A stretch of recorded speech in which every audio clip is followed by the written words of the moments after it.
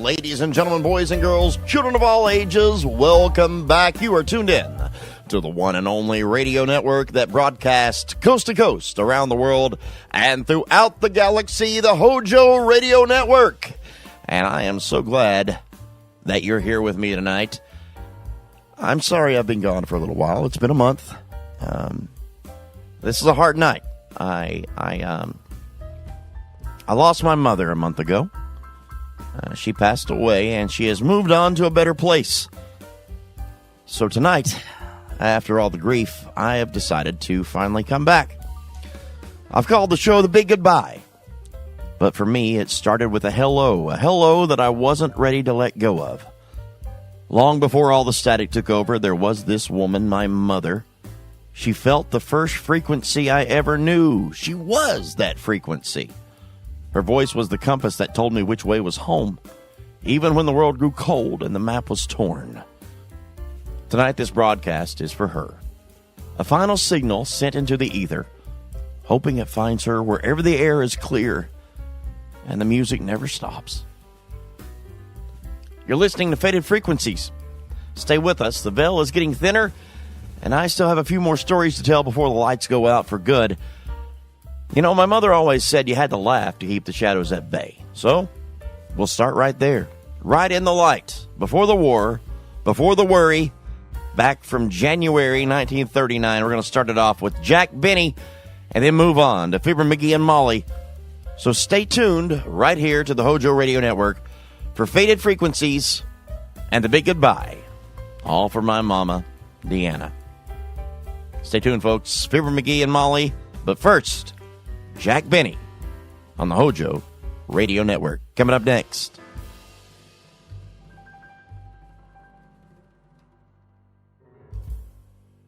J-E-L-L-O. The Jell-O program starring Jack Benny with Mary Livingston, Phil Harris, Kenny Baker, and yours truly, Don Wilson. The orchestra opens the program with This Is It.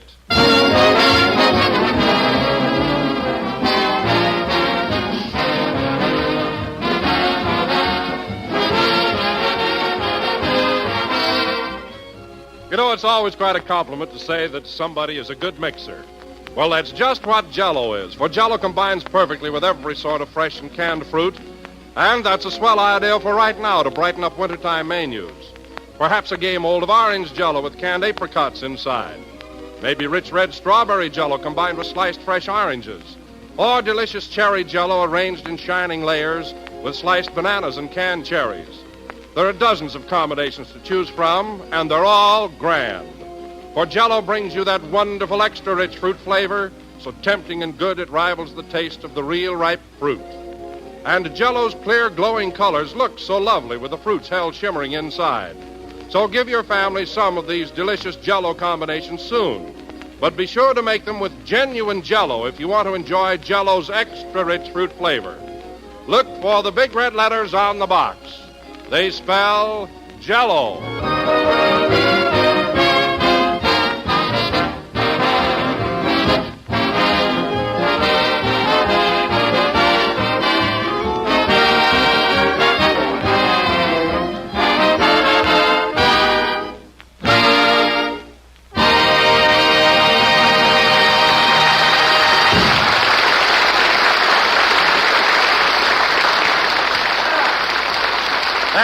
This Is It, played by the orchestra. And now, ladies and gentlemen, we bring you a man who used to be a beautiful baby, Jack Benny.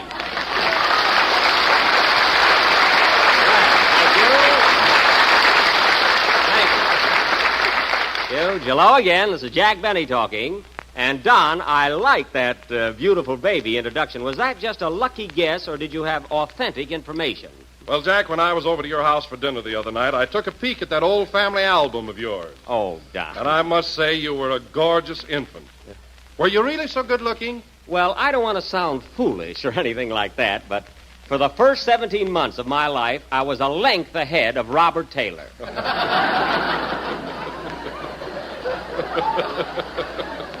In fact, I won 4 blue diapers. I can imagine. And you know, Jack, one thing that impressed me very much about your baby pictures You were always laughing and giggling. What made you so happy? Well, Don, my nurse used to slap me a lot. Say, I bet you were quite a healthy-looking kid yourself, weren't you? Well, Jack, Yeah, I can just see you as a baby, Don, bouncing your mother on your knee. Yeah. Well, anyway, I'd like to be a baby again. Gee, I really shouldn't keep talking like this, but I was about the cutest little Dickens in Waukegan. In fact, people from all around used to come to my father's meat market just to see me. Meat market? Why, I thought your father ran a clothing store. Well, Don, it was a combination meat market and clothing store, you know. On Saturdays, we used to have a special, a pound of hamburger with 2 pair of pants. Oh, it went over very big. Say, that's quite a novelty. A combination meat market and clothing store. Yeah, we used to sell legs of lamb with garters on them. Oh, those were the days, believe me. You know, I remember one time when I was only... Hello, Jack. What are you talking about? Me? Oh, that again. See you later. Mary, come back here. It's not my fault. Don just happened to mention that he saw my family album and that I was a beautiful child. You beautiful? Yes, I was. Not only that, I developed very quickly. Why, when I was only 3 months old, I had 4 lovely teeth. Well, you're right back where you started from.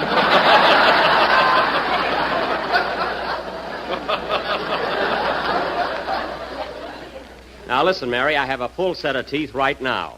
And with the exception of a little argument I had with a cab driver in Toledo, they're all my own. Go on. You've got more bridges than San Francisco. Oh, running down San Francisco, huh? That's the trouble with you Los Angeles girls. Jack, did I hear you say that you had an argument with a cab driver in Toledo? Yes, but of course that was years ago. What was the fight all about? Oh, nothing. He just happened to say something I didn't like, and he hit me.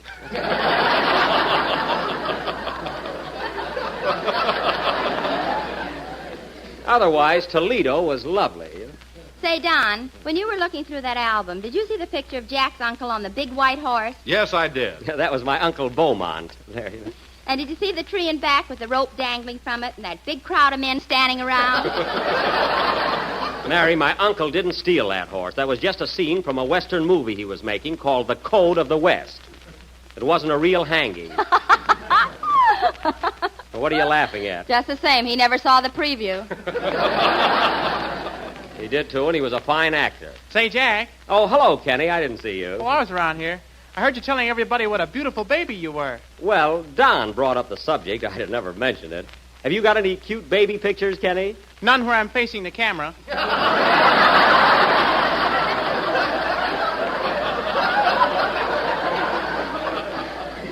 Oh.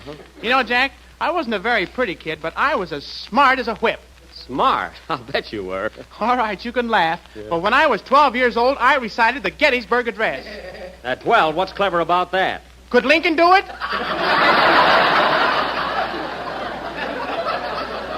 All right, Kenny, we won't go into that. But if you were so smart at the age of 12, I'd like to know what happened to you in the meantime. So would I. Well, I'll tell you what, Kenny, since your song, sing your song now. We'll talk about it later. Hey, Don, where's Phil? Oh, he's around here somewhere. By the way, Jack, I don't know whether I ought to tell you this or not, but Phil's pretty sore about that crack you made last Sunday. What crack? Oh, you know, when you told him that if he didn't like it here, he could go out and get his own program. Oh, well, gee, Don, I was only kidding. I didn't mean anything by it. Well, Phil took it pretty seriously, and he said he's going to leave. Leave me? Why, I made the guy. Gee, when I picked him up, he was demonstrating curlers in a drugstore window.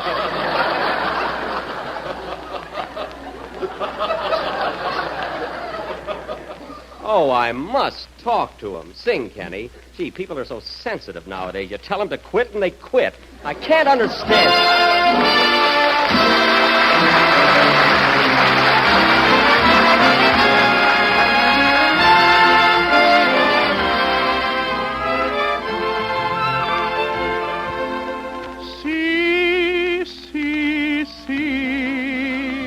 Hear a love song for a penny. See, see, see, just a penny serenade.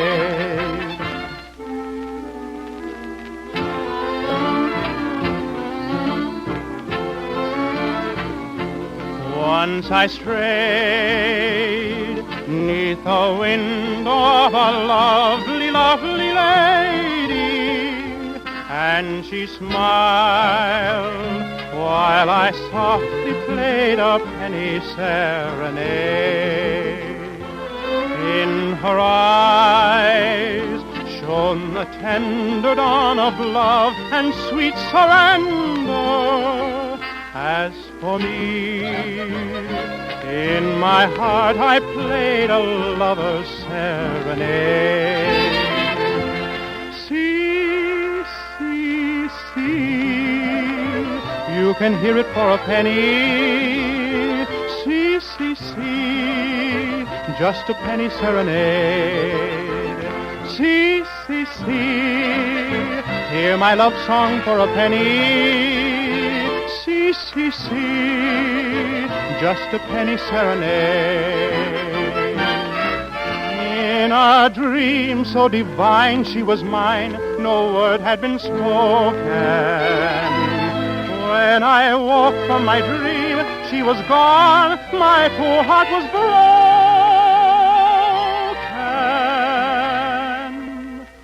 Still I pray that wherever she may be, she will remember in her heart. She will always hear my penny serenade. See, see, see,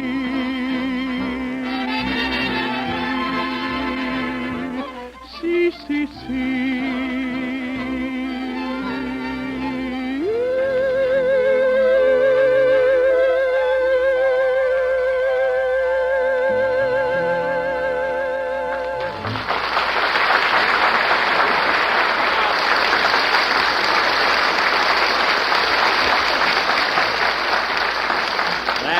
Penny Serenade, sung by Kenny Baker, my favorite tenor. Say, Kenny, did Phil happen to say anything further to you about doing his own program? Yes, he mentioned it. He did, huh? Well, what'd he tell you? Plenty, but I ain't no pigeonhole. That's stool pigeon. Pigeonhole. Say, Mary, did Phil say anything to you about this wild scheme of his? Well, yes and no. What do you mean, yes and no? Yes, he told me, and no, I ain't going to tell you. Anyway, I think Phil ought to be at least loyal enough to discuss it with me before he takes any definite steps. Hey, Jack, here comes Phil now. Oh, yeah. Oh, hello, Phil. Hiya, Jackson. How's the boy? Jackson. You know, Phil, it's cute the way you call me that every week, you know. Say, what's this gag I hear about you getting your own program? It's not a gag. You and I have been fighting so much lately that I thought it'd be better to call it quits. Oh, that's silly. Silly nothing. You're just tough to get along with, and that's all. Who, me? Yes, you. You're always flying off the handle. I am not. I'm sweet and lovable. And you're always yelling and shouting at me. Shouting at you? And you're always losing your temper. Why, you baggy-eyed ingrate, I never lose my temper, and you know it. I love you, you rat. Oh, sure. Now, you listen to me, Phil Harris. Gee, you'd think they were married. Keep out of this, Kenny. Let's forget it, Jack. You're just tough to work for, and that's that. Oh, I'm tough to work for. Did you hear that, Mary? You think I was a regular Simon Legree? All you need is a whip. I wasn't talking to you. Now, look, Phil. Look, I'm not begging you to stay on this program. And get up off your knees. I'm not on my knees, and I wish this was television so I could prove it. Look, Phil, I'm not begging you to stay, but if you leave, you're making a serious mistake. All right, Jack, give me one reason why I should stick with you. Just one reason. Well, in the first place... Go ahead, give me one reason. Well... Ladies and gentlemen, while Jack is thinking of one reason, why don't you run out to your nearest grocer and ask for a package of Jell-O? It comes in 6 delicious flavors: strawberry, raspberry, cherry, orange, lemon, and lime. Well, for one thing, Phil Harris... All right, come on. Why should I stick with you? Well, for one thing, we've got a contract. A fine contract. I supply the orchestra, and when people throw money at us, I have to split it with you. Well, how often does that happen? Maybe once in a fortnight. And another thing. Oh, Jack, what are you beefing about? If Phil wants to go, let him go. Certainly. You can get Abe Lyman to take his place. Oh, that would be fine. Abe Lyman happens to be the cab driver that punched me in Toledo. That's all I need. Jack, you know a lot about music. Now, why don't you form an orchestra of your own? Well, maybe I will. Say, I could organize a darn good swing band, believe me. If you do, I got a swell name for it. Never mind. What is it, Mary? Jack Benny and his cut rate 12. Listen, Mary, I don't have to worry about getting a band together because Phil is only bluffing. If he went out on his own, where would he get a sponsor? Don't worry about me. I've got a sponsor. Oh, you have, eh? Well, who is it? I mean, what's your product? Bixby's Bubble Gum. Bixby's Bubble Gum? I never heard of it. Well, here, have a stick. Keep it. Bubble Gum. That's not the only offer I had. I could have gone on the air for Macmillan's Corn Plasters. Corn plaster? Yes, corn plasters. Well, that would be more your style. Half the time you're corny and the other half you're plaster.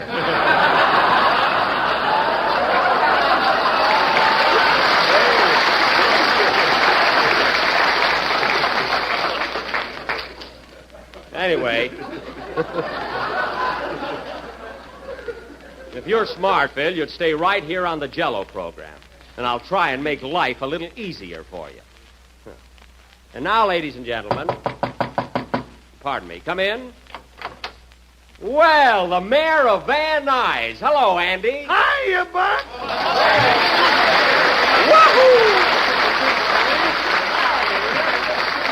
Well, Andy, it's nice seeing you. You don't get around here as often as you used to. Well, Buck, by the time I get through with the farm and the city hall and my love life, I'm pretty busy. Love, huh? Oh, so you're going in for a little romance, eh, Andy? Little nothing. She weighs 300 pounds. 300 pounds? Why, you never told me about her before. Say, she ought to make a nice wife for Andy, huh, Mary? Yeah, he can hitch her to the plow. Well, Andy, tell me, you going to get married? Well, that's the reason I came down here, Buck. I'd like to ask your advice. Well, Andy, as long as you want my advice, all I can say is, if you love the girl, go right ahead and propose to her. Well, I have, but every time I do, she just looks at me and giggles. Giggles? And Pa thinks she's an idiot.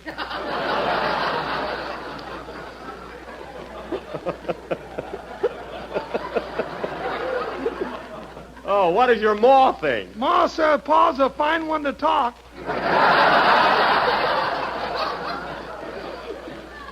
Well, Andy, don't pay any attention to them. Just follow your own heart. Say, is this girl from Van Nuys? Yeah, she's in business out there. She's a plumber.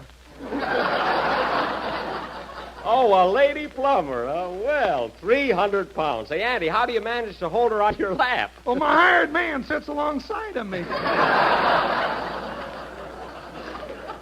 Well, Andy, all I can say is don't let anybody interfere with your happiness. If you love the girl, marry her. And I wish you a lot of luck. Thanks, Buck. I feel better now. That's good. Hey, Andy, stick around, will you? I'd like to talk to you after the program. Well, what about Phil? Well, it's a business proposition, and I don't want to discuss it in front of Jack. Now, Phil, you've got a number to play, so spit out your bubble gum and go to work. Okay, boss. Oh, Andy, how about coming over to my house tomorrow for dinner and bring your folks? Thanks, Buck. Is it all right if my girl comes along? Sure, Andy. Bring her to dinner, too. Why not? It's about time she lost some weight.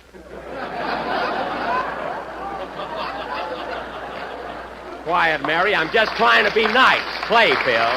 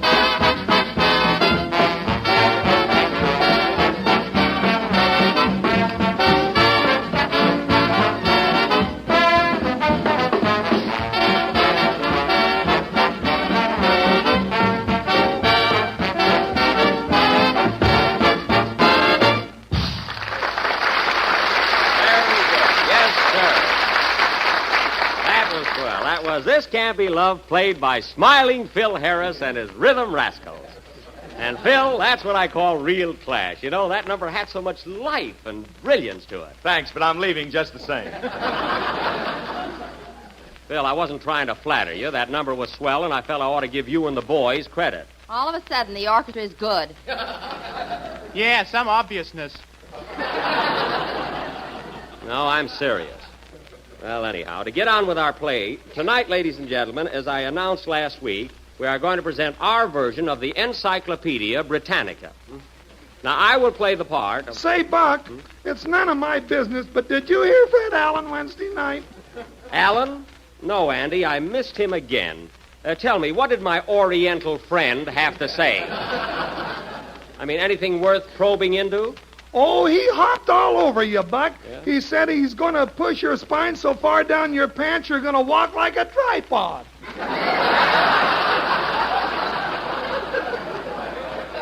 Ha, ha, and poof. No kidding, Jack. Fred make you look like a nickel. Listen, Mary, he couldn't make me look like a nickel if my father was a buffalo. He's nothing but a fake. Fake? Then how come he challenged you to a fight? That's a laugh. How can he fight? In the first place, he's terribly nearsighted. Nearsighted? Yes. I saw him at a party one night trying to make a date with a hall tree. I finally had to tell him that the umbrella stand was her little boy.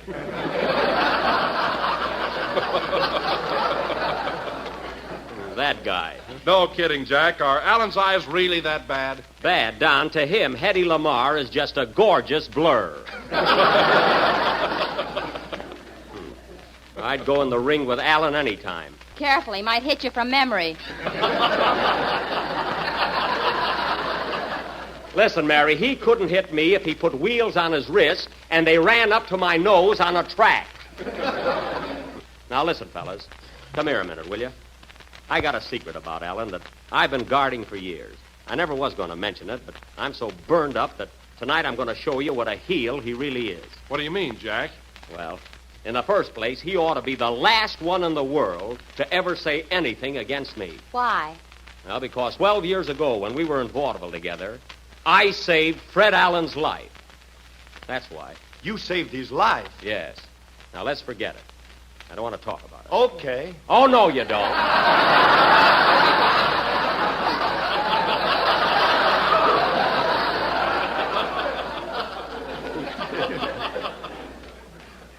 It was 12 years ago in Altoona, Pennsylvania. We were both on the same bill, Fred and I, at the Palace Theater. I'll never forget that night. Alan, who was then a juggler, was standing in the wings, waiting to go on. And I, the headliner, stopped to give him a word of encouragement. Hello, Freddie. Hello, Mr. Benny. Oh, you can call me Jack. What's the matter? You seem a little nervous tonight, Freddie. Well, gee, Mr. Benny, talking to a big star like you is quite a thrill for me. Oh, don't say that. Well, Freddie, Fink's mules are about through, so it's time for your act. So go out on the stage and juggle those clubs. Gee, I wish I was a great comedian like you. Well, why don't you try telling some gags while you're out there juggling? Oh, I can never think of anything clever to say. You see, folks? Well, keep plugging, Freddie. You might get there one of these days. They're ready for your act now. That was his theme song, folks. Chinatown. Get it? My first trick, ladies and gentlemen, will be juggling 3 Indian clubs at the same time. 3 clubs, some trick. There he goes, dropping him as usual. Darn it. We want Jack Benny. Yeah, bring on Benny. Altoona was one of my best towns, folks. Gee, Alan is nervous. And now for my next trick, ladies and gentlemen. I will juggle 3 Indian clubs and a cannonball at the same time. Cannonball? I never saw him do this one before. Say, that's pretty good. Oh! Good heavens! The cannonball dropped on Alan's foot. He's hurt badly. Ring down the curtain. Stand back, everybody. Give him air. What happened, mister? Can't you see he dropped a cannonball on his foot? Oh! Don't worry, Freddie. I'll take you to the hospital at once. And you're gonna be all right.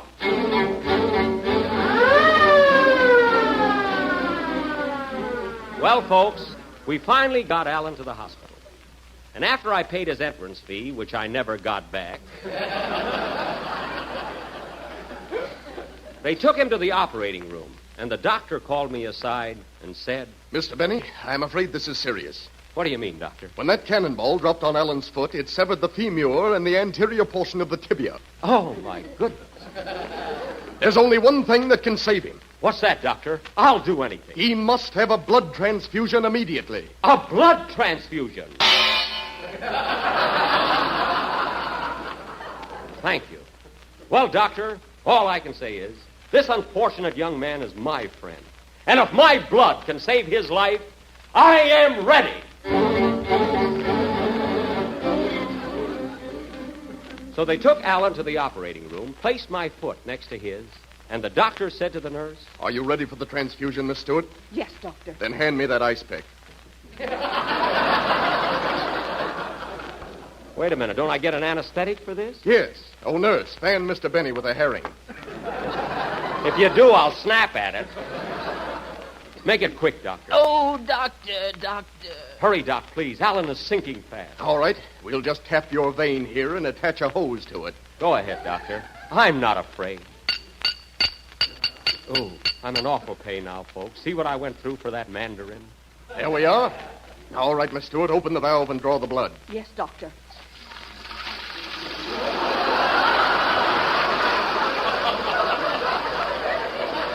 My goodness.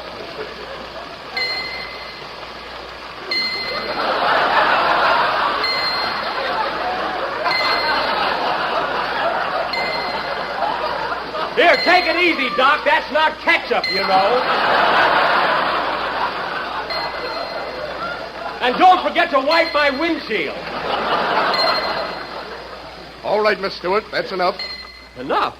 I look like a bottle of milk now. But it was worth it for good old Fred. So thanks to me, the transfusion was successful.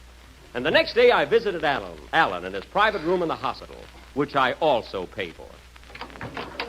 Hello, Freddie. How do you feel, kid? I'm much better, Mr. Benny, and as long as I live, I will never forget what you did for me. Don't mention it, Freddie. You know, Mr. Benny, since that transfusion yesterday, I feel entirely different. I feel so mentally alert. No fooling. I keep thinking of jokes all the time, and I owe it all to you. Now, please. Here, Mr. Benny, have a cigar. Oh, thank you. I'll smoke it later. No, smoke it now. Here, I'll light it for you. Okay. Say, this cigar is very... Why, darn you, that cigar was loaded. Oh, haw, haw, haw. That's my first joke. So you see, ladies and gentlemen, my blood not only saved Alan's life, but made him the comedian he is today. I thank you.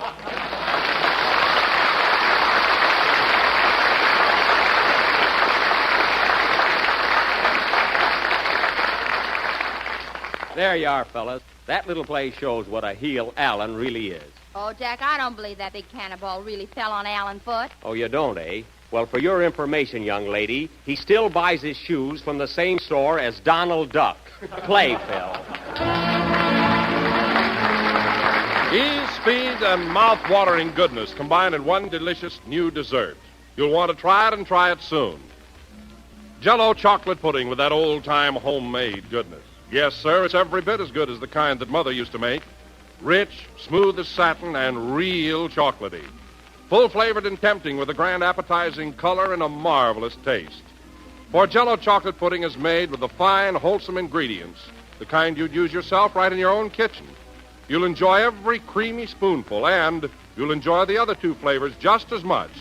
Jell-O butterscotch pudding and Jell-O vanilla pudding. For all three new Jell-O puddings are smooth and rich-tasting and delicious. And all three are easy to make. You'll find the simple directions on every package, and the handiest way to buy is 3 packages at a time. So ask your grocer tomorrow for Jell-O chocolate, butterscotch, and vanilla pudding.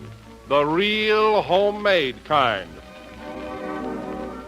This is the last number of the 17th program in the new Jell-O series, and we will be with you again next Sunday night at the same time.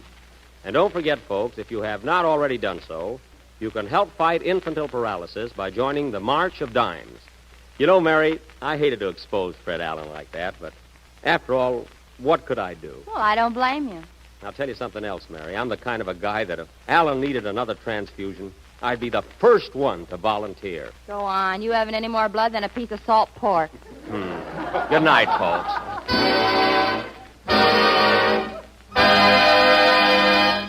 J-E-L-L-O.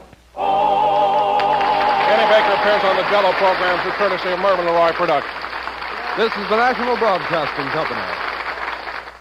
The Johnson Wax program with Fibber McGee and Molly.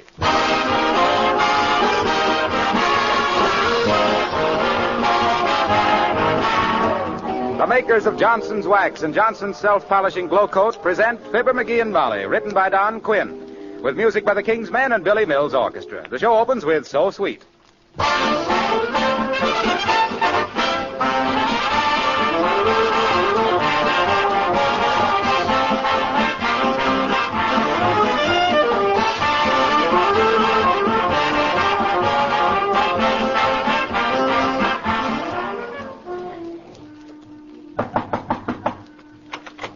Good morning, Mrs. Murphy. Here's your groceries. Oh, please don't walk across my kitchen floor. Can't you see I just scrubbed it and it's so hard to keep clean? Oh, I'm sorry, Mrs. Murphy. Why don't you let me bring you a can of Johnson's Self-Polishing Glow Coat next time I come? That's what all your neighbors use on their kitchen floors. That's what more and more women use on their linoleum floors every year, because Glow Coat saves in 3 ways. Saves hours of work, saves your hands and your back from tiresome scrubbing, saves linoleum by making it last much longer. Glow Coat is self-polishing. It shines as it dries without any rubbing or buffing. Just apply and let dry. And in 20 minutes, your floors are protected with a beautiful, long-lasting polish. And Glow Coat makes your kitchen a more cheerful room by keeping linoleum colors bright and fresh-looking.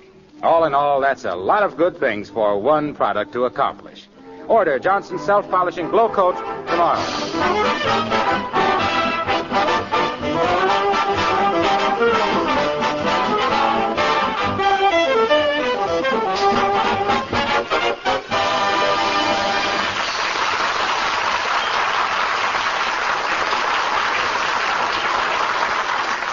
At this moment, 2 people at 79 Wistful Vista are looking forward to a period of breathless adventure, thrilling romance, baffling mystery, and beautiful, glamorous surroundings. Yes, in a few moments, all this will be theirs, because this is the day when the mailman brings the new detective story and fashion magazines to Fibber McGee and Molly.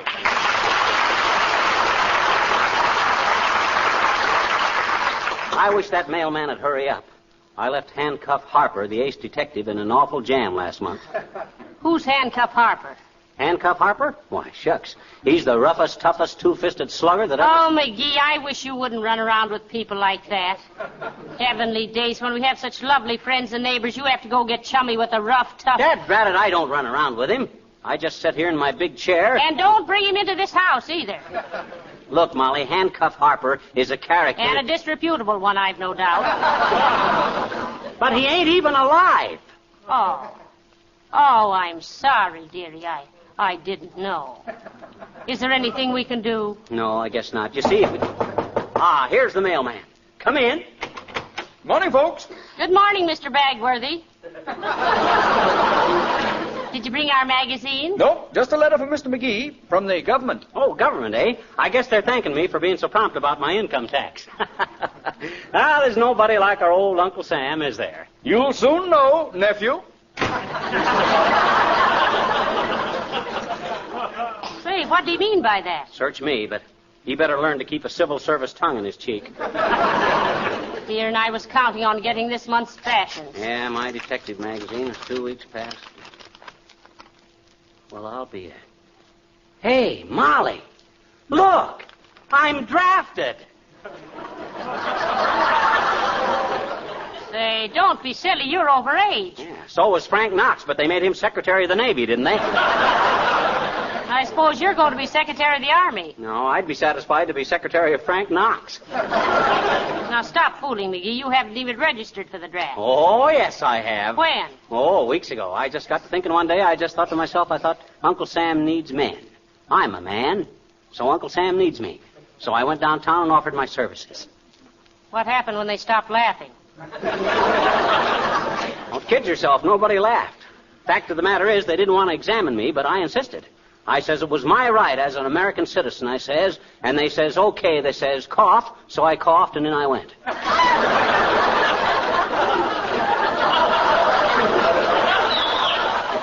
McGee, I think you're fooling me. Let me see that letter. Okay, here. It's from the president himself.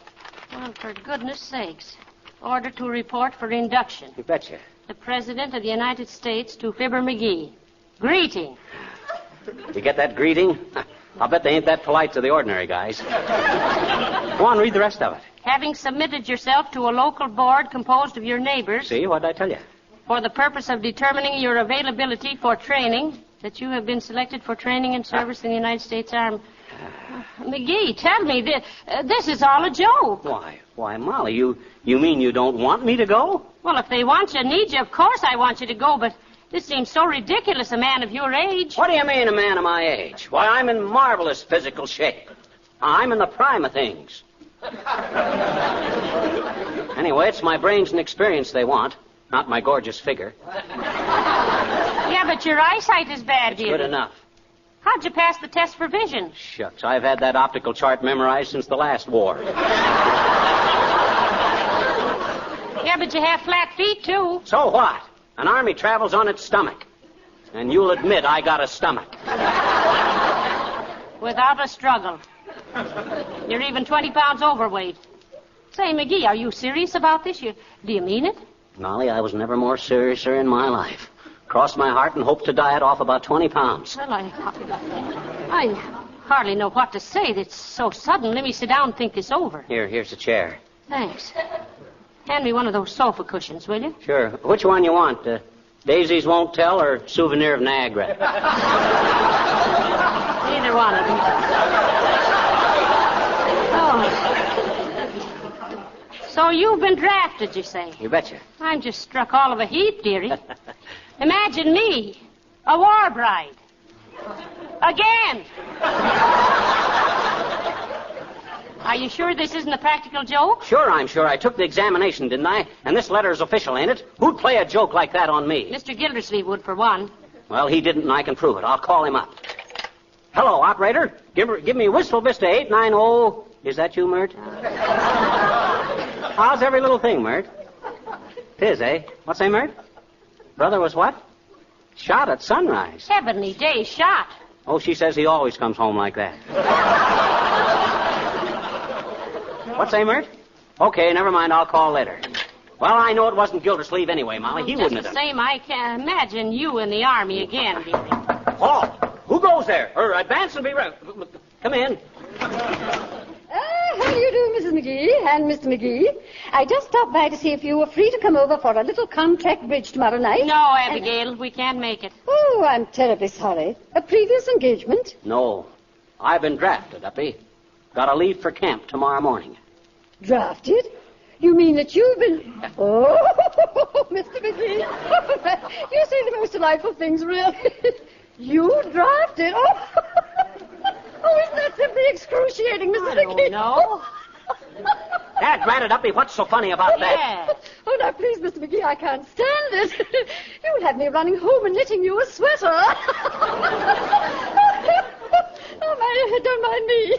You go join the Army, and I'll join the girl brownies. Now, you look here, Abigail. This is no joke. You bet it's no joke. And if you ain't got any more respect for a member of Uncle Sam's fighting forces... Fighting forces? Oh, Mr. McGee. The mental picture of you as a fighting force. Oh, may I simply collapse. You with your flat feet and your bad eyes. And your little round tummy. Oh, the spectacle. Oh, may. Well, remember my house tomorrow night at 8:30. Oh, Mr. McGee, you fool.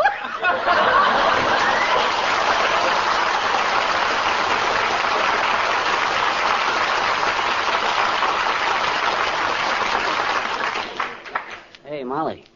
She didn't believe me. Of course she didn't believe you. I'm not completely convinced myself. 'Tis true. I feel like I would if me Aunt Sarah came busting in and told me she was going to play third base for Cincinnati this year.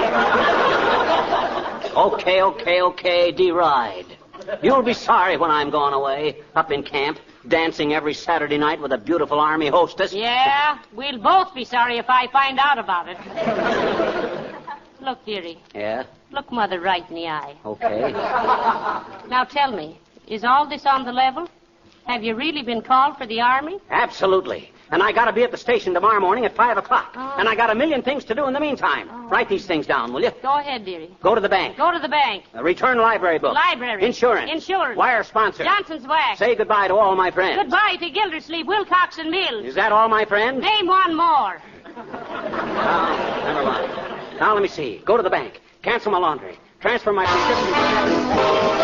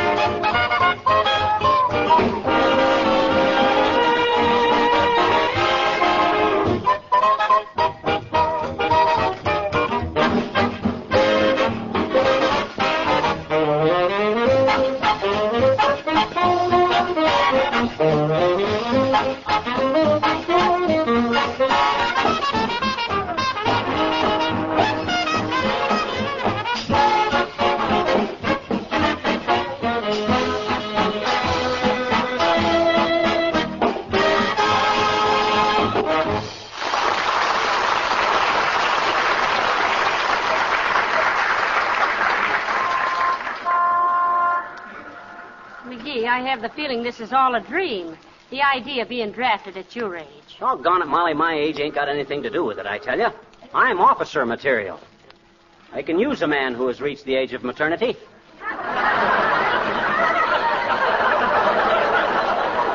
You mean maturity? I mean grown up. Besides, think of the military experience I got to offer. What military experience? You told me a dozen times you spent the last war doing kitchen police for 3 years. Well, shucks, I couldn't help it. And I remember that snapshot of you with General Pershing, pinning a potato peeling on your left breast. A decoration is a decoration. Come on, here's the bank.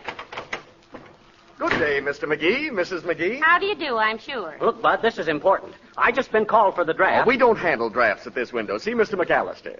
No, he means he's been called for the Army. Really?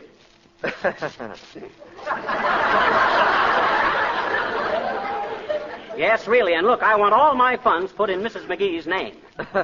The whole $39? $39.78, careless. Well, folks, I don't know what the joke is, but sign right here. There ain't any joke to it. I've been drafted. All right. I heard they were mechanizing the Army, but I didn't know they were doing it with wheelchairs. Come on, Molly, let's go to the library. All right.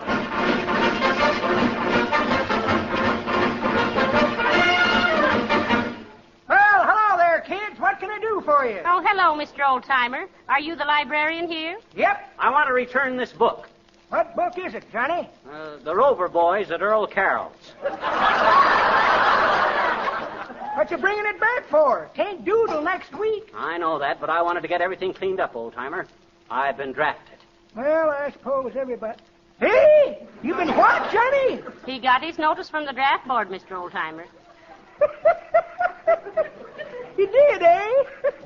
I'll bite, Johnny. What's the joke? There ain't any joke to it. That ratted, why don't anybody believe me? Am I falling apart or something? Am I so old and decrepit as all that? You may not be old and decrepit, dearie, but the only short pants you'll have from now on will be from drilling in the hot sun. That's pretty good, daughter. But that ain't the way I heard it. The way I heard it... Shh, be a little more quiet, kids. This is a public library.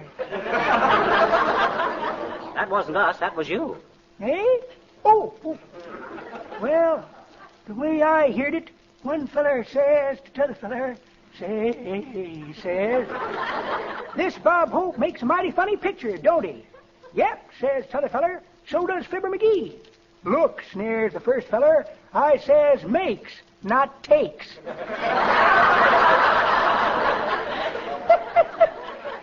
Nothing personal, Johnny, but if the shoe fits, it pinches a little, don't it?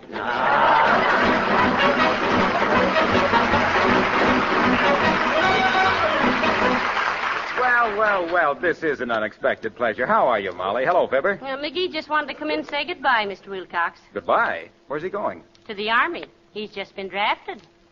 Oh, he has, eh? Well, that's great, Fibber. That's fine. Oh, so you don't believe me either, eh? Well, look at this notice, smart guy. Look at that. See? Why, say, this certainly looks legitimate, doesn't it? It would have fooled me for a while, too. Where'd you get it? I'd like to have some to send a few of my Cut friends. it out, Wilcox. This is legitimate. I got it in the mail this morning. That's right, Mr. Wilcox. I'm practically convinced myself now. Sure. Nothing like the good old selective service is what I always say. Ah, sir. Yes, sir. Like the Johnson Wax products. Just select the service you want and we can fill the bill. Johnson's Wax for floors and furniture, Johnson's Glow Coat for linoleum, Johnson's Carnew for automobiles, Johnson's Shine Up for silverware, Johnson's... Look, Harlow, this is on the level. If our defense program... Say, that'd make a swell Johnson ad. The Johnson Defense Program. Oh, my. Protect your floors and furniture against those filth columnists, dust and dirt with Johnson's Wax because...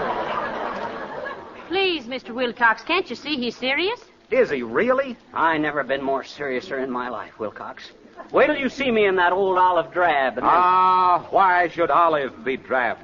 Why doesn't Olive use Johnson's Wax on her woodwork and whistle while she works? Come on, Molly. Well, so long, soldier.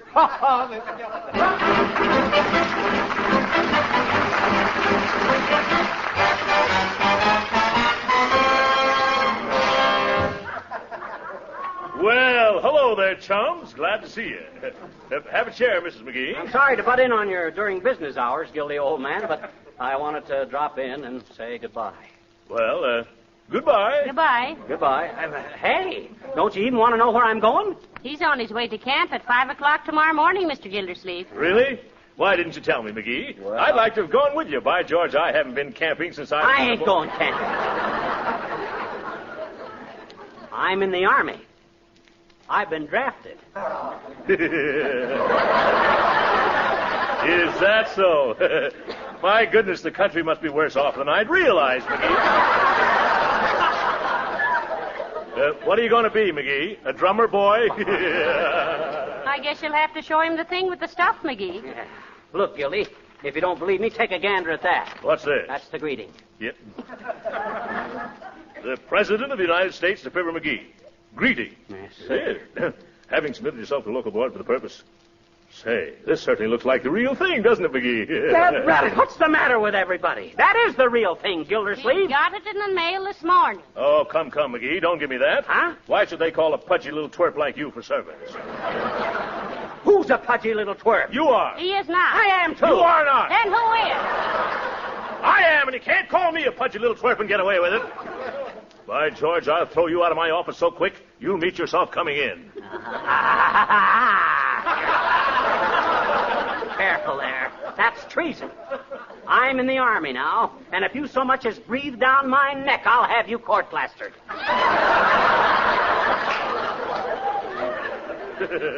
Court-plastered. You in the Army, eh? I'll bet you think anti-aircraft is Uncle Sam's wife.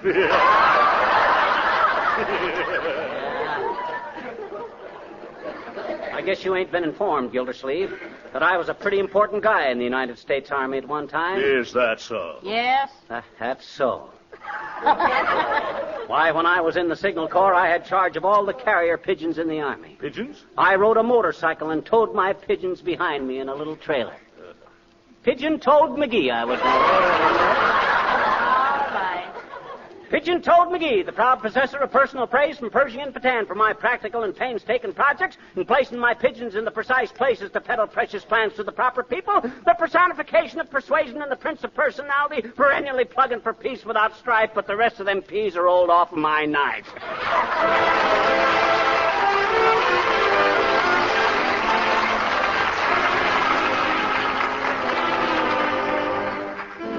The King's Men singing Genevieve, Sweet Genevieve. Oh, Genevieve, sweet Genevieve, the days may come, the days may go, but still the hand of memory weaves the blissful dream of long ago.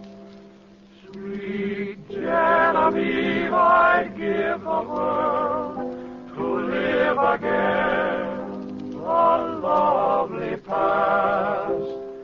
The rose of youth was dew impearled, but now it withers in the blast. I see thy face in every dream. My waking thoughts are full of thee. Thy glance is in the starry beam that falls along the summer sea.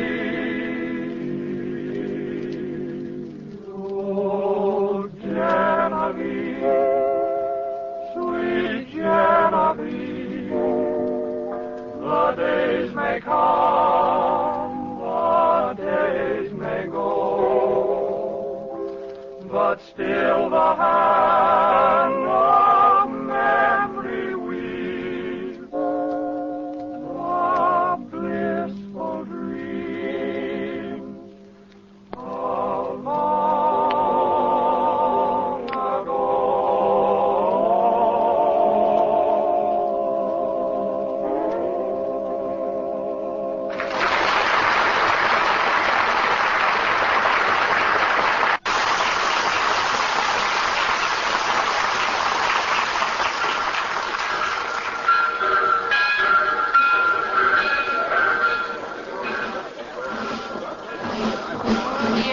Here they come, McGee.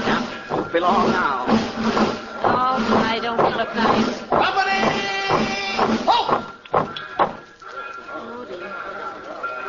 Boy, there sure is a flock of guys leaving for camp, ain't there, Molly? Oh, and a fine-looking group of boys, too. Ain't we, though? I didn't mean you, dearie.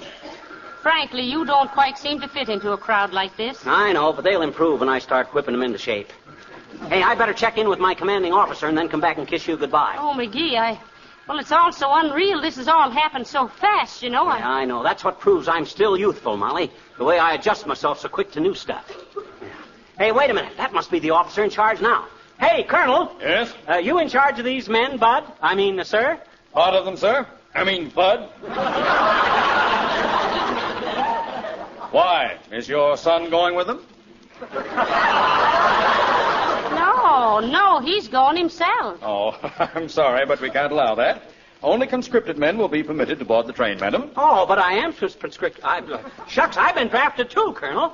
Oh, is that so? That's it. You'd better get the old boy out of the way, Mother. He's liable to get trampled. Say, don't you mother me, you big Logan. I'll have you know that... Hey, Molly, ixnay on the upstay. Lay off. That guy's most likely be my boss for the next year or so. Go easy. Now, look here. I'm sorry, mister. I'm very busy right now. I'll have to ask you to stand aside till the train pulls out. All right, boys, line up. Bag and baggage beside the track. You, Anderson, take 10 men. Now, what do you do, Sergeant York? Do you stow away on the train? Don't worry, I'll get in there all right. Hey, fellas, make a little space for me in there, will ya? I'm supposed to be... Beat it, Pop! Oh, let Uncle Joe in, fellas. He may be somebody's brother. This is the Army, mister. I'll take 3 pencils and a pair of shoelaces, Doc. Pipe down there, you baby-faced bundles from Barber College. And you, number 3, button your coat. Pull in your stomach. Hold your chin up. Horse feathers. Who said that? Yehudi. Who's Yehudi? Don't tell her, boys. She may be a spy. Yeah. She looks like Mata Harry. What's the matter with Harry? She's all right. All right. But wait till I get you guys in camp. I'll drill you punks till you... Who'll drill who? Huh? Oh, hi, Colonel. Hey, these guys won't make room for me in that line there. Now, look, my good man, you mustn't be a nuisance, you know. If you have a son or a nephew in this crowd, you'll be permitted... Oh, he hasn't got a son. I am a nephew. Now look, Colonel, I belong in this bunch. I'm a soldier, too. You don't say. Now, you must tell me about Bull Run sometime. Now, if you'll just get out of the way, folks. Now, wait a minute, Si. I'm one of this bunch of drafted guys, see? And here's my notice to prove it. What are you talking about? Let me see that paper. There. Well, Colonel. Are you Fibber McGee? You betcha, Bud. And if you want any help in whipping the rest of these cubs into line, I'll be glad When did you get this draft notice? Just yesterday morning, Colonel Bud. I can't believe it. It's amazing. That's what everybody says, Colonel. It just goes to show that if a guy is really sincere in offering his services to his country... Private McGee, why are you late? What do you mean? He's here on time, isn't he? No, he's late. What do you mean, late? That paper says to be at the station at 5 a.m. on March the 18th. Yes, but it's 1941 now, and this notice is dated March 1918. Oh, I'm in the wrong line.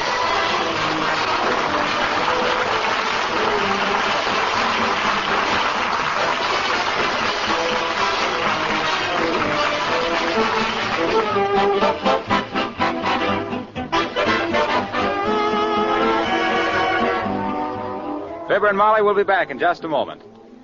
Do you remember the fairy story in which the little brownies came in every night and did the good cobbler's work for him? Well, now, I don't really believe in fairy stories and gnomes anymore.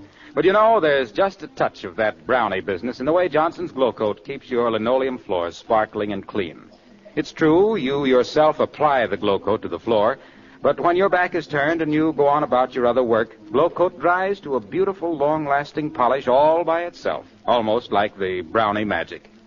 Glow Coat takes no rubbing or buffing at all. You simply apply and let dry. And the gleaming Glow Coat polish makes your kitchen cheerful because it keeps the linoleum colors looking like new. It saves you work all year because spilled things are quickly wiped up with a damp cloth. And Glow Coat makes your linoleum last longer, too, by protecting it against scratches and wear. If you don't already use Johnson's self-polishing Glow Coat on your floors, try some this week.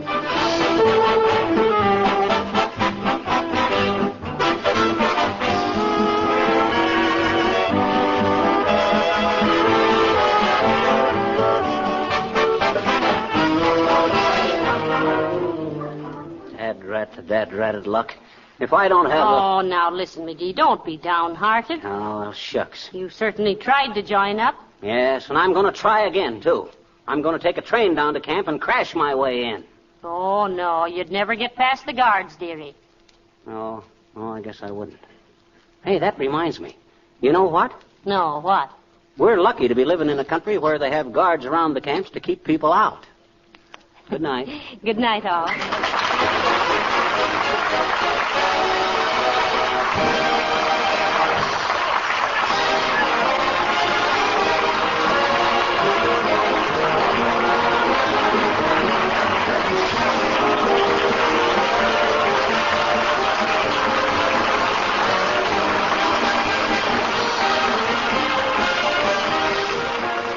This is Harlow Wilcox, speaking for the makers of Johnson's Wax and Johnson's Self-Polishing Glow Coat, inviting you to be with us again next Tuesday night. Good night.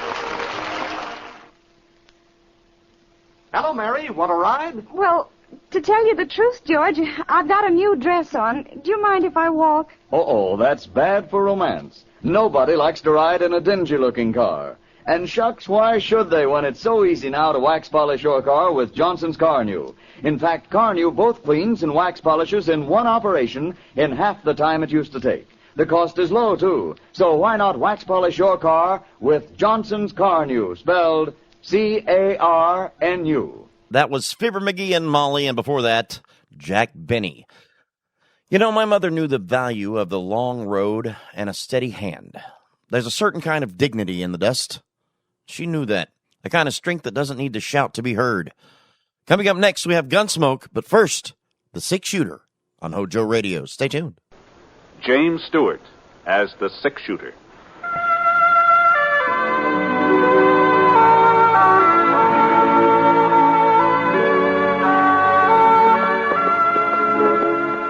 The man in the saddle is angular and long-legged.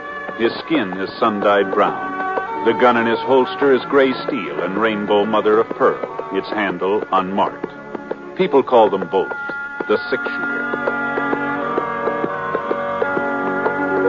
The NBC Radio Network presents James Stewart as the 6-shooter, a transcribed series of radio dramas based on the life of Britt Ponsett, the Texas plainsman who wandered through the Western Territories, leaving behind a trail of still-remembered legends.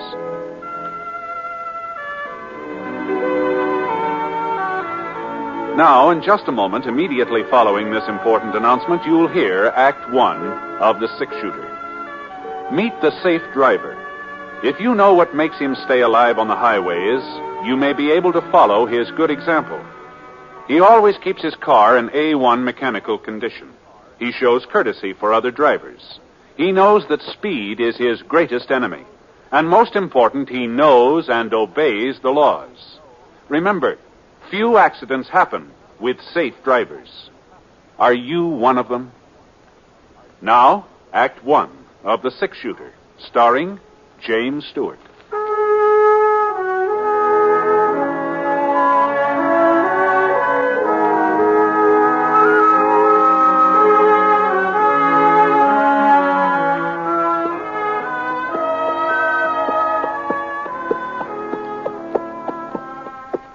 I sure couldn't figure it. I'd ridden down the whole main street all the way from Seth Tooley's bank to Ma Benson's rooming house, and I hadn't seen a single solitary person. The stores were closed, shut tight. There wasn't even a wagon or a horse out in front of them. It looked like the town of Elk Point had just up and gone to sleep, but that didn't make sense either. Not at 5 o'clock in the afternoon. Whoa, Scar. Whoa. Well, Ma Benson didn't know what the trouble was. She always had a pretty good notion about everything that went on in Jackson County. You know, folks always used to say that's why the Elk Point Gazette kept going broke. You know, old Sadie Benson was too much competition.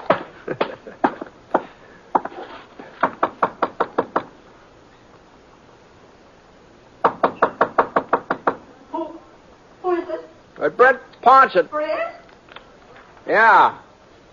Well, how do I know it's you? Well, opening the door might be one way of finding out. Does sound like you're all right. But if it ain't, I'm just a poor widow woman without a cent to my name. I don't think you're going to get come on now. Come on, Ma. Open up the door. Oh, Britt, thank goodness. Thank goodness. Well, don't just stand there. Get inside, quick, so I can lock up again. Oh, sure. All right. You can't imagine what a fright you gave me when I heard you knocking out there. Oh, but I must say there ain't anybody I'd rather see today. Well, now, that's a very flattering greeting, Ma, but what's behind that? Oh, now stop joshing me, Britt. At a time like this when we all might be murdered any minute. Murdered? Stacy Galt is headed this way. Don't tell me you didn't know. Galt? That's what I said. Stacy Galt. Stacy Galt? Oh, I hadn't heard he was in these parts. You hadn't heard? No. Then what on earth brought you to Elk Point? Oh, I was just passing through on my way to White River. I thought I might stop off long enough to have one of those fine home-cooked meals of yours. Isn't that reason enough? Well, you're heaven sent, Britt Ponsett. That's what you are. Heaven sent. Come on out in the kitchen with me while I give you the news. Sure. I was fixing a batch of cornbread. I had to do something to keep myself from thinking about what might happen. Oh, you can draw up that stool there if you like. Oh, thanks. Before you sit down, hand me them eggs, will you? Eggs? Oh, sure. Here they are. Here you are. Well, now, the first sign of trouble was when Galt held up the Fargo station over at Fort Shafter. That was 10 days, maybe 2 weeks ago. Well, Shafter's 200 miles from Elk Point. That's why folks didn't get too excited. Not then, anyhow. We never figured he'd come this far west. He never had before. Yeah, I guess that's so. But last Monday, he was in White River. Oh? Robbed the White River First National. Got away with over $50,000. $50,000. Marshal Andrews, he's the district marshal over to White River. He trailed Galt 5 or 6 miles out of town, and then he lost him. But there wasn't no doubt which way Galt was fixing to go. Oh, now where to put that hand? Oh, yes, here it is. Well, anyhow, just this morning, Ed Scott came barreling into town. He's got the old McBride Ranch out in Easter Canyon, you know. Yeah, I remember that. Yeah. Well, Ed seen him last night riding through the canyon. He's Galt, huh? Couldn't have been nobody else. Ed recognized him right off, he did. He did. I thought you said Galt had never been around Elk Point before. Well, there's pictures of him, ain't there? On them wanted posters? Yeah. Oh, yeah. Now, I know I've left something out of this batter. If I could only think what... Oh, my stars, bacon powder. You know, when you use sweet milk, you got to put in bacon powder, or the bread just don't raise up at all. That's fine. That cupboard right behind you, Britt, please. Back here? Yeah, that door there. Right there. There. That's it. Yeah, it's on the second shelf. Little red can. Red can. That's the one. Well, now, like I say, Ed brung the news to town this morning. Mm-hmm. And that's when everybody took cover, huh? Well, what else was we to do without a single able-bodied man to defend us? Eddie Scott rounded them all up, formed a posse, and went out hunting Galt. Oh, now, what about Sheriff Henry? It sounds like that'd be his job, wouldn't it? Sheriff Henry ain't here. Oh, I see. Just when we need him most, he's delivering a prisoner over to county jail at Jackson. I see. And, of course, that gave Ed Scott his chance to take charge.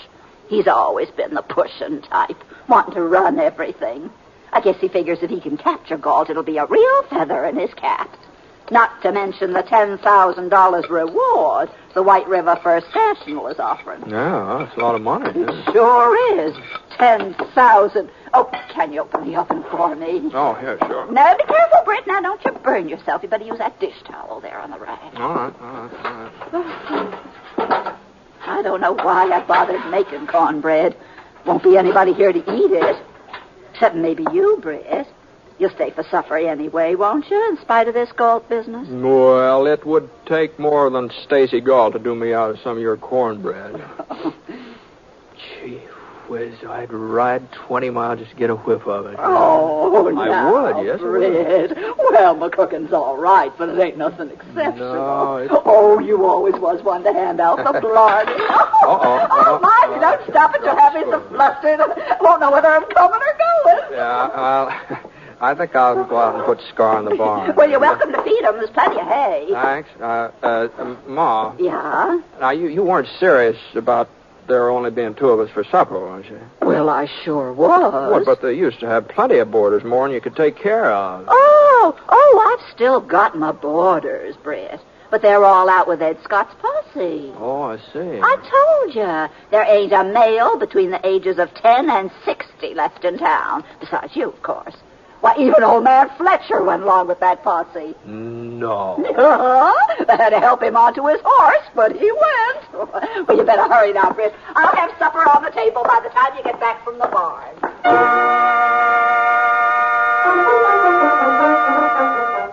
It was quite a supper, too. Baked ham with brown sugar dripping down the sides, and mashed potatoes swimming in gravy, enough green lima beans to feed the whole population of Elk Point.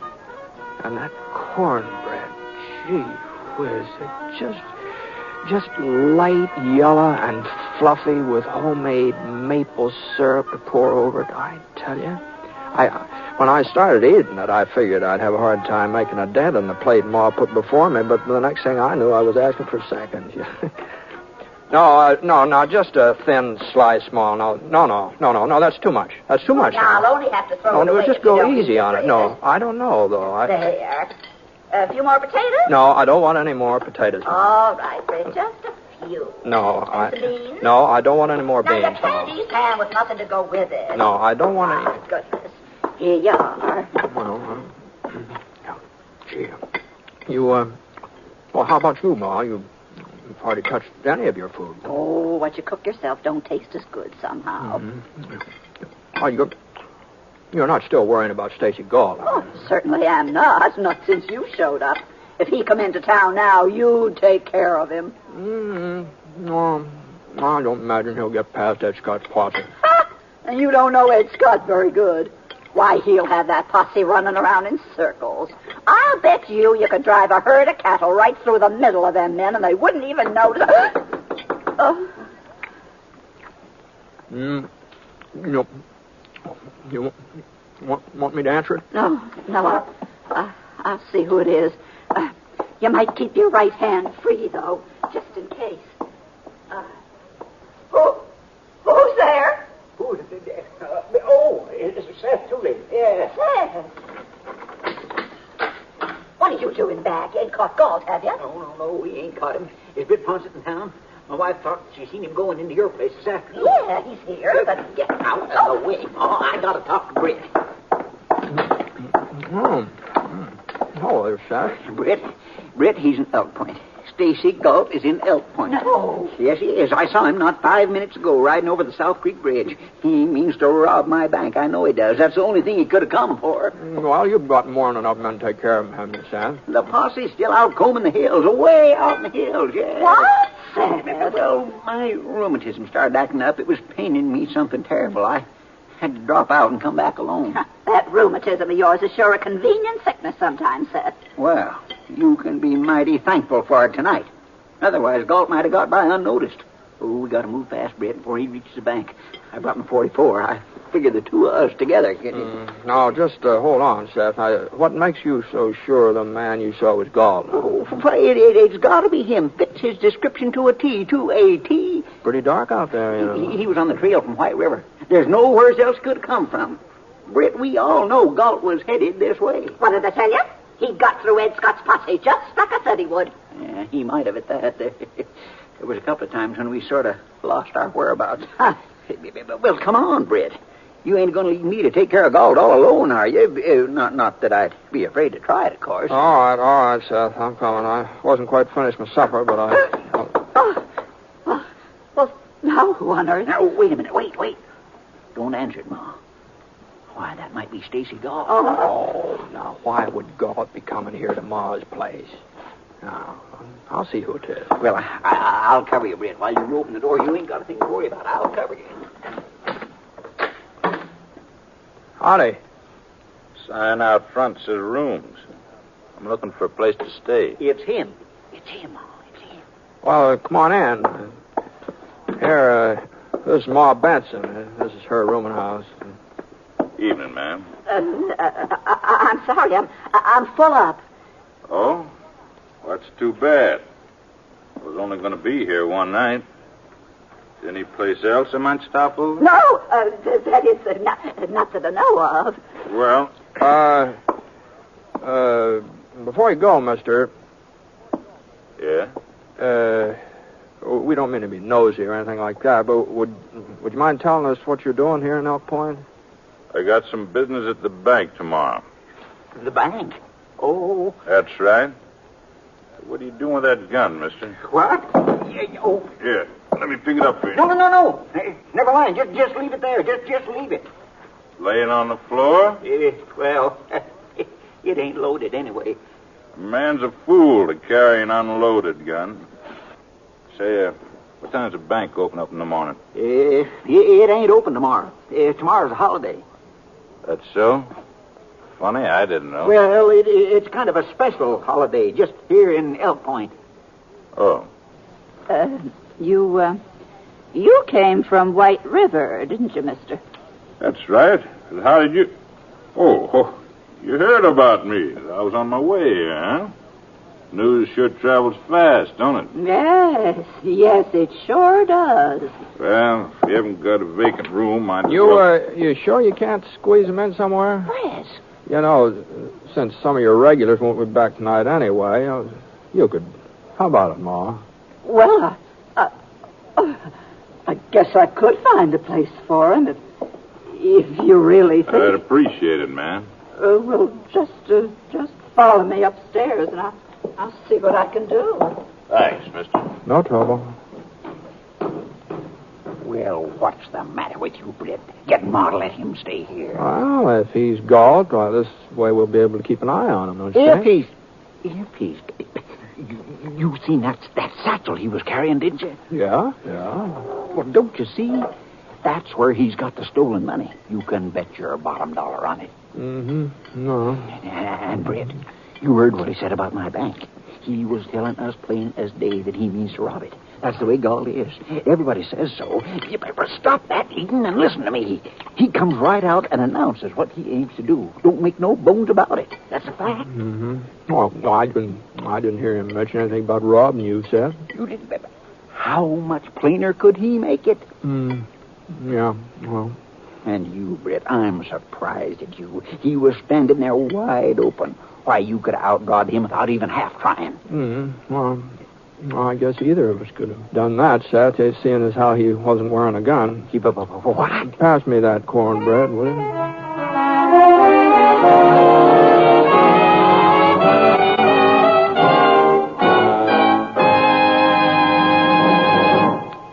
We'll return to James Stewart as the six-shooter in just a moment. When it's entertainment you're after, you'll find the very best on this station of the NBC radio network.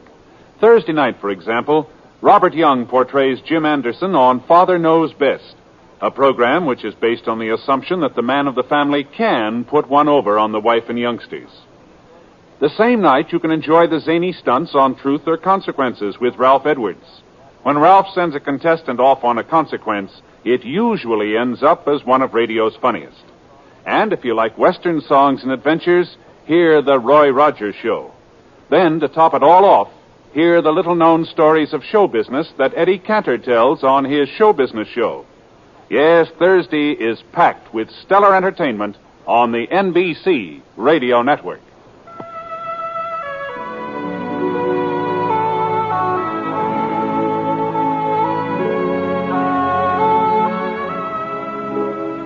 Now, Act Two of The Six-Shooter, starring James Stewart as Britt Ponsett.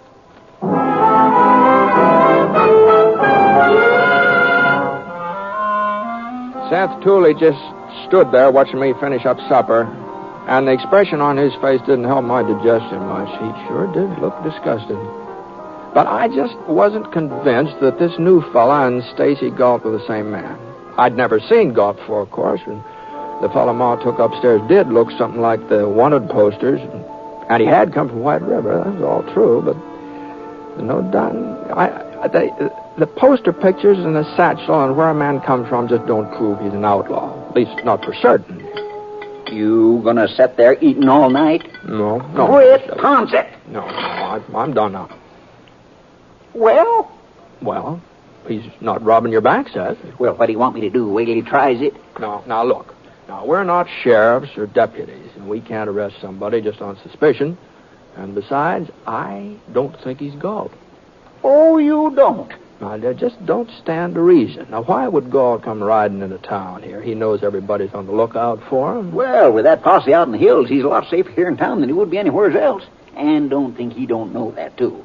Well, it's about time to turn in. Britt!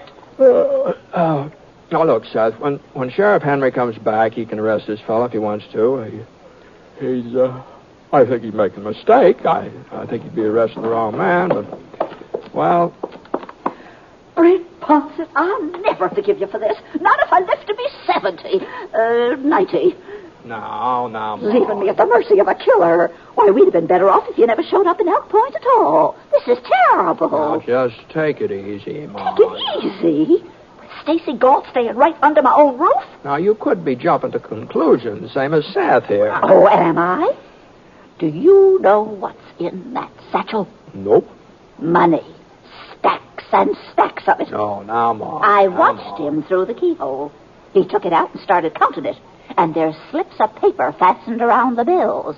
And the printing on that paper says White River First National Bank. There, you see. You sure of this, Ma? Well, it's your own eyes, ain't I? Well... All right. And that ain't all he's got. You remember what it said on the wanted poster about how Galt always wears yellow leather gloves? Yes, I remember. Well, he's got the gloves, too. Right there in the satchel with the money. Ha! Ha! You satisfied now, Britt? Seth, you gotta find the posse and bring them back here as soon as you can. All right, Ma. You'll see that he don't get away, Britt. Yeah, yep, I'll see to Oh, it. for heaven's sake, Seth, hurry. Sure, Ma, sure. I'm in a hurry. Gee, I'm sorry if I got you into something, Ma, but I just can't believe... You can't believe what, Britt? Nothing, Ma, nothing. Well, Ma cleared off the table and took the dishes out in the kitchen. Well, I offered to dry, but she said she'd rather do them herself, so I went into the parlor to wait. The fellow upstairs was moving around and getting ready for bed. At least, that's what I hoped he was doing. His room was right over my head, and when the bed springs gave out a little creak, I felt a little better about things.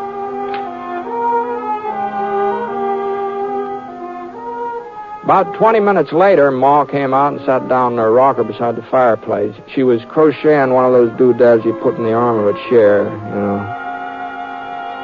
We didn't do much talking. Not for the next couple of hours, we didn't. And then about 11 o'clock, the posse came riding up. Well, must be them, Ma. Oh, it's about time. Well? Maybe you'd better wait in the kitchen in case there's any trouble, huh? There won't be no trouble now, thanks to Seth Tooley. Yeah. Well, anyway, Oh, Ma. all right, Britt, all right.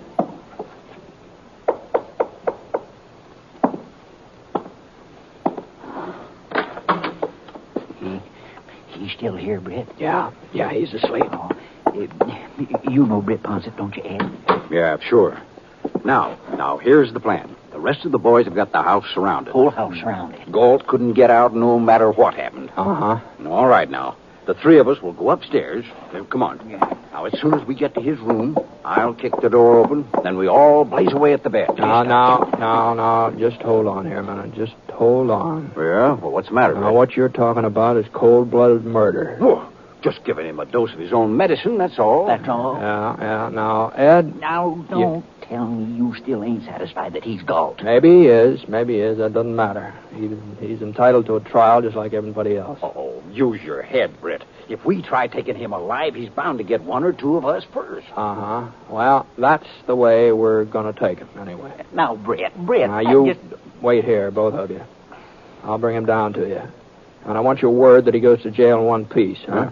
I can't promise nothing like that. The boys outside are pretty mad about it. Maybe the boys would like to shoot it out with both Galt and me. Britt, you don't... What do you say, Scott? Well, all right, Britt. He goes to jail.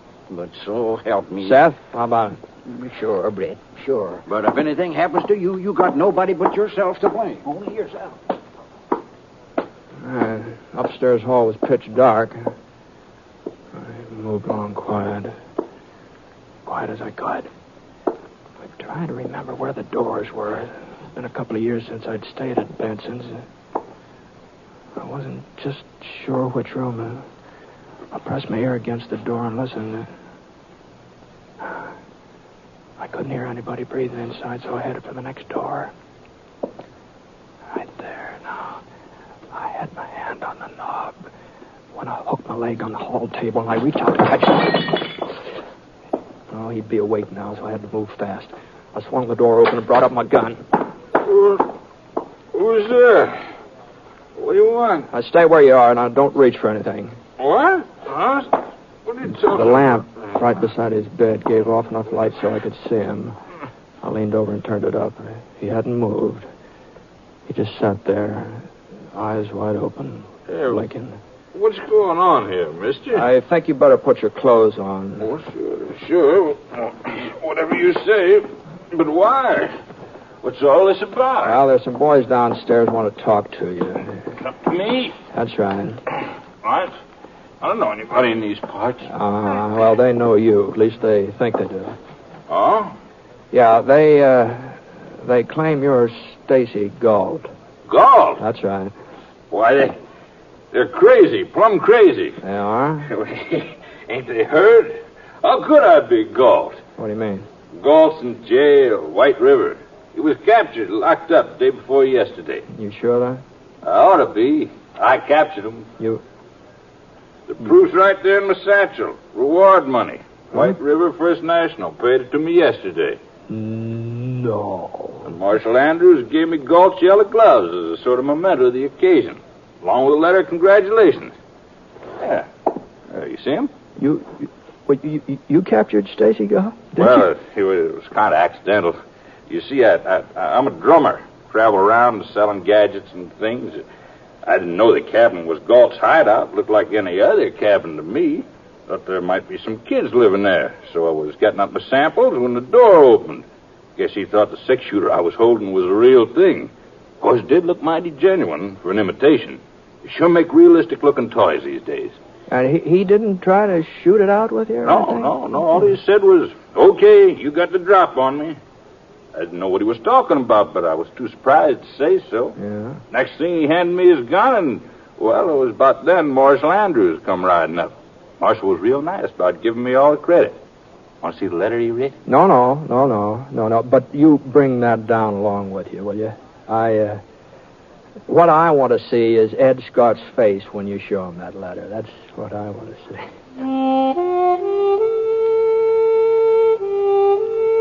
So when he got finished putting his clothes on, I took Amos Foster, that was his name. I took him downstairs, and Ed and Seth, they were standing at the bottom, covering us with their guns.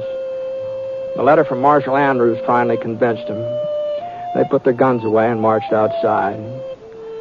And that was just about the unhappiest posse I ever saw, considering that they'd caught their man. Ma Benson, she came out of the kitchen in time to hear the tail end of Amos's explanation. She didn't say anything, just shook her head and then offered to make some coffee and heat up what was left of the cornbread. That sounded real good to Amos. It sounded good to me, too, except for one thing. I knew there wasn't any cornbread left to heat up. I sort of finished it off at supper.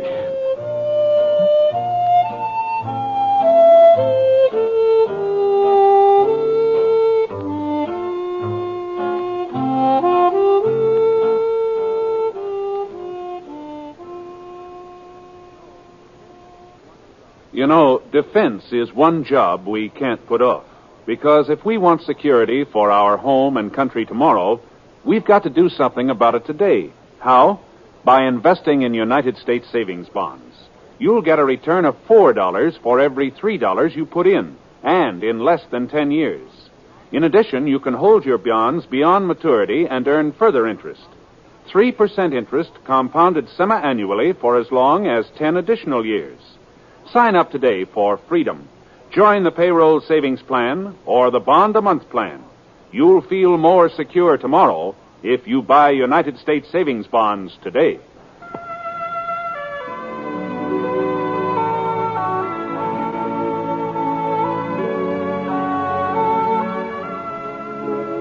The Six Shooter is an NBC radio network production in association with Review Productions. It is based on a character created by Frank Burt, and the transcribed story is written by him. Mr. Stewart may currently be seen in the Universal International picture Thunder Bay.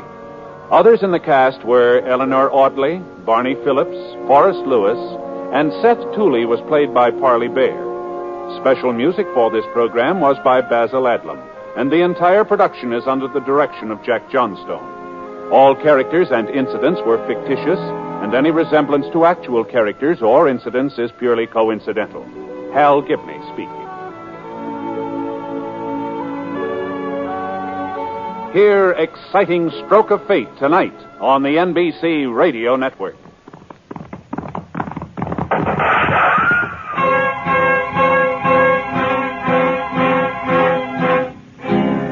Around Dodge City and in the territory on West, there's just one way to handle the killers and the spoilers, and that's with a U.S. Marshal and the smell of gun smoke.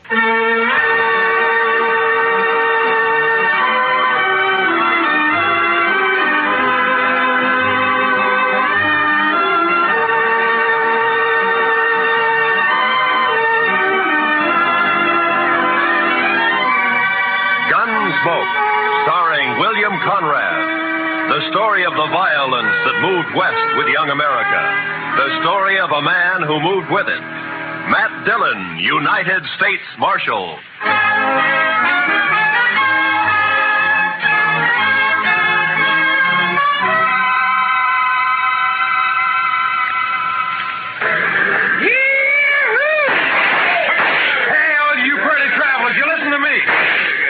You gotta get welcome to Dodge City proper like. Hey, you there, mister. I said you. You addressing me, sir? I reckon I am. You a preacher? Not exactly. You dress like a preacher. If you'll excuse me. Back up, fancy pants. You ain't no preacher. I figure on making you dance some for the folks. You think you can hoorah me? Dude, I said dance. Dance or the next shot will take off one of your toes. I don't think I'd like that. Doc, no. All right, Thorne, put up the gun. Marshal, you got a wild and woolly town here. Marshal, you move aside. I'm going to make this grinning dude kick up his heels for us. I'd say that might be quite a trick, Thorne. Unless he's changed a lot since I last met him. Have you, Doc? Not for the good, Matt. I was afraid. You pasty-faced tenderfoot. I said for Shut you... up, Thorne. He's drunk, Doc. He's dead. You just don't know it yet. I'll take it good if you'd meet me later at my office. All right, Matt. To you. Well, that's sure a lot of talk. Now I'm going to shoot that dude's boot heels. Fire one shot and I'll pistol whip you, Thorne. What's that? You're kind of forgetting who's holding a gun, ain't you? Oh! I wasn't forgetting. Oh, my wrist. You broke my wrist. I doubt it. Now let's go to jail. Oh, you can't put me in jail. I'm Thorne Finley. Move. Oh, you wait till I tell Big Jack about this, and I will, too. Do that. He might be grateful to me for saving your neck. You pulled some fool stunts, Thorne, but you've never been closer to dying than just a minute ago. You mean from that fancy pants? Oh, I could handle 6 like him. That makes you a lot of man. I can name a dozen pretty good gun hands who can't handle one of it. What? That's Doc Holliday.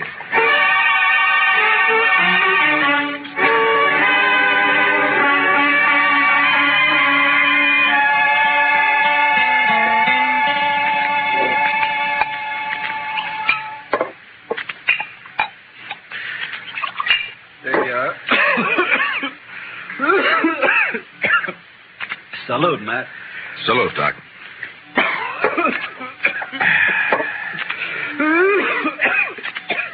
That sounds worse, Doc. Yeah, I got orders to go to Arizona. Air's dry there, better for my lungs. Going? Thought I might. Wyatt invited me to visit him. He and Virgil and Morgan are the law down there. Some little mining town called Tombstone. Well, it sounds peaceful anyway. If it isn't, it will be by the time Wyatt Earp gets through. He is the peacemakingest man I ever met outside of you. Matt, who was the tellerhead down at the depot anyway? Oh, Thorne? He's just a spoiled kid. Kid? Couldn't be much younger than you. Sure, but Thorne never grew up. His father has coddled him and protected him and gotten him out of scrapes ever since he was a pup. He's never had to be a man. Not with Big Jack wet nursing him. Big Jack? Big Jack Finley? Oh, you know him? I've heard of him. Well, that figures. He owns about half of Kansas. Star in a box runs more cows than he can count. Swings a lot of weight in Dodge? Yeah, too much. Mr. Dillon? Mr. Dillon, somebody said that Doc Holliday had come into town today and he... Oh, excuse me. It's all right, Chester. Why don't you shake hands with him? Don't mind if I shake with my left hand. It's kind of habit. Yeah, I know. Mr. Dillon has the same habit. He would. How about dinner tonight, Matt? Sure. How long will you be in Dodge? Not long.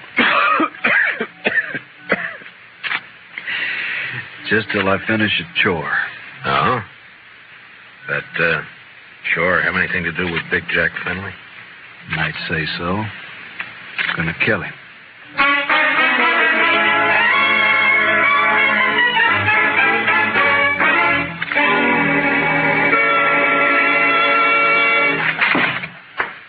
All right, Dillon. Turn him loose. forgot to close the door, Mr. Finley. You're going to turn my boy loose, or I'm going to have to do it for you. You got a writ of habeas corpus? Writ? Thorne didn't commit no crime. The charges are drunken, disorderly, disturbing the peace, and attempted assault with a deadly weapon. Eyewash. You still need a writ. But, man, Judge Nathan does what I say, and you know it. Don't you think I can get a writ? I'm sure you can and will. You always do. Then what's the point, Dillon? It's just a lot of useless red tape. It's a law. Close the door on the way out.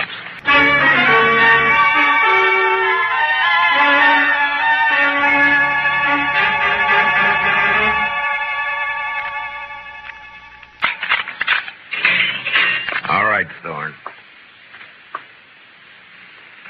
Didn't I tell you Big Jack would get me out? When are you going to learn you can't play? Save the speech. The law can't touch a Finley. You ought to get smart, Marshal. Like you? Sure, like me. Hi, Big Jack. You okay, son? Fine. Anything else, Mr. Finley? Why, yes. My boy here is a little boisterous sometimes, I know. High-spirited, you understand? Uh-huh. So? So, I want to put a stop to all this nonsense of yours, arresting him every time he kicks up his heels a bit. Now, go on. Well, I'm offering you a job. Let's say, protecting my interests. $200 a month. And no work, naturally. I see we understand each other perfectly. No work, of course. All I have to do is just shut my eyes whenever Junior here breaks the law, huh? I said we understand each other. There's no need to elaborate on it, Dillon. There's a big need. Only how do I explain to a person like you that some men don't wear a price tag? Huh? How do I explain how I feel about a so-called respectable citizen making the law his private doormat? Hey, you're nothing but the stupid gunman I've always thought you were. I understand you took the part of Doc Holliday against my son. I kept Thorne from committing suicide, yeah. You sided with a notorious killer against an important citizen of this community. Now I'm telling you, Dillon, Holliday, I don't want him in Dodge tomorrow. Doc may be a gunfighter, but he's clear with the law, Finley, and a better man than your son will ever be. What? Why, That hurts, doesn't it? I'm serving notice, Marshal. You run that killer out of Dodge City, or I'll do it myself.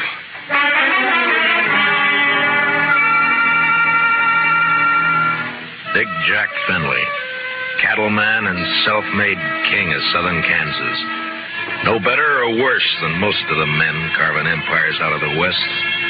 Until love for his son blinded him to the fact that Thorne Finley had gone bad. And from here on, I knew the war was on between Big Jack and me. So Big Jack Finley's going to run me out of town, huh? No, unless I do it first. Oh? I do something naughty, Matt? Well, you threatened a man's life. That.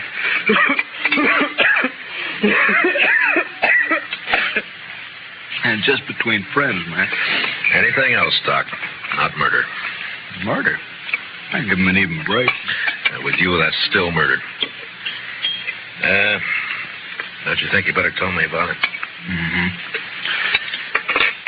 What if I don't tell you? Now, then my job's to warn Finley and try to protect him.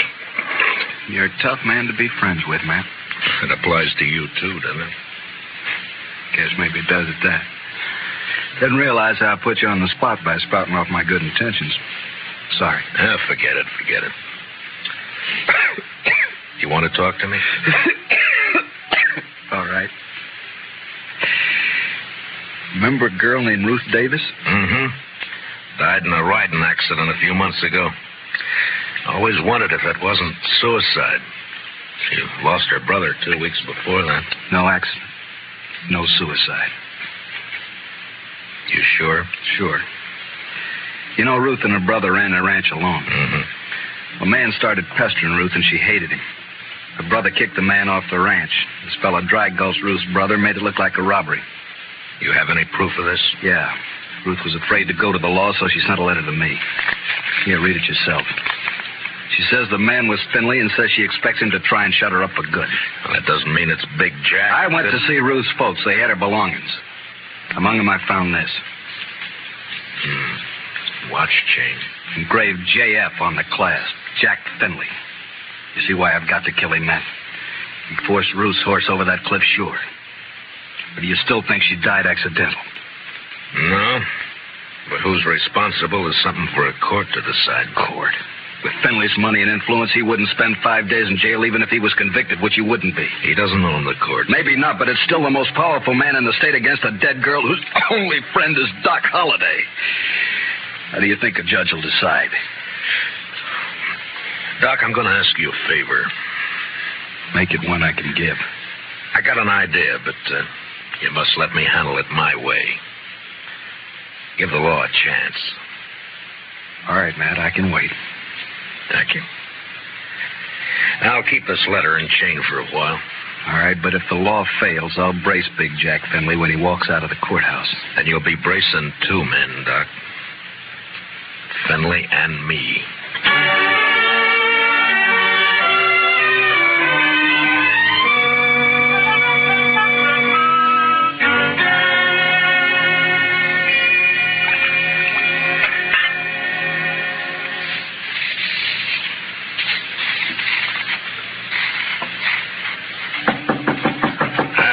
Come in. Morning, Marshal. Looks like it'll be a fine day. Well, you're up kind of early just to bring me a weather report, aren't you, Judge Nathan? Huh? Oh, well, I want to see you. Go right ahead. You mind if I finish shaving? No, please do. Just thought I'd chat with you about the... Dr. Finley's? Yes. It seems that Big Jack's very upset by your attitude. I'm not surprised. Feels you're a little rough on his boy. I am. Then his boy's a little rough. Yeah. Well, perhaps Thorne is high-spirited, like yesterday.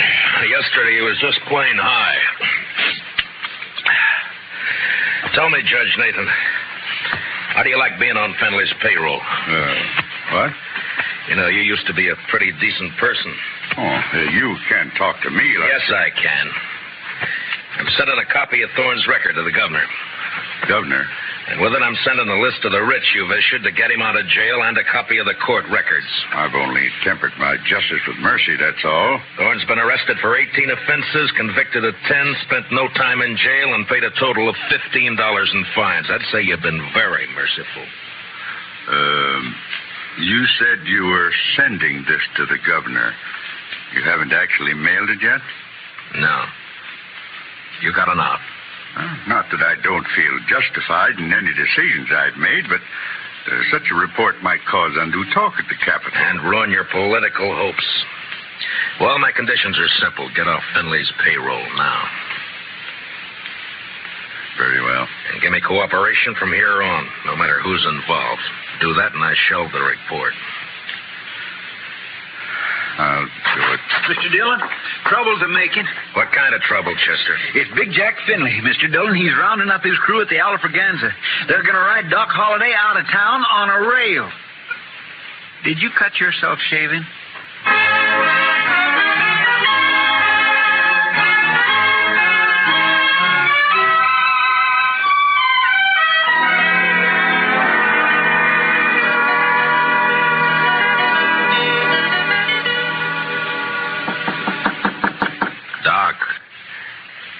Doc. What? Wake up, Doc. It's Matt. Oh.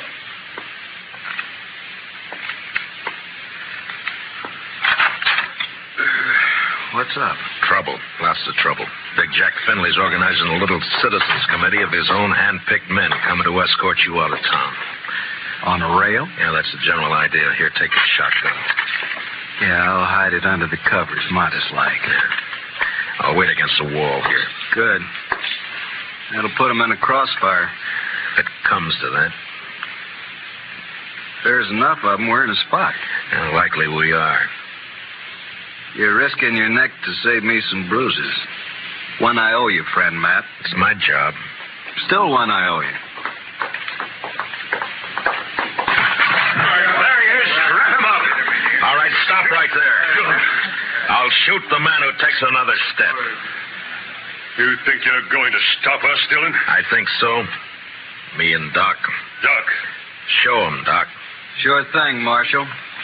Look, boys, surprise. I sure do love surprises. Dillon, I've got a dozen men with me. Well, sure, about 6 of them will die, Finley, if you don't crawl out of here fast. And guess who'll die first, Big Jack? You there, Moncrief. I always figured you for some brains. Get your boss out of here, quick. Sure talking sense, Big Jack. Shut up, Moncrief.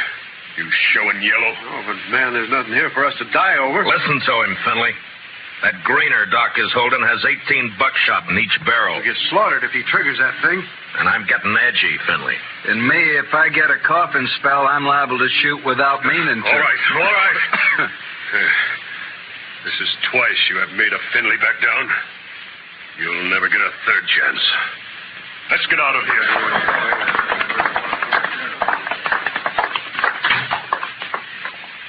Matt, when you gonna arrest him?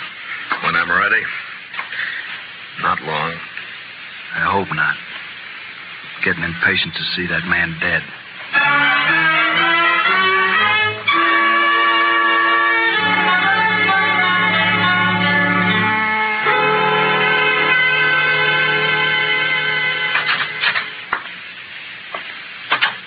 I got your message, Marshal.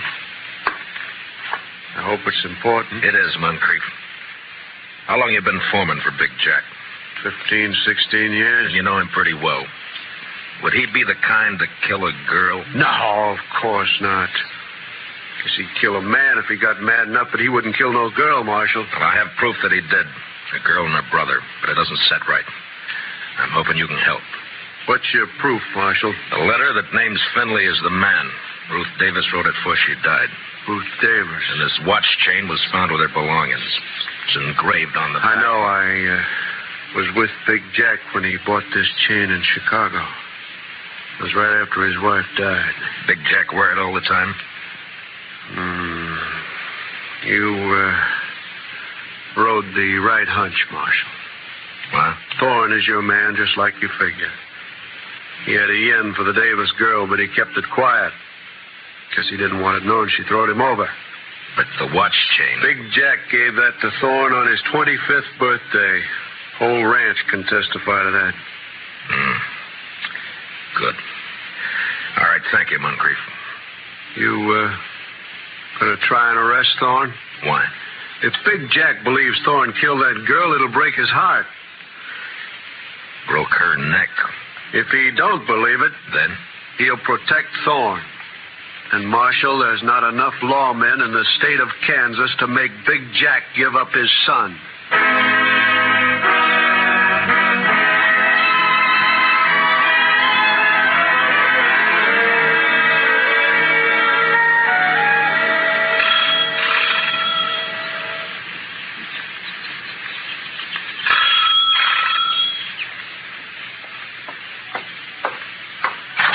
Yeah, what it... Oh, it's you, Marshal. And, John Holliday. Doc, this is Judge Nathan. Holliday? Oh, yes, I've heard of you. I've heard of you, too, Judge. Wonder which has heard the worst. What's that? Why, Judge, I'm here on business. Oh, of course. Come in, won't you? In my study here, so we won't be disturbed. Now, what is it, Marshal? I want you to swear out a warrant for Thorne Finley's arrest. Charge, murder.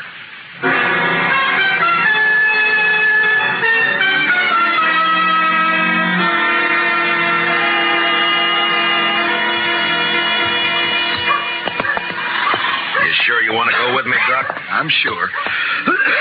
All right, hold up your right hand. Oh, no, Matt, you wouldn't make me a lawman. If you go as my deputy. I'm not letting you make this a private fight. Yeah, but my friends, if they hear I wore a star...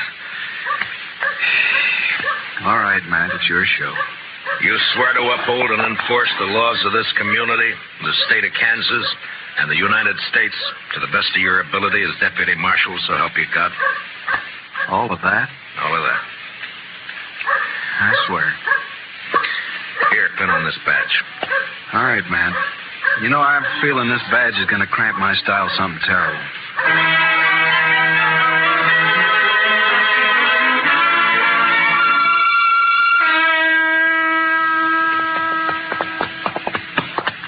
Better breathe our horses going up through this pass. We still got a good ride ahead. How far? Oh, about 10 miles.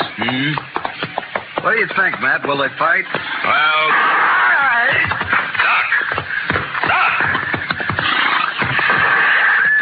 Stay your horse, Marshal. Grab some clouds. Keep those hands high. The old Queen's on the other side of the pass behind you.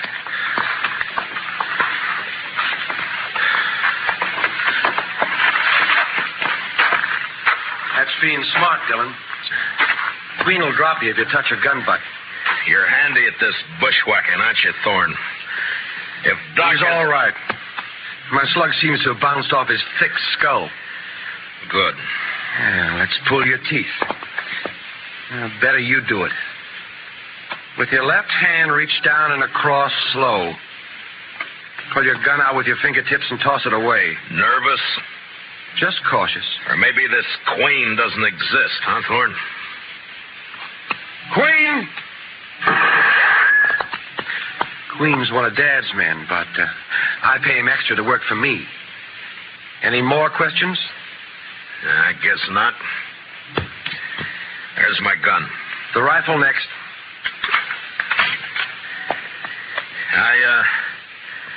I got a penknife in my pants pocket. You know why Holiday came to Dodge? Yeah. Yeah, I guess you do. You wouldn't be riding with him. Well, he's not going to tell any stories to my dad or anyone else. You can't kill us, you stupid... Not planning on killing you. And what have you got planned? Queen's kind of a magician. He's going to make Holiday just disappear. Folks won't care much about one of his kind. I would. I'd care so much I'd hang you for it. No, with Holiday gone, it's your word against mine. And you won't be able to prove a thing, Dillon. You sure of that? I'm sure. Otherwise, I'd take care of you along with Holiday. Now get on and start walking back to town. It's like I told you. Law can't touch a Finley.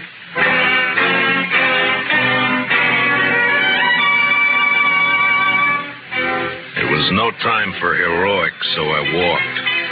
When I reached a turn, I cut back through the rocks, but it was too late. They were gone. And with them, the horses, guns, and Doc Holliday. 2 miles up the road, I found my horse turned loose. And with a mind full of cold hate, I raced on to the Star in a box. On the front porch of the ranch house was one of Big Jack's men. Hold it right there. Out of my way, mister. I'm in no mood to shake hands. Where you heading, lawman? You don't hear well.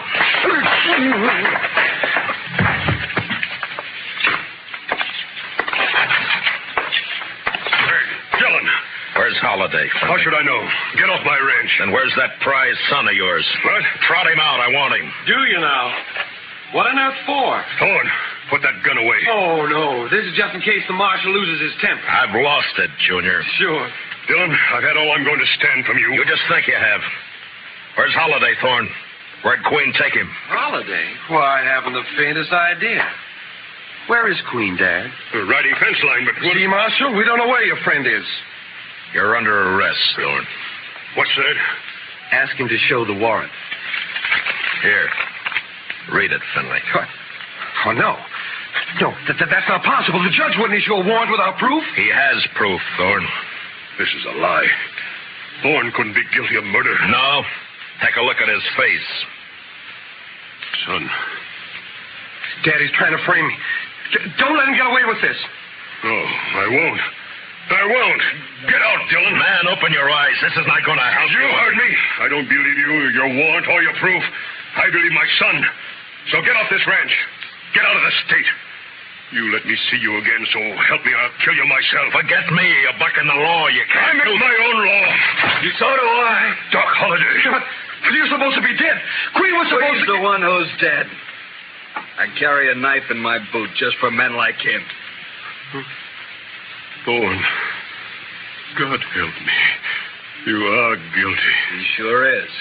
And if he knows any prayers, he'd better get 'em over with. No, Doc. He goes back with us as our prisoner. You're wrong, Marshal. I'll take care of my son. Dad. No. You rotten, lying, murderous pup. Please don't. I should have strangled you in the cradle when you were... Finley, look out! I threw myself at Finley, and both of us hit the floor, rolling away from Thorne as he raised his gun to fire. Then in the doorway, the blood-stained, terrible figure of Doc Holliday went into action. His pale hands blurred over his holster. Ruth Thorne!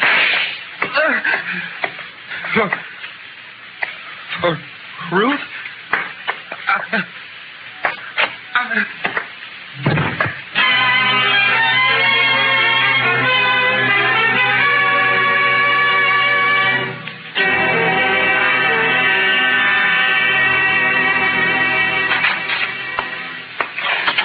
Ready to leave, Mr. Holliday. Thanks, Chester. You sure you want to stay around a while, Doc? Yeah, we're good friends, Matt, but you're a peace officer. I guess I'm not a very peaceful man.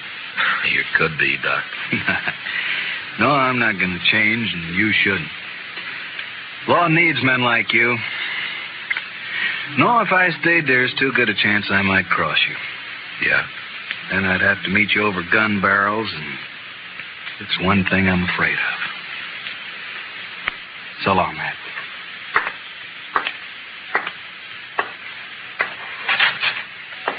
Good luck, Doc. My. I never would have thought Doc Holliday was scared of meeting anyone in a gunfight. You don't understand, Chester. Doc's afraid because he might beat me.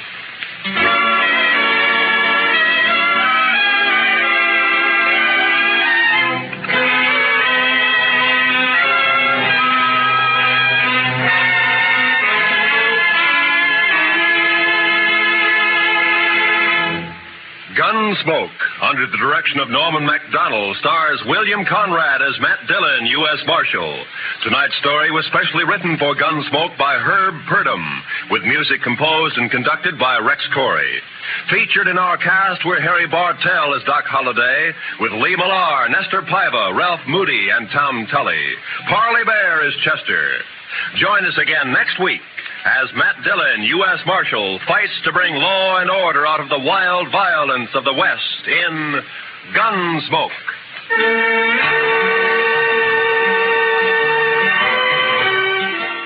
Hey, that was Gunsmoke, and before that, The Six Shooter.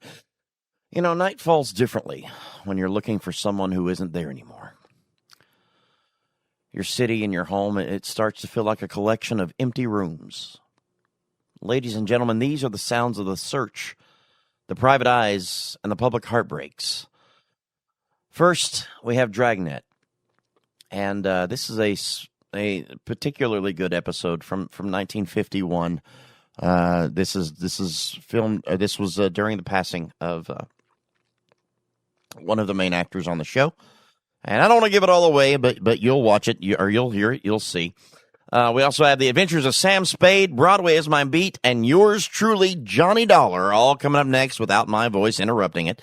But first, for the for those in the crowd who love Dragnet and for my mother, this is Dragnet and the big goodbye. Stay tuned to Hojo Radio. Ladies and gentlemen,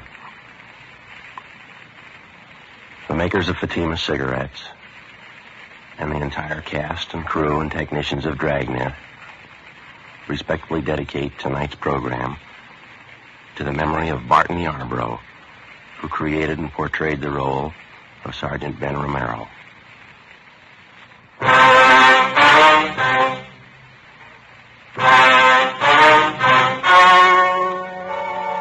The story you are about to hear is true. The names have been changed to protect the innocent. Fatima Cigarettes. Best of all, king-size cigarettes brings you Dragnet.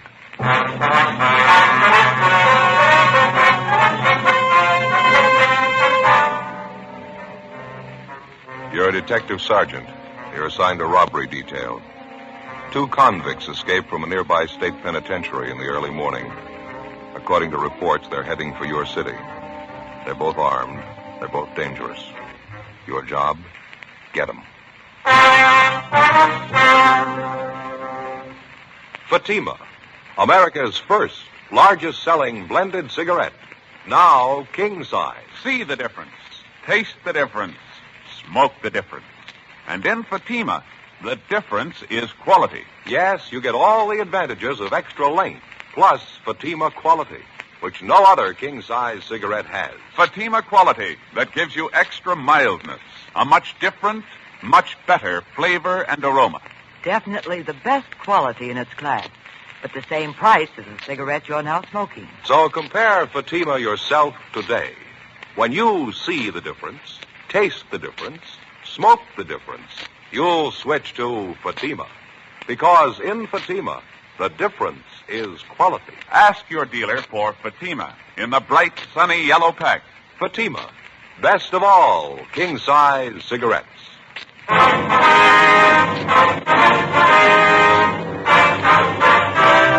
Dragnet, the documented drama of an actual crime.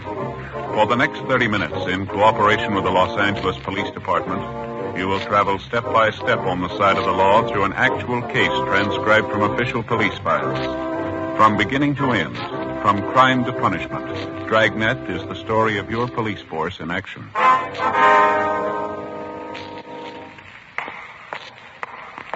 It was Saturday, April 24th. It was hot in Los Angeles. We were working the day watch out of robbery detail. My partner's Ben Romero. The boss is Captain Didion. My name's Friday. It was 5 minutes past 8 a.m. when I got to room 27A. Robbery detail. Morning, Joe. Hi, Crowley. How's it working out? Any more word on the escaped prisoner? Nothing this morning, no. Captain likes to see you, Joe. Okay. Ben check in yet? Nope. Getting a little late. Guess he was held up, huh? Captain wants to see you right away. Some bad news, Joe. Oh, what's the matter? Maybe it'd be better if he told you. Oh, all right. Oh, morning, Joe. Hi. Do you want to see me? Yeah, come on in. All right. Sit down. Yeah? Got some bad news, Joe. Real bad.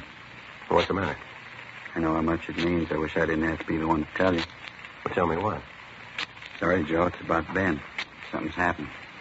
Ben? Well, what do you mean? We were notified about it early this morning. I thought about calling you. Figured it'd be better if I told you in person. Well, what's the matter? Is Ben sick? He's dead, Joe. Ben's dead early this morning. What? Yeah, sorry. Heart attack happened a little after 6 o'clock this morning. No. Got out of bed, started dressing to go to work, went downstairs to put a pot of coffee on, make some toast. Wife heard him fall. She went downstairs and found him. Already dead. Went fast. Look, I don't get this. It couldn't be. Sorry, Joe. Means a lot to all of us. Yeah, well, I still don't get it. Ben didn't have any trouble with his heart. He never mentioned anything about it. Well, maybe that was the trouble. With his heart, all right. When his wife found him, she called the doctor and the fire department rescue squad. They worked over him for an hour. No use. And his wife called me. Enough to tear your heart out. I can't believe it. What'd she say? Well, she didn't break out. Too shocked to realize it, I guess. Sounded apologetic. She said, "I'm sorry, Captain. This is Mrs. Romero. Ben died this morning. I thought you ought to know. Ben's dead." Oh, that's terrible. A lousy shame. Kept saying the same thing over again. "I'm sorry, Ben's dead. I thought you ought to know. Ben's dead." Yeah. Joe Whitehead and I went out there right away, tried to talk to her. Wasn't much use. Excuse me. I'm sorry. Yeah. You were with him a long time. Yeah. 11 years. The day I came on the job, they assigned me as his partner. You know, this is a tough one. It's hard to believe. Tougher on his wife. If it's all right with you, I'd like to go see her. All right. I wish I could give you the day off, Joe. I know what it means to you. The escaped convicts thing, I just can't spare you. Yeah, that's all right. I'd just soon work. I figure I ought to talk to Amy, though. Might help to take the edge off it for her, maybe. Sure. Go ahead. Joe? Yeah. I know what it is. I've been on the job 19 years, lost 2 partners, good cops. One of them was killed in the line of duty. The other one worked at his job until he dropped. It's the same thing, Joe. Yeah. In my book, they both rate medals. I left the office and went down in the elevator alone. I got in the car and I started over for Ben's place. I thought about what I was going to say to his wife. I thought about his little boy. I thought about Ben. 11 years I'd been working as a cop. And all of a sudden, it wasn't the same anymore. I thought about the first day I met Ben. I was a rookie. I remembered what he taught me about being a cop. I thought about how much I owed him. I thought about the thousands of cops just like him all over the country. The ones that came before us, the ones that'll take our place. I thought about their lives and their homes and their families, what they meant, what their jobs meant. I thought about Ben. 11 years. Stakeouts, the early morning watch, interrogations, office duty. You could cover it in volumes or you could write it on the back of an envelope. He was a good cop and he was a good friend. There wasn't much else to say. It was a big loss. I stayed at Ben's house for about an hour talking to his wife. Joe Whitehead from the medical detail was there. All things considered, she seemed to be taking it fairly well. I told her I'd drop around later in the day, and then I checked back in at the office for work. Temporarily, Sergeant Ed Jacobs was assigned to work with me. The big problem at the moment was a pair of escaped convicts. Jacobs and I drove out to run down on a possible lead. 11:05 a.m., we got to the address listed, the Cathedral of St. Augustine. We checked in at the rectory, and then we went around to the church.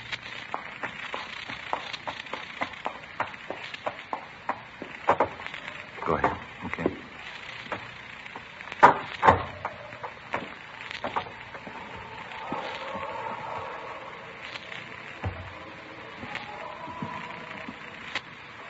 Sure a beautiful church, isn't it? Yeah, a nice choir, isn't it? Wonder if they're holding services. No, choir's probably just practicing. You see the priest around anywhere, Ed? No. Oh, yeah, there's someone over by the side altar there. Looks like the padre. Yeah, come on. Easter hymns. Sure pretty, aren't they? Yeah, they sure are. It really takes me back. You'd never believe it, Gil. What's that? I used to be a boy tenor. Excuse me, please. Yes? Are you Father Newman? Yes, that's right. Can I help you? Police officers, Father. I see. This is my partner, Sergeant Jacobs. My name's Friday. Oh, thank you. Housekeeper over at the rectory told us we could find you here. I'd like to talk to you for a few minutes if you got the time, Father. Let's see. I have confessions starting at 3 o'clock. Leaves me about 10 minutes. What was it about, Sergeant? Well, we're inquiring about a Stanley Blair, Father. We understand that you knew him fairly well. Oh, yes, I do. Matter of fact, I read about him in the paper this morning. The trouble he's in. Is that what you wanted to talk about? Yes, sir, that's right. We're making a check of all his known friends, his relatives. Very unfortunate, isn't it? Did the newspapers have the story correct? Yes, sir, I'm afraid so. Yeah, I wonder if we could step outside, Father. If we could talk out there without disturbing anyone in church. Surely, Sergeant. This way, please. Thank you. Certainly a tragedy. I mean, happening at Easter time. I'll remember the boy in my mass tomorrow. Lord knows he can use some prayers. Yes, sir, I guess he can.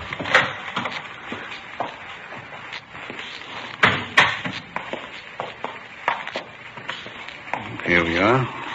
Bench there, if you care to sit down. No, sir, that's all right. The newspapers weren't too specific.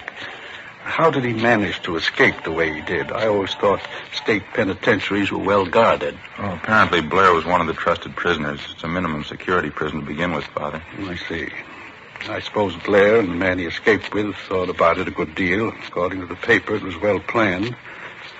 When did they get away, last night? Oh, it was this morning. Prison officials figure about 2 a.m. They slugged a guard and went over the wall. Somehow the two of them got hold of a gun, held up a motorist on the highway and stole his car. That's the last report we had. Terrible. Do the police consider them dangerous? Well, they're armed, Father. Both of them were doing time for robbery. They've both used guns before. How about possible contacts he might have out of town, Father? Can you help us there at all? I'm afraid not, Sergeant. I think Stan knew some people in San Francisco. I don't know their names or addresses, though. I haven't any idea. Uh-huh. And there's no special person or place that you know of that he'd be likely to go if he heads back for Los Angeles? No, none I can think of. You imagine he'd be likely to come back here? We're not sure.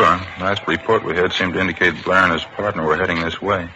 Prison's only about 40 miles away. Could be there in the city now. I don't understand. I mean, with all the police looking for them, why would they come back here? They probably figure they can find cover a lot easier than they could in some of the small towns. Sergeant. Yeah, Father. Do you think they'll have trouble taking Stan? I mean, can they take him alive? Well, we'll try our best to make it that way. It's like I told you, Father. He's got a gun. If he's cornered, there's a good chance he might try to shoot his way out. It gets discouraging sometimes. I try to help them. I pray for them. Young thieves. I only hope they're all as lucky as he was. How's that, sir? The grotto back there in the garden. Figure of a man in it. Oh, yeah. It's a statue of Bismarck. One of the luckiest men who ever lived. I like to tell fellas like Stan about him. I don't think I understand, Father. You know the story of the crucifixion, the two men who were crucified with Christ. They were both thieves. Mm-hmm. A few minutes before he died, one of the thieves turned to Christ on the cross, confessed his crimes, asked our Lord to remember him. Christ told him, "This day you'll be with me in paradise." The man's name was Bismarck. We like to call him the good thief. Oh, yeah. Uh-huh. I told Stan about it right here in this courtyard. He should have remembered it. Yeah, I guess so. I told him you never give up hope. You can make the grade in the last 5 minutes of your life. Stan ought to know better. He ought to remember. Sir? The good thief. He made it with a prayer, not with a gun in his hand.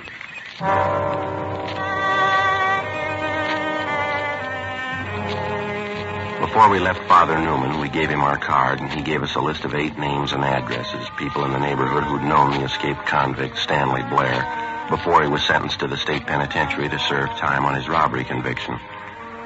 3:15 p.m. We met with Sergeants Max Herman and J.E. Crowley from robbery detail. We divided the list of names in half, and we began checking them out. Ed and I didn't have much luck on our end. Most of the people we talked to told us that they knew Stanley Blair, but none of them had seen, heard from him, or knew anything about his activities or his family since Blair had gone to prison 2.5 years before. Stakeouts were set up at 2 of the hottest places. 5:20 p.m. Ed and I went back to the office. Crowley was waiting for us. No luck on our end, either. Same thing. Last they heard of him was when he was sent up. I guess that finishes that. Any late reports at all?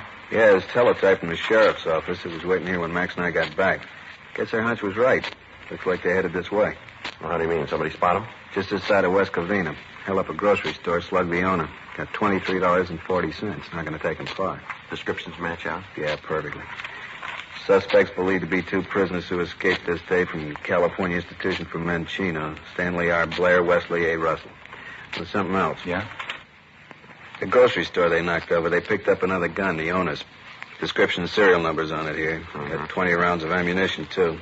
Supplementary APB's already out on it. How about a car? They switch over? They have. We don't know about it. Apparently they're still using the Buick coupe they took from that motorist this morning. No reports on it, though.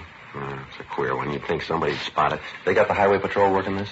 Highway patrol, sheriff's office, our department, everybody you can name. By the way, you had R&I pull their mugshots, didn't you? Yeah, both of them, Blair and Russell. They're running off the duplicates now. 500 of them should be about ready. Pretty good shots? Mm-hmm. Stand-up mugs, fairly recent. They made the last time we had the 2 of them through here. How about that other list of their friends and relatives we pulled from their packages? Young and McCaleb were checking them out, weren't they? Probably still are. No word from them yet. How do you size the 2 of them, Joe, Blair and Russell? I don't know. It's a tough combination. Russell's older. He's got the experience. Blair's younger. He's got the nerve. Anyway you figure it, it's not going to be easy. Guns and the ammunition they grabbed, they ain't going to help much either. I guess the roadblocks are up, huh? Highway patrol take care of that? Yeah, all set, working now. All our special details have been alerted. Airports, bus depots, train terminals, just about everything covered. Robbery Crowley. Yeah, Mike, how is it? Uh-huh. You'll stay on it, huh? Right. See you later. McCaleb, he and Young are still checking on friends of Russell, some of the places he hung out. Any luck? Nothing yet. Either one of you see the captain on the way in? No, he said he'd be over at the sheriff's office, didn't he? Hot shot. I'll get it.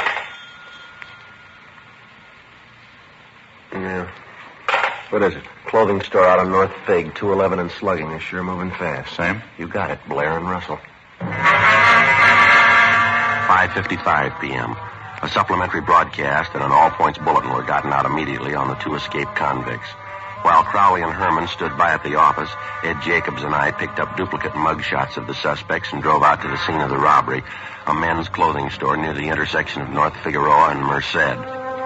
We showed a group of mugshots to the victim and two witnesses, and they definitely identified Blair and Russell as the hold-up men. The robbery had netted them less than $20. We relayed all the information we got back to communications immediately, and another supplementary broadcast was gotten out on the two fugitives. An hour later, at 7:05 p.m., Blair and Russell hit again, this time at a sporting goods store in the San Fernando Valley. It netted them $94, a .30-30 hunting rifle, and 200 rounds of ammunition. According to the broadcast, they were last seen heading north through the valley in the Buick Coupe, the original escape car. 7:38 p.m., Ed Jacobs and I got a call to return to our station. We went back to the city hall. Got a hunch, Joe. It's going to be a long night. Yeah, it's a rough one. Guns and ammunition. If they want to make a stand, they're all ready for it. Can't see how they can go too far in that hot car. Roadblock set up. Somebody's bound to stop them. Well, they're doing all right so far. Go ahead, Joe. Yeah. Friday, Jacobs? Yeah, Captain, you want us in here? Not for long. Keep your coats on. The rest of the men have already left. What's the latest? This. Communication from the Ventura Sheriff's Office. Blair and Russell were spotted just across the county line. Sheriff figures they got them boxed in. How close? A lot of territory, 20 square mile circle. They say they got Blair and Russell tied down inside and they're on foot. We're sending up men to help out. You're two of them. 20 square miles is going to take a lot of men. Well, if we need more, we'll get them. It's no easy touch. They're desperate. You heard the latest? No, what's that? Last place they hit in the valley, they served notice they're not going to be taken alive, either one of them. Well, that's good sales talk. What do they got to back it up? 3 guns and a load of ammunition. If we want to take them alive, they swear it'll cost us 10 men. They'll kill 5 cops apiece. You any ideas? Yeah. Let's make liars out of them.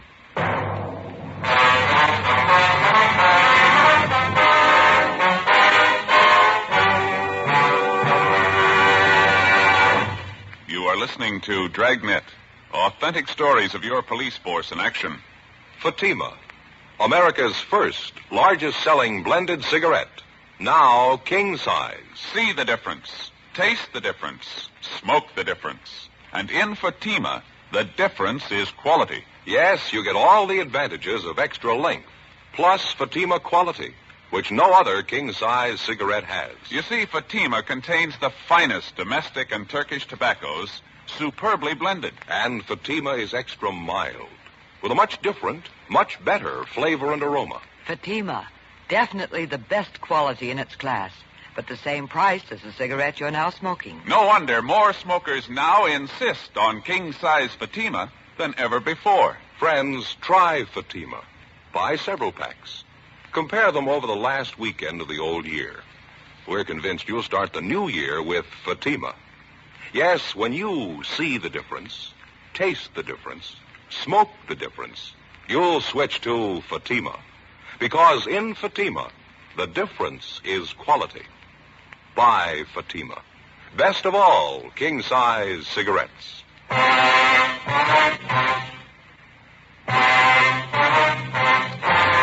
Saturday, April 24th, 9 p.m.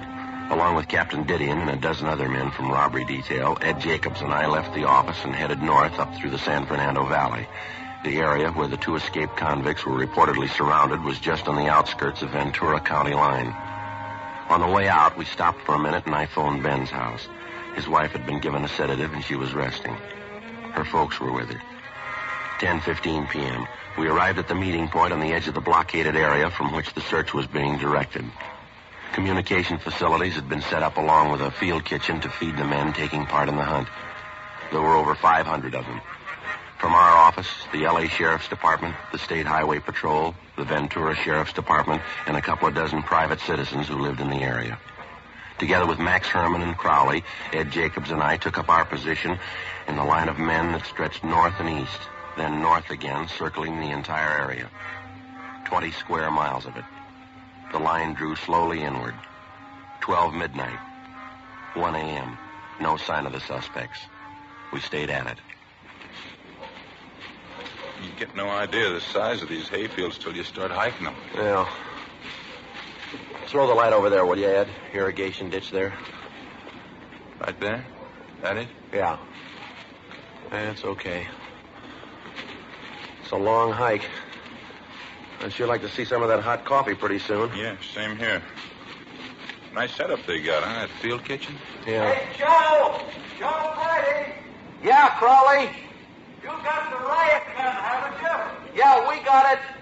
You want to send up another flare? Towards the clump of trees. Over this way. Light it up good, huh? Okay, Crawley. About a 45-degree angle, Joe. That ought to do it, huh? Yeah, okay. That ought to do it. Really lights it up, doesn't it? Well, you got any extra magnesium shells there, Ed? Yeah. Let me get one for you here. Here you are. Thanks. There we go. Friday, that you? Yeah, Captain, over here.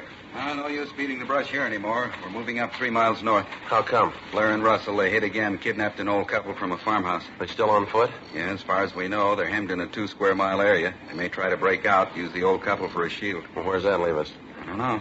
You think they'd harm the old couple? They kidnapped them. They're desperate. You figure it.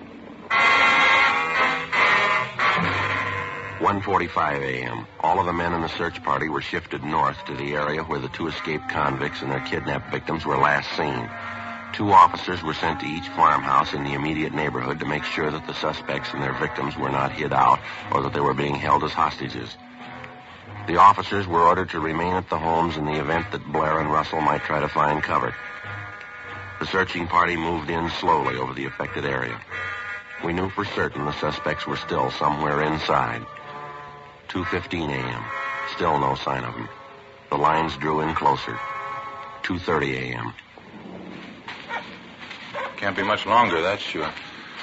Yeah, well, I can't understand it. We should have jumped them by now. It's only a few hundred feet to go. There's the other line closing in toward us. Wonder if they could have slipped through. Beats me, Ed. Who's that coming? Can you see? Yeah, looks like Crowley. Yeah, huh? That's him. Joe? Ed? Yeah. Hi. Over here. You got any word? They found the old couple tied up in an irrigation ditch half a mile south of here. They all right? Yeah, they're okay. The old lady's forehead, bad head wound. She was slugged. She and her husband have been taken to the hospital. How about Blair and Russell? No word. Just heard the captain ask for the car with a loudspeaker. He's over there now with Sheriff Durley. Well, they couldn't have gotten through the lines. They got to be around here somewhere. Doesn't figure. We combed every foot of this neighborhood. Attention, all officers. Attention, all officers. This is Captain Didion.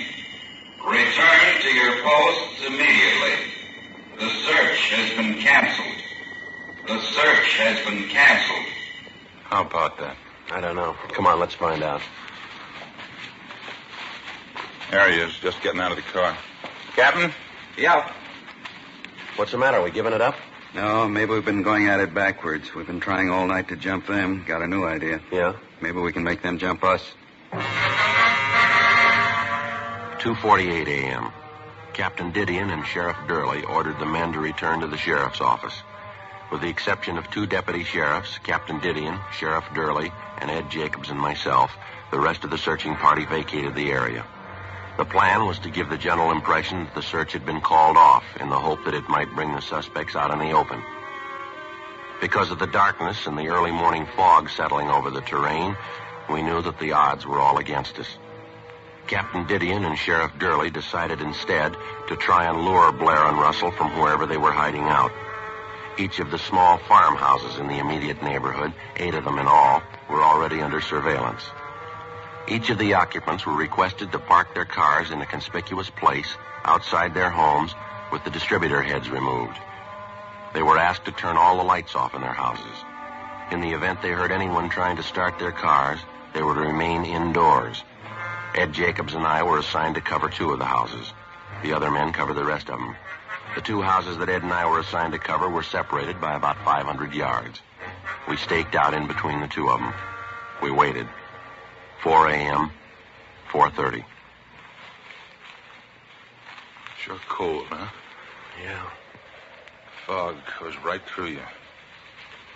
We're going to be getting light pretty soon. Well, Joe, I just remembered. Yeah, what's that? Easter morning. Wonder how long this is going to go. I promised to hide Easter eggs for the kids today. Well, if it's going to break, it has to break soon. Be daylight in a half hour or so, and they won't have a chance then. Wait a minute. Farmhouse down on the left? Yeah, sounds like it. Come on. Can you see the car? Wait a minute. Yeah. You cover the passenger side. I'll come up on the driver's side. And watch it. Joe, hustle. They're getting out of the car. All right. Hold it up. Police officers. Watch it, Joe. Blair. Russell. You haven't got a chance. Throw down the gun. All right, Ed. Let's give it back. All right, don't shoot. Throw out the guns. Come toward us with your hands open. Don't shoot, West. Do what they say. Come on out. Don't shoot, West. All right, come on. Keep coming. That's far enough. All right, cover him, Ed. I'll shake him down. Yeah. We'll break him. Look out, Joe. All right.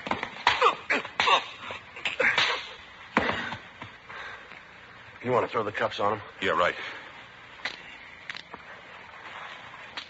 I'll go get the car. You want to keep him covered, Ben? Excuse me, Ed. Ed, I mean. It's all right. Too bad he wasn't here tonight. How can you tell for sure?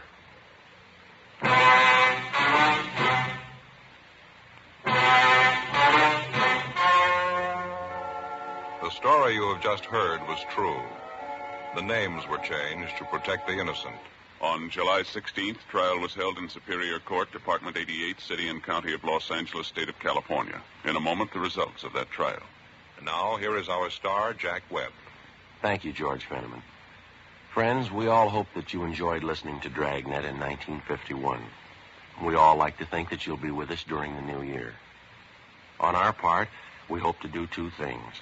To bring you the kind of entertainment you want, and to introduce you to Fatima. Fatima, America's first largest-selling blended cigarette, now king-size. And believe me, it's the best of all king-size cigarettes. So next time, buy a pack of Fatimas. Compare them yourself. When you see the difference, taste the difference, and then smoke that difference, I'm convinced that you'll switch to Fatima. Because in Fatima, the difference is quality.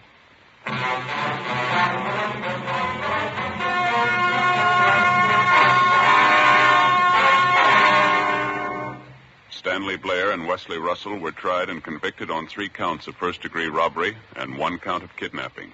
They received sentences as prescribed by law. First-degree robbery is punishable by imprisonment from 5 years to life. Kidnapping is punishable by imprisonment for not less than 1 nor more than 20 years. 1 count of escape is still pending.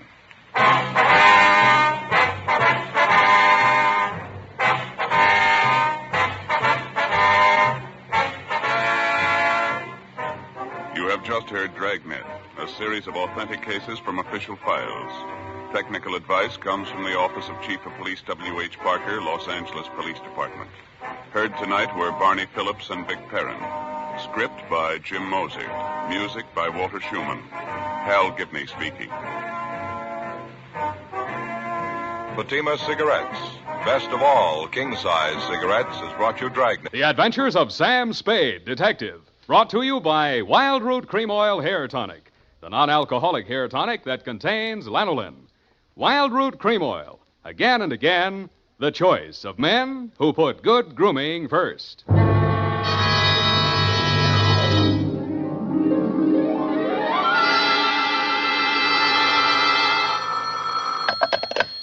Sam Spade Detective Agency. Are you still there? I believe that interpolation is hardly rhetorical, Mr. Spade. To what have you been up, if you'll pardon the expression? And has that girl regained her facilities? I wouldn't know, but her faculties are as good as ever, if you'll pardon the expression. Mr. Spade, sometimes I think you're a regular philanthropist. Don't you mean philanderer? How much money did you make out of that case? Well, I broke even anyway. That's what I mean. You're a philanthropist. Well, you know best, Bernadine. By the way, was that man really murdered with a buzzsaw, or was that just publicity? He really was, Bernadine. Why? There just happened to be one lying around. Oh, I don't mean that. Why was he killed? For the wheel of life. Oh. You're not going to ask what that is?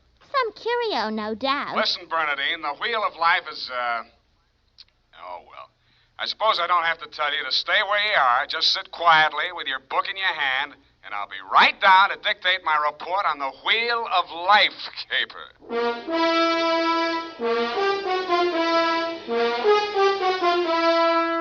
Dashiell Hammett, America's leading detective fiction writer and creator of Sam Spade, the hard-boiled private eye, and William Spear, radio's outstanding producer-director of mystery and crime drama, join their talents to make your hair stand on end with the adventures of Sam Spade. Presented by the makers of Wild Root Cream Oil for the hair.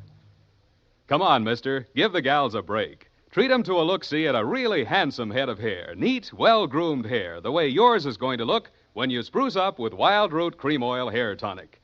Famous Wild Root Cream Oil grooms your hair neatly and naturally, relieves annoying dryness, removes loose, ugly dandruff. So, how about it, men? Why hold off any longer when now's the time to get Wild Root Cream Oil Hair Tonic? Again and again, the choice of men who put good grooming first. And now, with Howard Duff starring as Spade, Wild Root brings to the air the greatest private detective of them all in the adventures of Sam Spade.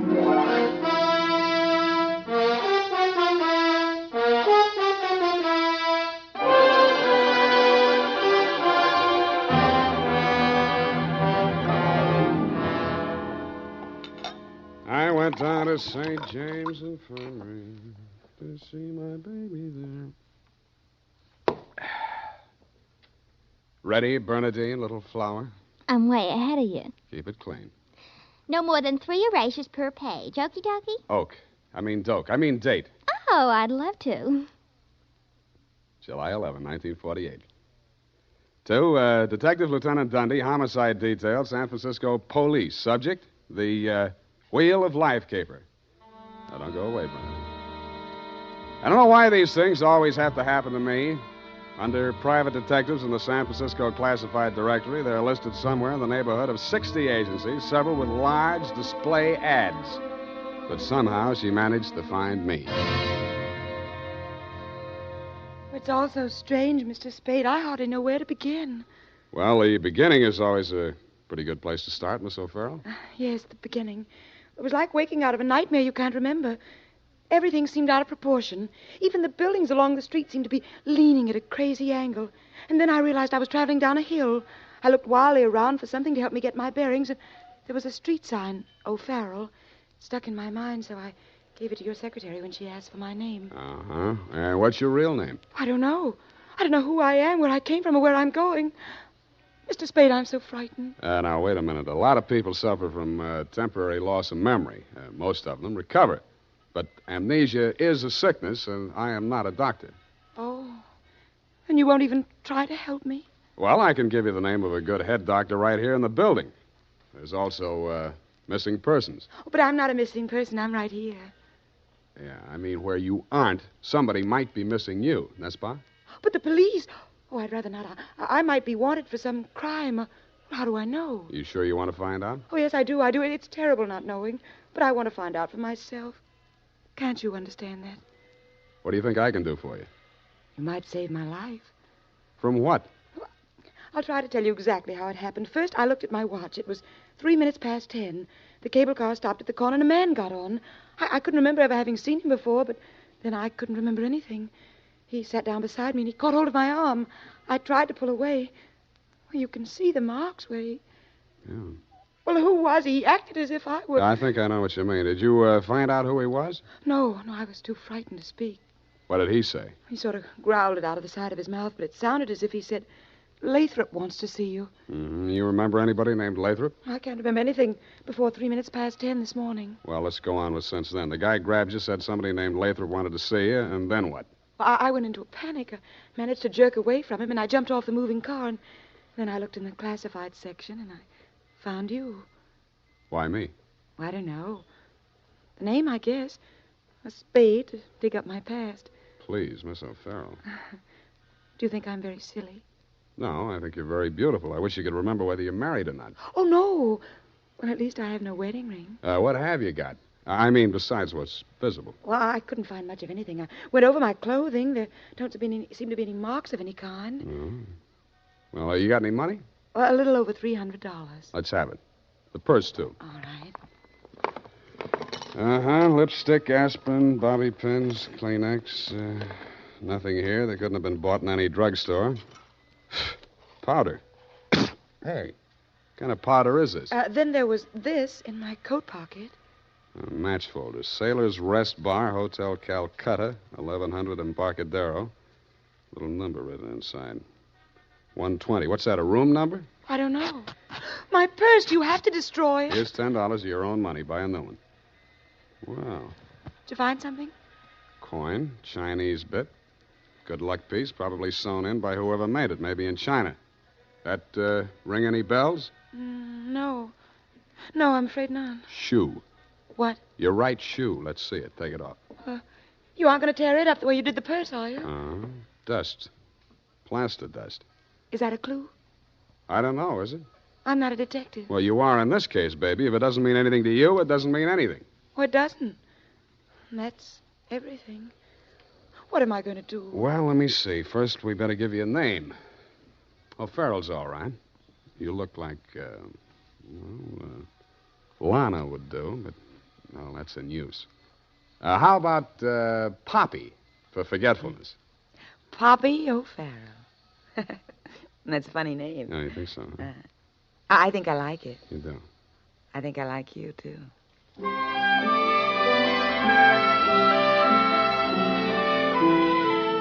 I liked her, too. There may have been blanks in her brain, but the rest of it figured. In the elevator, I started adding it up, and by the time we reached the street floor, it came to quite a tidy sum. Where are we going, Sam? Far, I hope. But first, we're going to find you a place to stay. Oh, yes, we must be practical. No use overdoing it, huh? Oh, no, Sam, I didn't mean... Wait. What's the matter? You remember something? That man, the one who followed me this morning, he's standing right out there waiting. The one in the straw hat leaning against the newsstand? Yes. Where are you going, Sam? You stay here. I just remembered something I hoped I could forget. Hello, Shuggy. What brings you back to town? Do I know you? That doesn't matter. I know you. The name you were using when you blew this town was Shuggy Bellows. You wouldn't take the risk of showing your face here again unless the caper was worth it. You got a big nose. Keep it clean. You've been tailing that girl all day. Why? Dame? What dame? Who's Lathrop? I don't remember. Okay, I'll give you a chance to think it over. Hey, officer! You dirty shamus yelling cop. No, you don't. Come here. Here, what's going on here? Break it up. Oh, Mr. Spade. Is this fella giving you trouble now? Yeah, what kind of a beat are you pounding here, Clancy, letting a cheap grifter like this walk around with an armpit full of gun? Or are they handing out permits to characters like these these days? Well, now, how about that, son? Have you a permit now? And a gope copper. Oh, so one of them clever lads he is. Well, come along, me bucko, before I lose my temper and give you your lumps now. Stop, okay, fellow. I'm coming. That's better now. Much obliged, Mr. Spade. I'll pay you for this, shamus. And a gope to you, too.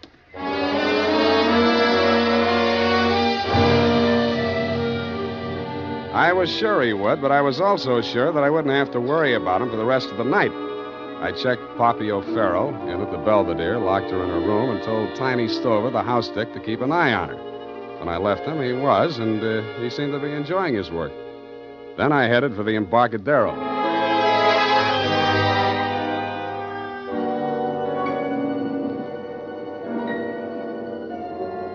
I found the Hotel Calcutta, but I couldn't find the lobby. There wasn't any. It had been squeezed out by the Sailor's Rest Bar. So I tried the bosun-type bartender. Howdy, mate. You got business aboard? Yeah, where do I find the purser? Hey, went ashore. All the officers went ashore except the janitor. He's passed out in his bunk. Oh? How about the passengers? You're in the thick of them right now. They spend most of their time and their money right here. Which one belongs to 120? You a dick? Yeah, but I got $10. Well, what I can tell you ain't worth it, but thanks anyway. He stayed in this cabin. I only saw him at once. That's when he went ashore. I says to the deck steward, that's room clerk to you, who's a general. He says, name of Korolenko. I noticed him because he was a real creep, see? 6'4", a solid brass. His head stuck up in the air, and he didn't move nothing from his stern to his shoulders. A real Frankenstein. Do I keep it then? Yeah. Do I get a look at his room? Yeah, sure. Go ahead. Who's stopping you?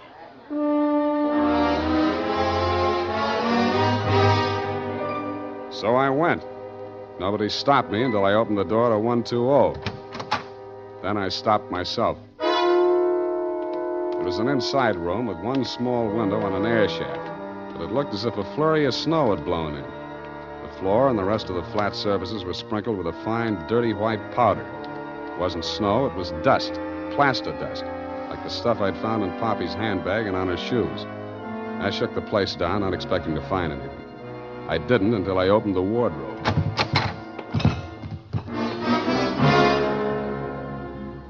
It was the body of a well-dressed ship surgeon, but his uniform was rumpled, torn, and bloodstained. From the look of him, his throat had been cut. I wondered if Poppy would be able to jog her memory that far back. When I found the murder weapon, I hoped she couldn't. I really did. It was not a knife. It was not even a razor. It was an electric buzzsaw. That tore it.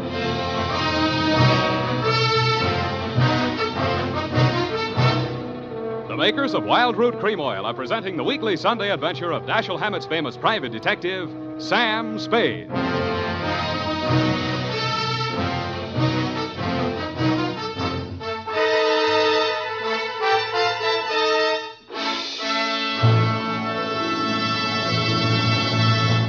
If you want the well-groomed look that helps you get ahead socially and on the job, listen. Recently, thousands of people from coast to coast who bought Wild Root Cream Oil for the first time were asked, how does Wild Root Cream Oil compare with the hair tonic you previously used? Better than 4 out of 5 who replied said they preferred Wild Root Cream Oil. And no wonder. Wild Root Cream Oil grooms the hair neatly and naturally, relieves annoying dryness, and removes loose dandruff. What's more, non-alcoholic Wild Root Cream Oil is the only leading hair tonic that contains soothing lanolin. So ask for Wild Root Cream Oil Hair Tonic. Again and again, the choice of men who put good grooming first. By the way, smart girls use Wild Root Cream Oil, too. And mothers say it's grand for training children's hair.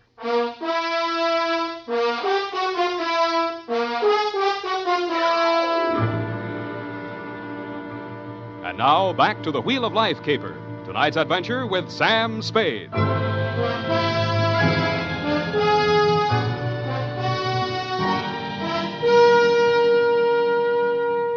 Times being what they are, I could use a little publicity. And so could you, Lieutenant Dundee, what with the elections coming up and you with no promotion all these years. This one time, I got it instead of you and wished I hadn't. The morning papers called it the Buzzsaw murder and went on shamelessly from there.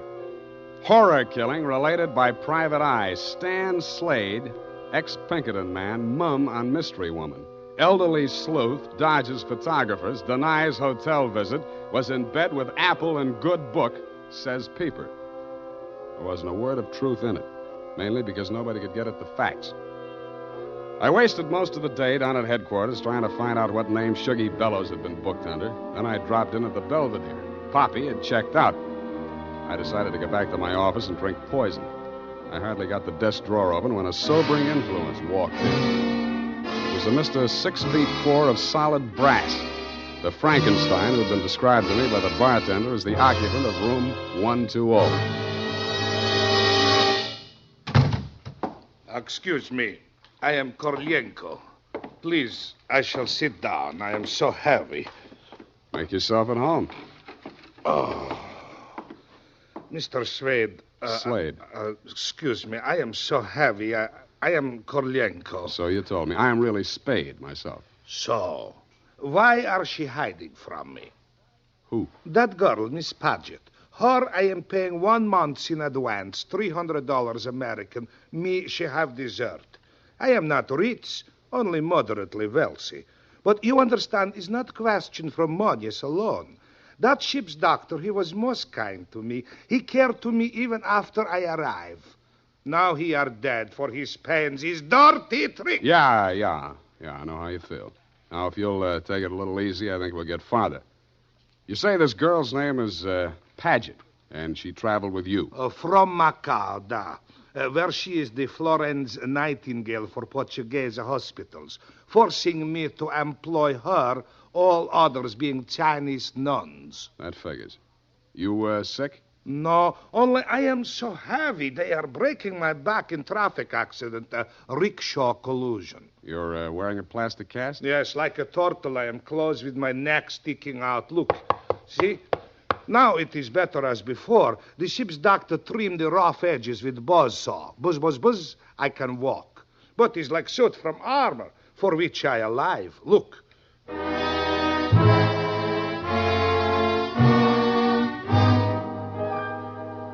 I looked again where he opened his shirt front, exposing the gray-white shell of plaster that surrounded his trunk from collarbone to hips. In a 6-inch circle over the left side of his chest, I counted 4 bullet gouges. I dug one of the slugs out and examined it. It was .32 caliber. The plastic cast, which was molded to the shape of his body, was no more than an inch thick. I didn't see how it had stopped the slugs, but it had. About then, the parts of Korolenko that were not held rigid in the cast began to tremble violently. Why are they doing this? Why? To a virtually helpless man. Why, Mr. Spade? Why? Where did you have that cast put on? Don't I said Macau?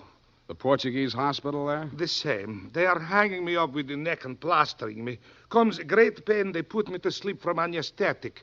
I are waking up in ambulance arriving at shipboard. Why you wish I should tell you my operation? More important things we should be discussing. I think so, too. I think Miss Paget and her friends had something they wanted to smuggle out of Macau and into San Francisco, and you're it. Oh, excuse me. I am not comprehensible. Look, I mean, while you were out with the anesthetic, they planted the goods, whatever they are, in or under your cast. Oh, that is why I am so heavy. The wheel. The what? The wheel. Look, I'll show you.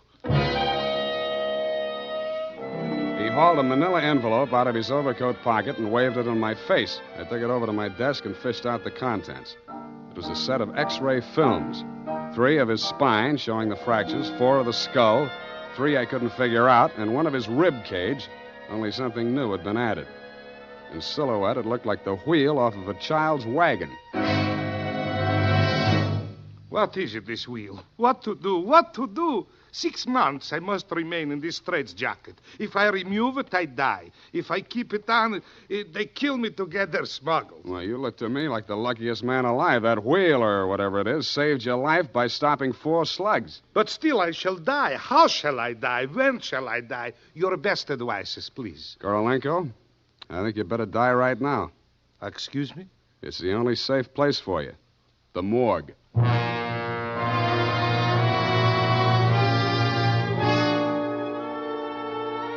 I called my friend Maxie the morgue man, gave him pitch number 137596. He agreed to play along. An hour later, I stood on the curb, head bowed, hat in hand, as the morgue wagon drove away into the gathering mist. Stay facing the way, What do you want, Shuggy? I want to blast this gun straight through you, and I will if you give me any excuse at all. You sound like you mean that, Shuggy. You're getting smart, Shamus. Now get going. Where to? Mr. Lathrop wants to see you.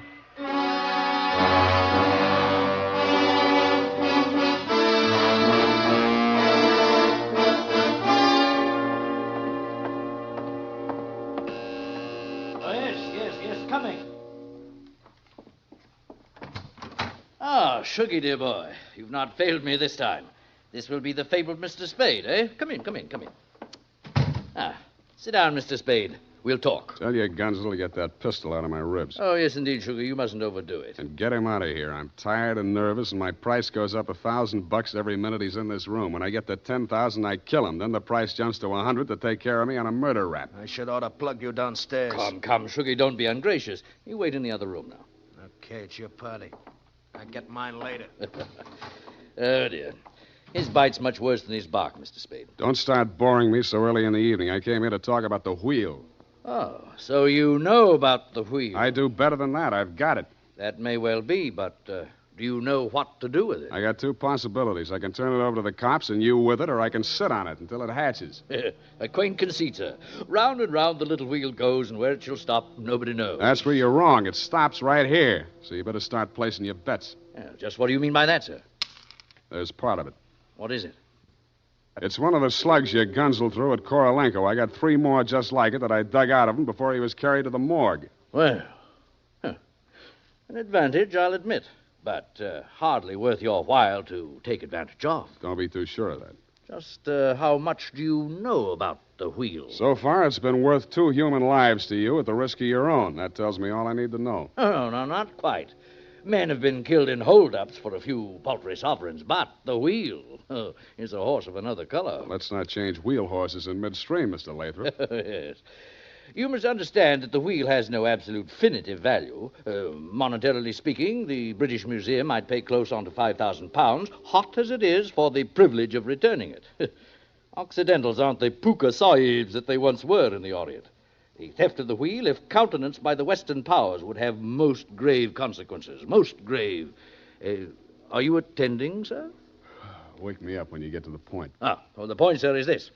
That little wheel of gold, is the wheel of life, which the Buddha himself is said to have received into his hands from paradise. Now, given such a relic, a few old Buddhist monks can set up a shrine which, even in the most miserable surroundings, can attract enough pilgrims to outgross Radio City, Madison Square Garden, and Miami Beach in season. To say nothing of Hialeah. Yes, quite. In short, we propose to act as booking agents for the wheel on a royalty basis with a percentage of the house. Mm-hmm. Why did you bring it to San Francisco? But good gad, sir. Were we to bargain in the Orient, we should be hacked to pieces in our beds. I'll settle for a lump sum and let you do the bargaining. And your price, sir? We can talk money later. First, I got to give the cops somebody for the doctor's murder and for Korolenko. Uh-huh. Well, that ought not to be too difficult. When may I expect delivery? I'll check on it. I went down to St. James Infirmary. City morgue. Maxie, Sam Spade. Yeah, Sammy. Deal's okay. Send it up. The address is... Sam, wait. Yeah? Sam, he ain't here no more. What happened? Somebody claimed him. A girl. Said she's his daughter. What did he do? Went on playing dead like you told him to. Maxie, where did she send him? Avalon Mortuary, corner of Lynch and Haight. Okay, by the way... Yeah, Sammy? Maxie, put some clean sheets in that morgue wagon, size 16. I may be your next passenger.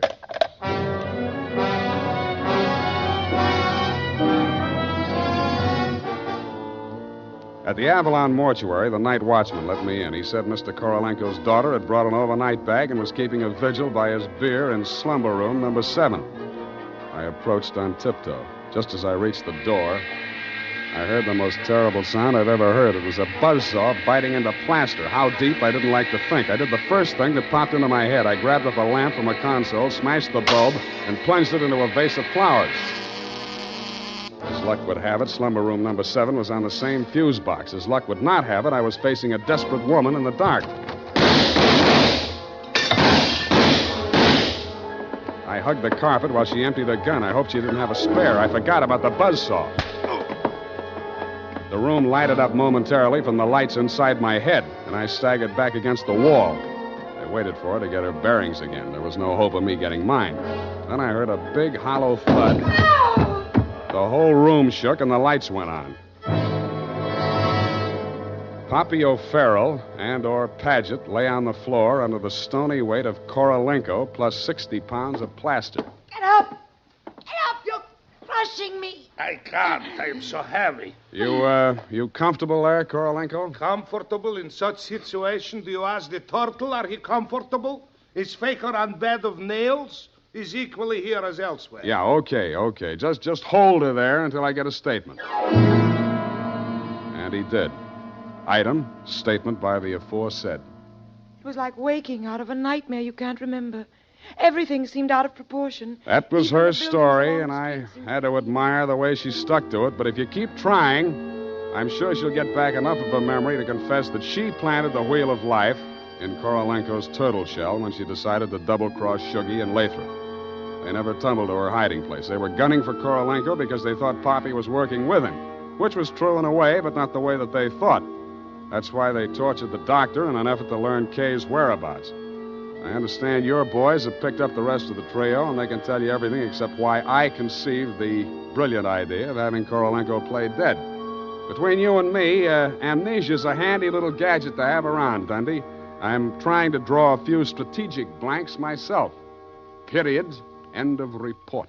Pardon me, Mr. Spade. Yes. There are just a few little coincidentals that I do not find entirely reprehensible. Such as? Well, I don't want to appear lucid or anything of that type. Believe me, you doesn't. I mean, don't it? Oh, you say the sweetest things. But it's about the wheel. Oh, yes, the wheel. Well, I'll tell you what you do. You type that up. I've got to call in about that now.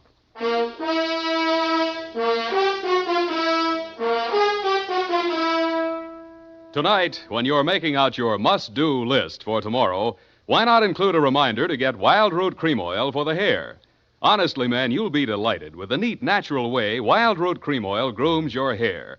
The way it relieves that annoying dryness and removes loose, ugly dandruff. Just try it and see if I'm not giving you a good steer. Make a note right now to call at your drug or toilet goods counter for Wild Root Cream Oil. Get the big economy bottle and the handy new tube that's easy to pack when you travel. Also, ask your barber for a professional application of Wild Root Cream Oil Hair Tonic. Again and again, the choice of men who put good grooming first. Did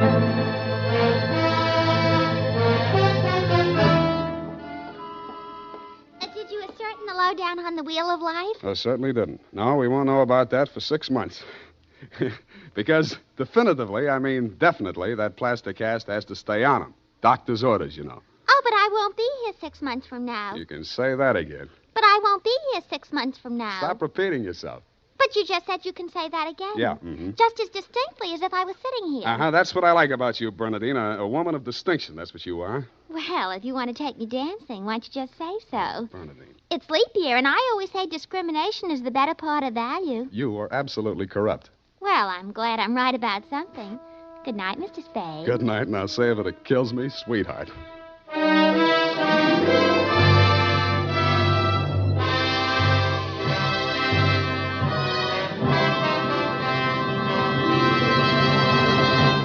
The Adventures of Sam Spade, Dashiell Hammett's famous private detective, are produced and directed by William Spear. Sam Spade is played by Howard Duff.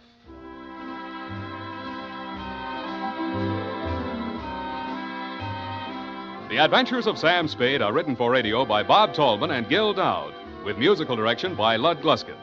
Gil Dowd directed tonight's broadcast in William Spear's absence. Join us again next Sunday for another adventure with Sam Spade, brought to you by Wild Root Cream Oil. Again and again, the choice of men who put good grooming first. This is Dick Joy reminding you to get Wild Root Cream Oil, Charlie. It keeps your hair in trim. You see, it's non-alcoholic, Charlie. It's made with soothing lanolin. You better get Wild Root Cream Oil, Charlie. Start using it today. You'll find that you will have a tough time, Charlie, keeping all the gals away. Hiya, Baldy. Get Wild Root right away. If you're thinking of volunteering for the U.S. Army or Air Force, here's a word of reassurance. As an Army and Air Force man, you'll become a skilled professional in a specialized field. The training you get will always be useful, not only in military, but in civilian life as well. This is CBS, the Columbia Broadcasting System. Broadway's my beat. From Times Square to Columbus Circle. The gaudiest, the most violent, the lonesomest mile in the world.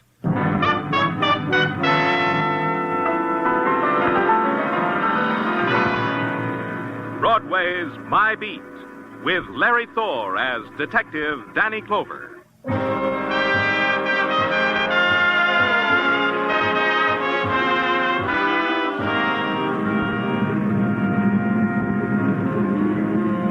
Broadway, where the nighttime explodes into the canyon streets like some passion, screaming to be rid of the day. And the night is a backdrop for a million fragments. Neon and roar and melting shapes and shocks and the clots of crowd. It's a fury that sweeps you up and holds you close, then throws you in the gutter of your own choice. It's Broadway, my beat. At 2 o'clock in the a.m., Broadway is laughing itself to death. It's a time for doing either one of two things. You nod to the bartender for another one, or you buy the papers and go home. Me, I bought the papers, but I didn't go home. Back to headquarters and write out a report on a visiting convention delegate with a wayward buzzer. It had to be done. I owed it to the taxpayers, because the taxpayers had supplied me with a sergeant named Tartaglia. Them convention delegates never give up, do they, Danny? Nope, never do. You know, I never forget what happened 3 years ago, the time I went to a convention. Tell me later. Answer the phone. Yeah, Danny. Sergeant Tartaglia speaking. What? Now, wait a minute. I can't understand you, lady. Well, What? What is it? There's some dame on the phone, laughing, crying all at once. I can't make out heads or tails. Well, let me have it. Yeah, here. Danny Clover speaking. I'll be dead. I'll be dead. Who is this? Dead. Oh, hurry, please. Please, hurry, Well, please. pull yourself together. I can't understand what you're trying to say. All right, I'm trying. You see, I'm trying. Well, sure you are. Now, talk to me.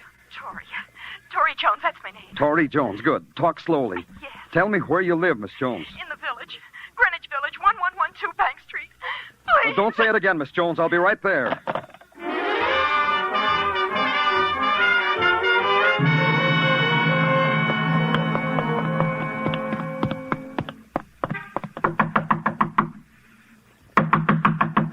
Go away. Go away. Let me in, Miss Jones. It's Danny Clover of the police. Police. Why would anyone call the police? Did someone call the police? You did, Miss Jones. Huh?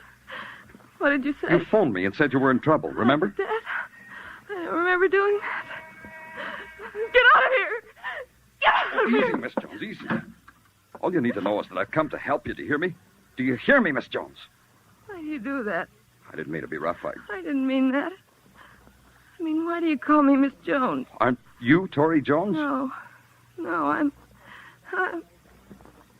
in there. The beautiful Tori Jones. The girl most likely. She's in there. Behind that door. Oh, want her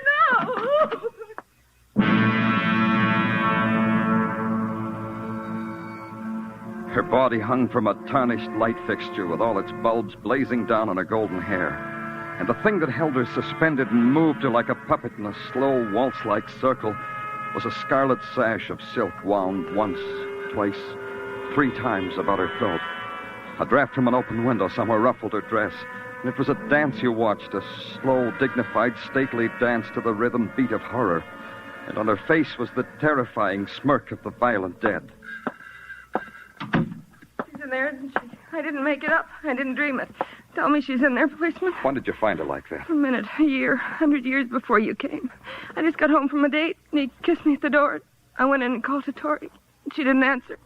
And I went into the bedroom to see if she was asleep. She wasn't. She was like that.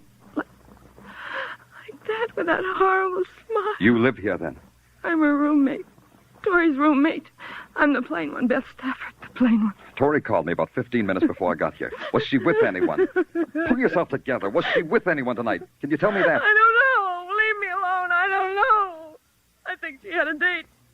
Tori always had dates. Every night of her life was a date. Where's she from? Who are her people? I never asked her. All we knew about each other is what happened to us in this room. The phone calls, the meals, the screaming you hold in. Where did she work? At Sterling Incorporated. She was a dress model there. Sterling Incorporated, huh? Okay. I'll want you to stay here, Beth. You won't go away. All right. I could send a doctor. Do you want me to do that? I'll be all right. Just get rid of that. And I'll be all right. Mr. Clover, Yes? girls like Tori always end like that. Don't they? Don't they, Mr. Clover?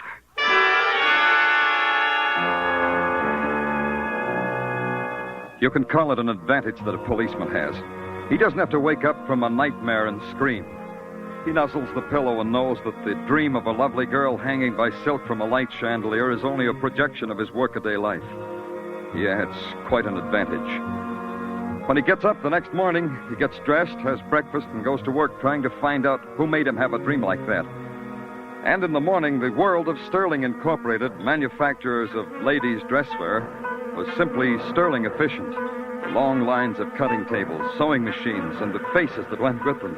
Faces that wouldn't get weary until another hour or so. The face of the office force goes with the company's product. It sees your badge, bites its lip, and announces you into the office of Lionel Conrad. He owns the joint. All of it, Mr. Clover. And just think, 20 years ago, I was peddling elastic bands on Broadway. Yeah, that's... Horatio stuff, eh? That's what you were going to say, Horatio. Still read the stuff. Finest literature a man can lay his hands on. Smoke, cigar? No, I just... But you won't refuse a gum drop now, will you? Here, have one. Been eating them since I first read that Ned, the fun-loving Rover boy, always nibbled them before a big game. Go ahead, have one. No, thanks. You wanted to see me about something, Mr. Clover? Yes, about Tori Jones. Tori Jones? Lovely name. Lovely model. Was. The girl was murdered. Read it in the morning papers. Pardon me. Lionel Conrad speaking. Yes, dear. Yes. But you know you have trouble getting into a size 42. All right, I'll bring it home with me. Goodbye, dear. My wife, Mr. Clover. We were talking about Tori Jones. I don't know anything about her, Mr. Clover, except she modeled our clothes. That's the extent of my information. Our designer sketches the dresses. We make them. Models like Tori model them. Well, I got my tip, Lionel. See you later. Second, Martin, I want you to meet... No time for a salesman. I'm late now. Who was the racket man? My shop manager, Martin Driscoll. Only he don't spend a lot of time in the shop. I gotta talk to him about that. It worries me. You got worries? Plenty. Somebody's stealing my designs, Mr. Clover. Somebody's stealing exclusives and peddling them to two-bit mass production dressmakers. Yeah? How could that be done? I wish I knew. Ira makes the sketches. I okay them. They turn up in basement stores at $12.95 per line. Who's this Ira that sketches? Ira Getz, my designer. Uh-huh. Where do I find him? In the village. That's where his studio is. You'll get the address from the girl at the desk. Will there be anything else, Mr. Clover? Nothing. Thanks a lot. For what? I don't know. Maybe a motive for murder?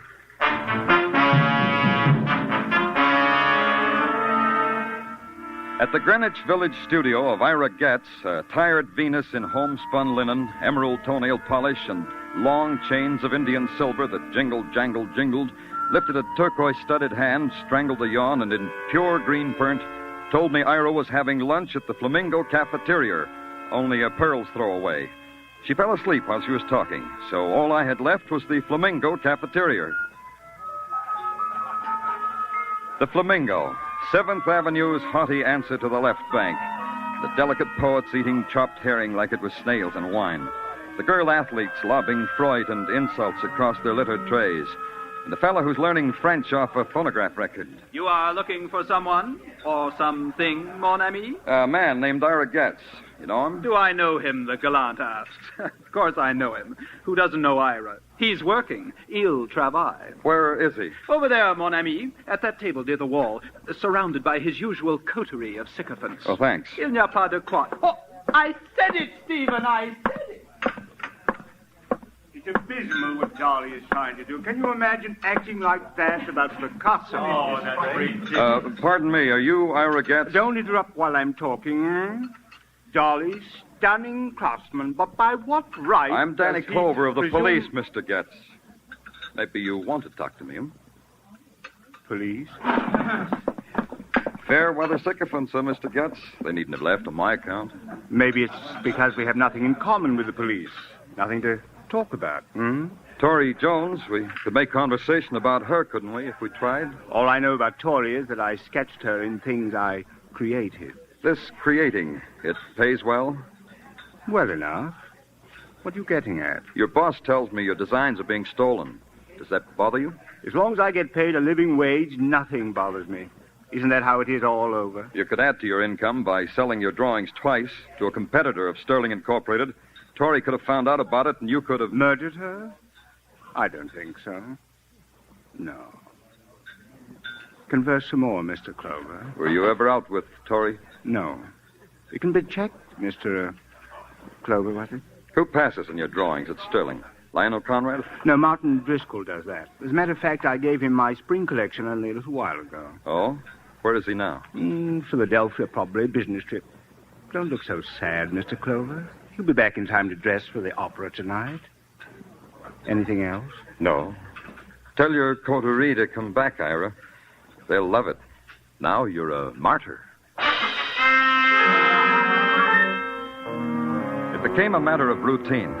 I grabbed a loose detective named Muggavan and gave him a detailed description of Martin Driscoll, planted him at Penn Station, and had him check all the incoming trains from Philadelphia. Muggavan was conscientious. He called in every 40 minutes with no word. He got sadder all the time. But at 5:40, there was a lilt to his voice. Driscoll was back in New York. In fact, he was in his apartment, and Muggavan was waiting outside. In 10 minutes, I was outside, too.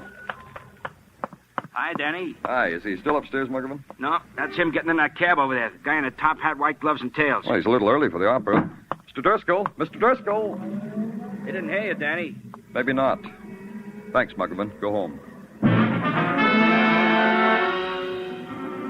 I could have stopped him with my siren. I could have, but I didn't. If Mr. Driscoll were going to the opera, he was going too early, and he was going by way of the third act overture.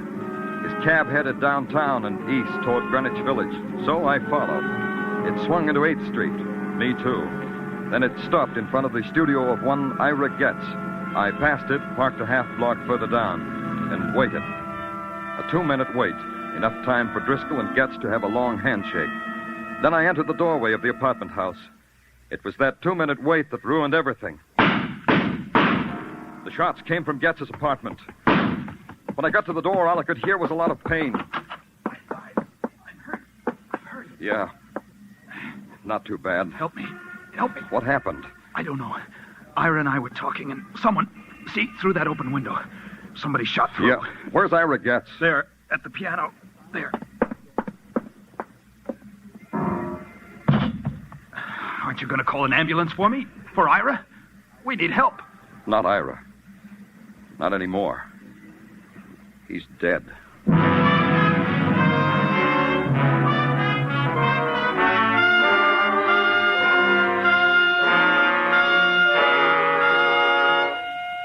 You are listening to Broadway's My Beat, starring Larry Thor as Detective Danny Clover. There's $55,000 waiting in Sing It Again's jackpot this week. The current Phantom's proving a real hard-to-get guy. And $30,000 in wonderful prizes awaits the CBS listener who can identify him. Be around listening hard when Sing It Again comes your way again tonight on most of these same CBS stations. Dan Seymour may call you.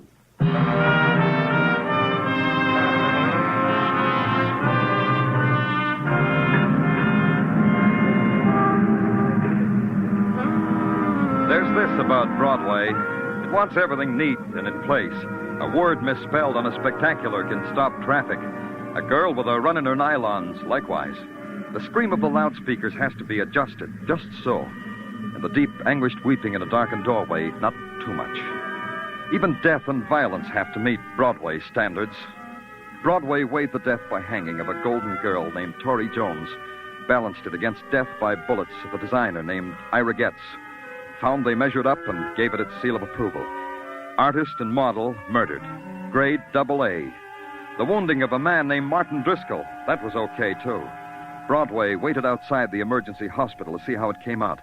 I waited inside for the same reason. You're a lucky, lucky man, Mr. Driscoll. It's only a flesh wound. A little more to the left, you'd be a dead duck, as we say in the profession. Very amusing, Doctor. Now, this may hurt. Just grit your teeth or something. Brave fellow. Now we're almost at the finish line. A little washing, some bandages, a few kind words. Is it all right if I talk to Driscoll while you're doing all that, Dr. Sinsky? Oh, of course. It's all right with him. It's all right with me. Why did you go back to Getz instead of going to the opera, Mr. Driscoll? I should think you'd be more interested in who it was tried to murder me. Spunk. That's what Mr. Driscoll has, Danny. Spunk. Oh, he'll recover all right. He will. We all know you've been wounded, Mr. Driscoll, but answer the question anyway, huh? Why did you go back to Getz? Well, there was something about his drawings that needed correcting. You didn't have the drawings with you? No, but Getz would know what I was talking about. The mutual understanding of co-workers, Mr. Clover. Exactly what happened before the shots? I think I told you that. Tell me again. I rang Ira's bell. He came to the door. We talked about the drawings. I heard a shot, several shots. I had this sudden, terrible pain in my side. And then you were standing over me. That's all that happened, Mr. Clover. Why should anyone want to murder you? A man makes enemies, Mr. Clover. Enemies he doesn't realize he's making. Some, I suppose, want to kill you. And Ira Getz. Why should someone want him dead? That I would hardly know, Mr. Clover. Yeah. Doctor. Yeah, Danny? You'll take good care of Mr. Driscoll. Of course. How else would You'd I? prescribe a good rest at home, wouldn't you, Doctor? So a person would know where to find him? Wouldn't you prescribe that, Doctor?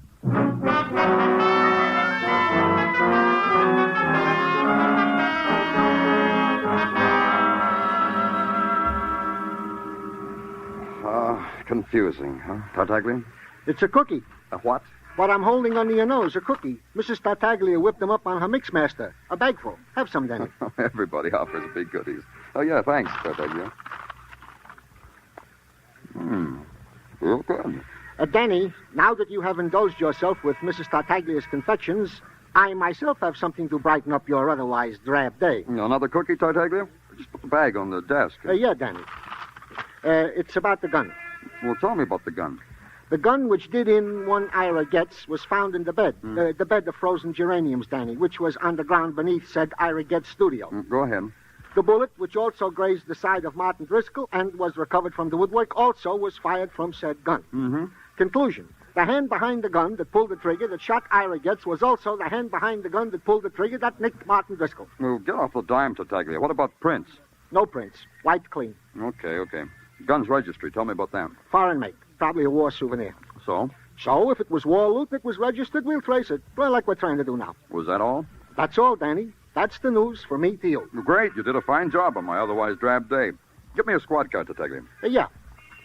Can I have my cookies now? Well, didn't you hear me? Give me a squad car.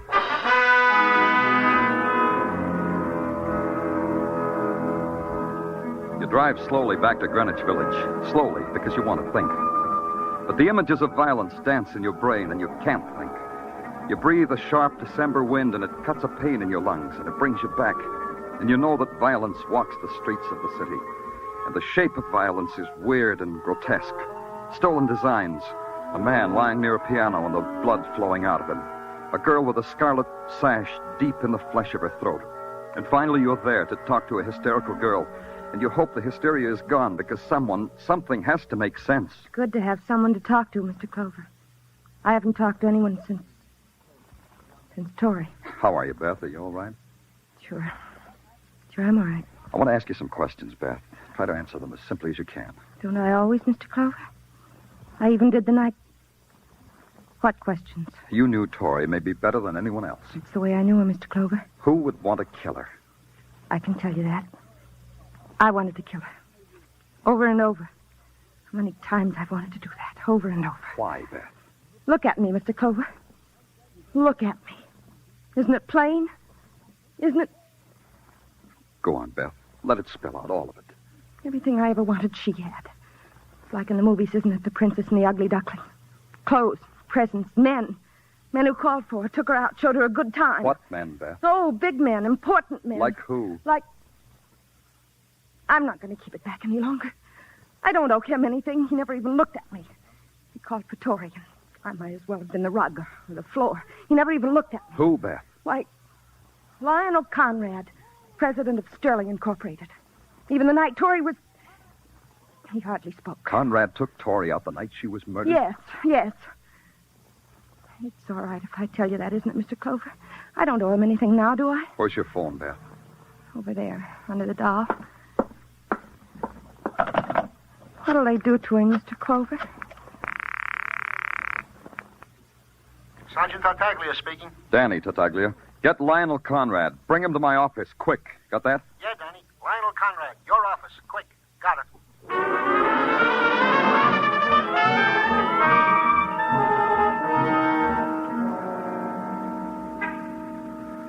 I want to thank you for bringing me down here, Mr. Clover. You police work just as effectively as we dressmakers. And I want to thank you, Mr. Conrad. You know, this is my opportunity to see you detectives detect it firsthand. Nick Carter stuff, huh? Got a shelf full of Nick Carter. Broadens the mind like Latin. I want to ask you some questions. Questions, eh? Fine. Great. Just fire when you're ready. You're married, aren't you, Mr. Conrad? 22 years. How often did you have a date with a model named Tori Jones? Huh? Answer me. Look here. Answer me. What about Tori Jones? I refuse to answer. I know my rights. I've read enough books to know all about them. Me, too. I'm going to book you for suspicion of murder. Mr. Clover, Mr. Clover. Yeah? I've got to get out of here. I've got to get out of here. Come here. Sit down. Sit down and talk to me. I said talk. Lionel, the fun-loving Conrad boy. Your playing around doesn't concern me. It's who it was with. Shows. That's all we did, Tori and me. Go on. I love beautiful things. Tori... I wouldn't know. She wasn't beautiful when I saw her. Tori dead. Yeah. Who did it? Who did it, Mr. Clover? Did you? Beautiful. Once she kissed me. Why didn't you tell me about Tori before? I couldn't. Don't you see? Nobody likes to get mixed up in a murder, Mr. Conrad. Not even a murderer. My wife, my business. Yeah. No other way to say it, I guess. Your wife, your business, the whole thing. 22 years, a mess. I didn't kill her. Maybe. Sure, I can understand why you didn't come to us. As a human being, I can understand that. But I'm a cop. And right now, you're in a lot of trouble. Right now... Yeah, Tartaglia, what is it? More news, Danny. What's on your mind? Come on. We traced the gun. To whom? To this guy right here, to Lionel Conrad. Book him. Let me tell you something. Book him for murder. Call the DA. The gun was stolen. It was stolen from me. Get him out of here, Tartaglia. He's for the DA. Come on, you. But the gun was stolen. I didn't do it. I didn't. Why didn't you tell us about the gun? Because of what you're doing to me now, accusing me of murder. What are you trying to say? I knew it was my gun that killed Ira. The description of it was in the newspaper. Why shouldn't I have kept quiet about it? My fingerprints were on it. I haven't got a chance. Come on, mister. Let's go. Hold it, Tartaglia. What? Bundle Mr. Conrad up and put him in a cab. Send him home, Tartaglia, and charge it to the police department. Now get out of my way.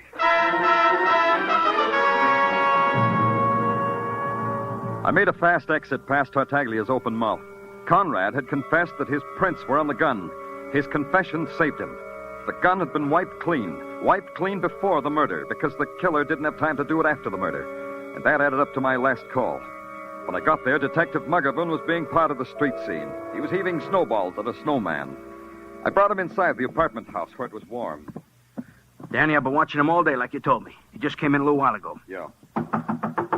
Open up, Driscoll. He's in, okay. I saw him come in a little while ago. Yeah. Come on, Driscoll, open up. Who is it? Danny Clover, I want to talk to you. You've already talked to me. Go away. Come on, open it up before I break it down. Should I? Wait a minute. What about it, Driscoll? You seem anxious, Mr. Clover.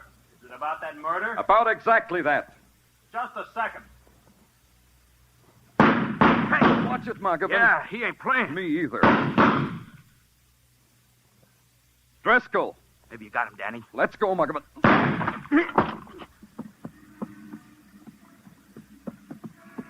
He ain't. Hey, the window's open over there. Yeah, the fire escape. There he goes up to the roof. Come and get me, Clover! Oh, careful, Muggerman. Watch the snow. It's slippery.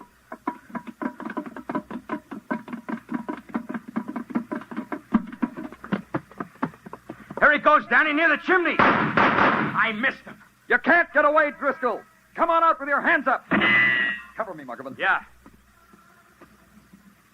I'm coming after you, Driscoll. Come on! You coming, Driscoll? You coming?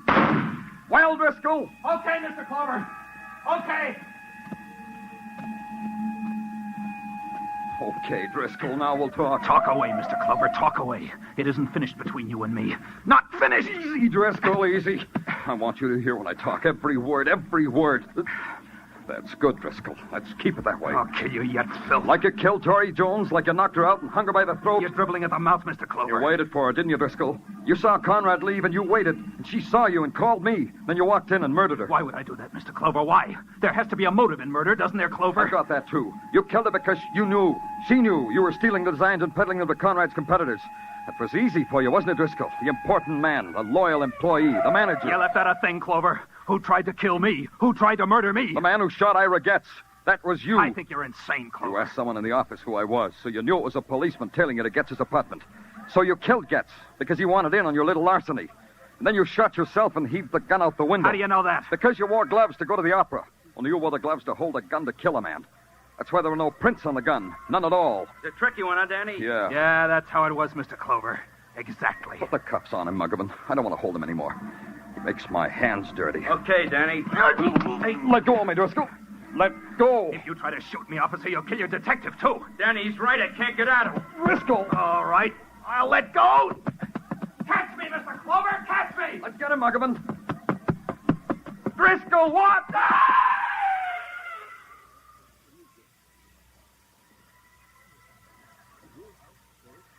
Danny, he slipped right over the edge. Snow. Yeah. Let's get off the roof, Muggerman.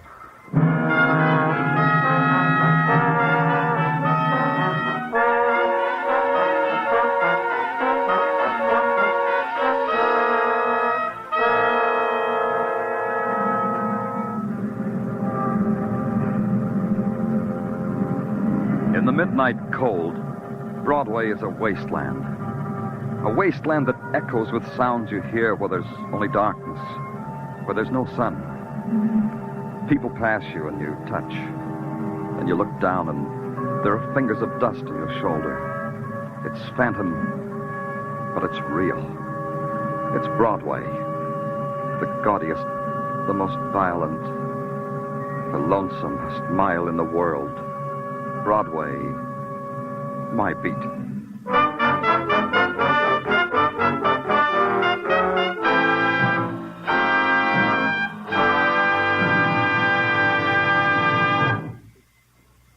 Broadway's My Beat stars Larry Thor as Detective Danny Clover and is written by Morton Fine and David Friedkin. The musical score was composed by Alexander Courage and conducted by Wilbur Hatch, and the program was produced and directed by Elliott Lewis. The cast tonight included Charles Calvert, Michael Ann Barrett, Virginia Gregg, Ed Begley, Elliott Reed, Jay Novello, and Jack Crucian.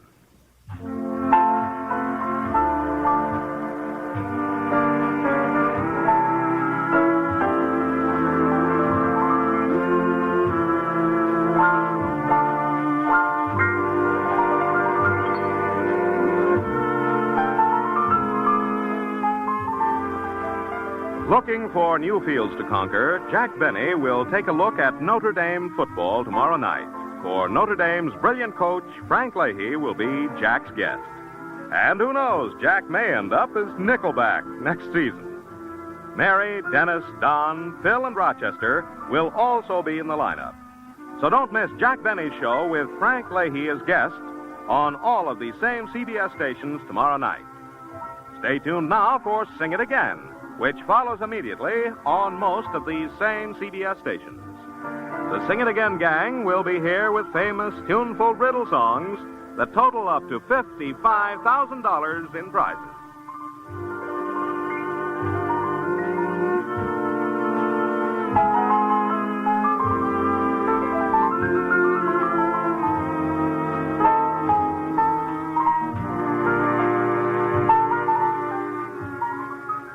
This is CBS, where you'll find Broadway is My Beat every Saturday night. The Columbia Broadcasting System.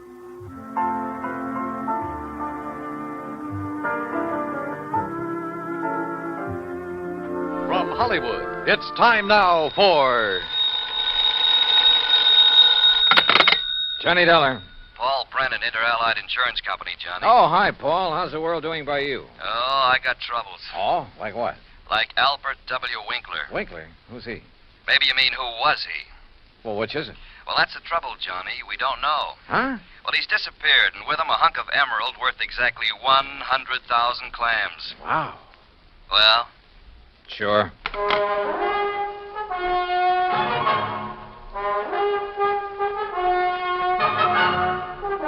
Bob Bailey in the exciting adventures of the man with the action-packed expense account. America's fabulous freelance insurance investigator. Yours truly, Johnny Dollar.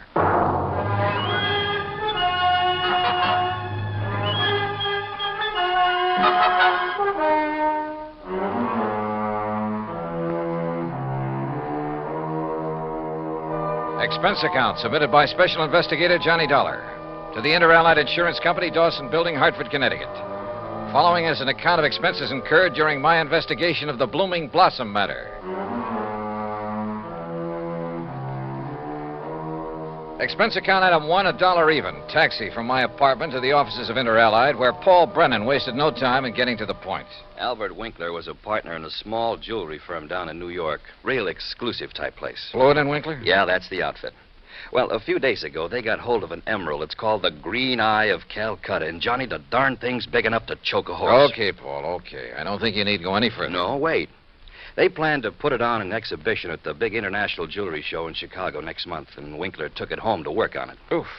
Insured for $100,000, you said. Yeah, and Winkler's insured for 10. Okay, so who killed him and stole the rock? Listen, will you? Go ahead. Well, Sunday morning, his partner Blewett tried to phone him at his apartment. No answer. So Blewett sauntered down to the office thinking he might be there. But no sign of him? Right. Nor of the Green Eye of Calcutta. Only a note Winkler had left the night before saying he was taking a stone home to work on it. Well, That makes it look as though maybe Winkler... Listen. About that time, the phone rang there in the office. It was the police department, also looking for Winkler. Oh? Yeah, they'd been called by Winkler's landlord after a chambermaid had found his apartment completely ransacked and the old boy missing. Uh-oh. Who's working on it? For the NYPD, I mean. Sergeant Randy Singer, 18th Precinct, homicide. Old friend of yours, I believe. Yeah, good man. Has he come up with anything? Nothing. Well, Johnny? Sure, Paul. Now? Now. Item 2, another $1 for a taxi back to my apartment where I slicked the stubble off my face, showered, dressed, and was about to head for New York when the phone rang.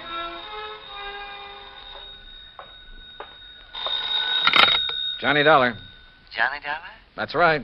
Oh, good. Well, who's that? Oh, yes, of course, Mr. Dollar. Huh? I must talk with you, sir. It's important, very important. Well, who are you? Me? Well, this is Wilbert Kenworthy Blossom. Yes, and I must see you right away. Well, what's this all about, Mr. Blossom, did you say? Oh, why, that's right. How did you know that? Is this some kind of a gag? Certainly is not.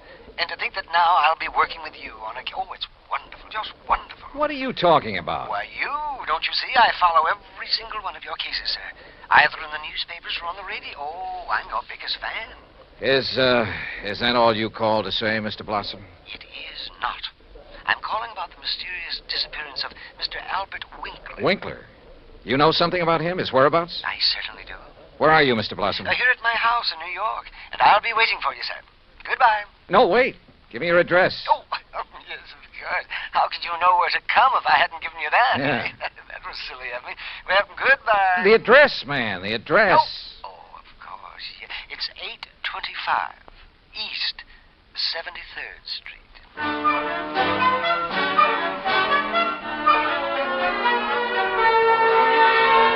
Item 3, $9.20, transportation and incidentals to New York City and 825 East 73rd Street.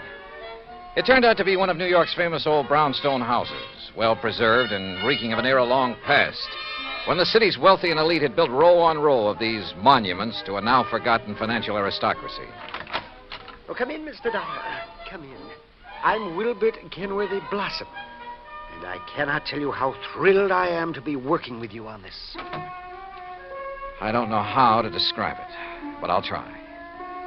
The inside of Blossom's home was unbelievable. Ornate pre-Victorian furnishings, heavy velvet draperies, huge lamps and chandeliers, gilt-framed mirrors, even an ancient horsehair sofa. It was also filled with dusty piles of newspapers and magazines, hundreds of old books. Travel books, Mr. Dollar, and mysteries. Oh, I just love mysteries. One corner of the high-ceilinged living room was piled with old trunks and handbags, an old carpet bag even. Boxes of tools and utensils were stacked about, an ancient Victrola, beat-up sewing machine. You just never know when you might want to sew something, do you? Old guns and pistols, some of them museum pieces. A stringless tennis racket, a pair of rusty handcuffs locked to the base of a floor lamp without a shade. A broken bicycle pump. That's just in case I ever find a bicycle to go with it, you understand. Yes. Against one wall stood an old metal cabinet loaded with rusty surgical instruments and a worn-out catcher's mitt. Yet directly opposite was a corner shelf full of priceless porcelain figurines and rare pieces of china. Some of the old clocks and jewelry on the mantelpiece were collector's items. Fine original oil paintings lay among piles of old shoes. All in all, it looked as though the contents of half a dozen pawn shops had been dumped into it. At auction sales, Mr. Dollar. Oh, yes, sir. I just cannot resist an auction sale or a bargain. But what are you going to do with all this stuff? Oh, just keep it. I like it. I like a lot of things. Yeah, so I see. Including 12 gross of Spencer's superlative steel-tipped shoelaces, patented 1841. They were a bargain, Mr. Dollar. Just like all this fine artwork is, too. Yeah, I'm sure. Some of my friends pamper me a bit, though. You know, send me things they pick up at sale. Yeah, now look, Mr. Blossom, you told me you know something about Albert W. Winkler. Oh, yes. Yes, indeed. Well? And think of that magnificent emerald. Gone. Disappeared. Yeah, but now you said... And that poor Intralite Insurance Company. Oh, my. That's how I knew you would be called on this case. But $100,000 and $10,000 on Mr. Winkler. Well, at least they're off the hook on him until he's proved dead. Aha. And that's where I come in. With proof. Proof? What proof? Have you seen Winkler? Mr. Dollar, I have. Well, where is he? You understand, of course, that I know Mr. Winkler very well because I've seen him at his office so many times. Yeah, okay, go on. Oh, go on. yes, indeed. Such beautiful, beautiful jewelry he had there. And, of course, he was always trying to buy some of the things I But had. you say you've seen him where? Well, Saturday I'd planned with a couple of old friends to attend a railroad auction. That was the Canyon City and Metropolitan Railroad. Winkler was there at the auction sale? Yes. Did you speak to him? Oh, no. Well, why not? You said you knew him. Oh, I didn't go to the auction. I wasn't feeling very well that day. I had a little cough. It was kind of like that. Then how do you know he was there? My friends went, and at least they talked about going. Mr. Blossom. And I'm sure they did, too, because they sent me something from... And what do you suppose it was? I don't know. I don't care. Now, look here. You got me It to... was the very thing that has solved this whole case for you. What? And think of it. This dull, drab, dreary life of mine has suddenly become... Why, it's almost like a mystery story, isn't it? Adventure and... Look, Mr. Blossom, And think of it. I'm being a detective. I'm working with my idol, the famous Johnny Dollar. Oh, George. Mr. Blossom, what did they send you? What's that? Oh, yes, of course. Here it is, sir. It's right here between the erector set and the golf clubs. This old trunk? That's right. Oh, great Scott, you think you do. But at first, of course, I thought of calling the police. But knowing all about you... Mr. Blossom, let me see that. Excuse me. There are a lot of crumpled newspapers on top. Yeah, I see. As old as the trunk.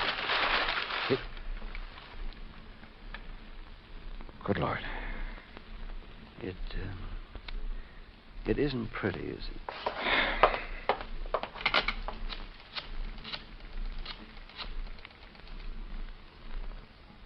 Sergeant Randy Singer, homicide. Randy, Johnny Dollar, get somebody over to 825 East 73rd Street right away, will you? Body of Albert Winkler. Randy got there in a matter of minutes. Got the same story from Blossom that I had, then called for the lab crew to come and take over. Now, who delivered this trunk, Mr. Blossom? Why, it was just a delivery man. Can you describe him? Would you know him if you saw him? Yeah, well, he was big and strong. He was very strong. Distinguishing features, scars or a limp or a beard or Well, something? I told you, Johnny, he was big and strong. How old? Well, I would say he was somewhere between 25 and, Yeah? 50. Yes, I'm sure. Well, that's a lot of help. Yeah, you better have those thick spectacles changed. But he was big. Yes, we know, and strong. What about his truck? Oh, I didn't see that. He left it outside. No. Now, look. These friends of yours who did attend the auction, who were they? Oh, yes. Now the investigation proceeds. Now the excitement. Who were they, Mr. Blossom? Well, there's Randolph Harrison and Percival. Randy Singer took down the names of Blossom's 3 auction-minded friends. The lab crew arrived. Randy took off to dig up Blossom's friends, and I took a cab. That's item 480 cents to the apartment of Elwood Blewett, Winkler's partner in the jewelry business. Blewett lived alone in a modest but tastefully furnished 5 or 6 rooms on East 52nd Street. Of course, Mr. Dollar. I'll be glad to help you all I can. Albert's death has been a terrible blow. Yes. Well, tell me this, please. Yes? Did Mr. Winkler make a habit of taking valuable pieces of jewelry to his residence? Yes, Albert often took pieces home with him to work on them, clean, polish, and so on. Wasn't that a rather dangerous practice? Frankly, I always thought so, but he felt there was far more chance of being robbed if he were alone at the office than at his flat, where he wouldn't be expected to have anything of great value. Well, who has seen the Green Eye of Calcutta besides you and Mr. Winkler? I'm not sure. Of course, almost anyone would have been able to recognize it. Because of the publicity and pictures when you brought it over here. Yes. Come to think of it, Blossom indicated he'd been much impressed with it. Wilbur Blossom? Yeah. You know him? He's been in the office many times. He and Albert were always bickering over pieces that either of Bickering? us had. Well, it was really something of a joke. Albert always wanted some of Blossom's heirloom pieces, and Blossom wanted some of the finer things we had. Did he ever buy? Never. He always wanted us to put them up at auction or at a bargain price. Hardly our way of doing things, needless to say. When did you last see Blossom? Why, Last Friday, I was busy with an important client, and from the back room where Albert worked, I remember hearing Blossom insist that Albert show him the emerald. What did he? I don't know. The silly argument got so noisy that I closed the door on them. Oh, now, wait. Certainly you aren't thinking that perhaps Wilbert Blossom... I'm not quite certain what I'm thinking, Mr. Blewett. Item 5, 10 cents, phone call to Randy Singer. No, not a thing, Johnny. One of the 3 names on Blossom's list is in Europe. The other 2 did go to the railroad auction, but purchased nothing. Randy, do a couple of things for me, will you? Like what? Phone whoever is stationed at Winkler's place that I want to look it over. Sure, everything is just as it was, including the poker that was used to kill him. Also, I want a copy of the picture of the trunk your lab boys took and the list of Blossom's friends. I'll have them waiting for you. And post a man at Blossom's place. Keep an eye on him. Yes, right away. Johnny, have you learned something? No, just, just for his protection, say. I'll talk to you later. Yeah, but...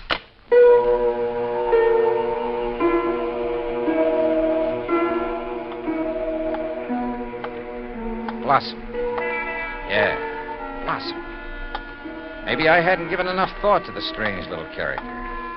Or to why the trunk with Winkler's body had been at his place. But if he were involved, why call me in? Cover up? Possibility. But Wilbert Blossom kill a man? Yeah, maybe he could. Maybe he did. I'd better see him as soon as I get through with the inspection of Winkler's apartment. Mr. Dollar? Oh, hi, officer. Did Sergeant Singer call and tell you that... He's on the phone here in the Winkler apartment now. Wants to talk to you. Says it's very urgent, sir. Okay, thanks. Johnny Dollar. Johnny, how did you know? Huh? The man I sent to cover Blossom's house for you got there too late. What? Whoever got in and attacked the poor old coot got away. Attacked? Blossom? Yeah, really did a job on him. Johnny? Okay, Randy. Thanks.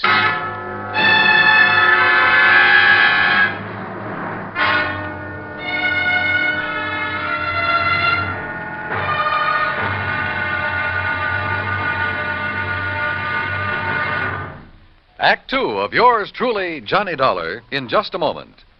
Democracy. As everyone knows, democracy means many things. Self-rule of the people, a higher standard of living, freedom of speech, press and religion, rights and privileges, liberty. But the most vital promise of democracy is mankind's right to dignity. For it is through the dignity of man that democracy has given mankind its greatest legacy of freedom. Now, Act 2 of yours truly, Johnny Dollar, and the Blooming Blossom Matter.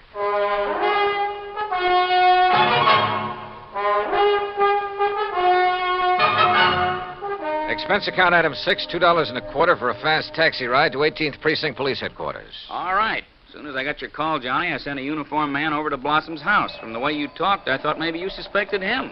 Yeah, Randy, I'm afraid I did. Boy, how wrong can you be?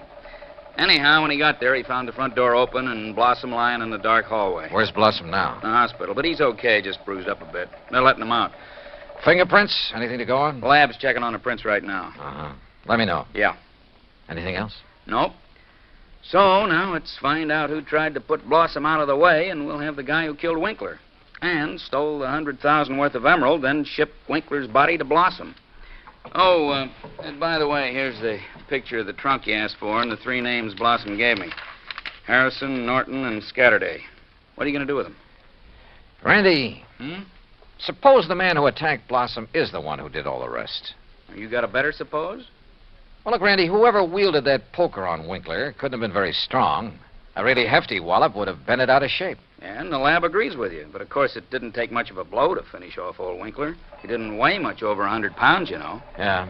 Any strong arm could have finished him off easily and without messing up the whole apartment. And don't forget, whoever did him in also put him in the trunk and delivered it to Blossom's house. But why? Yeah. Yeah, and where's the emerald? That's what you should be worried about. $100,000 worth of worry for your insurance company. Now, what are you going to do with that picture of the trunk and the list of Blossom's friends? Oh, yeah, sure. I'll see you later.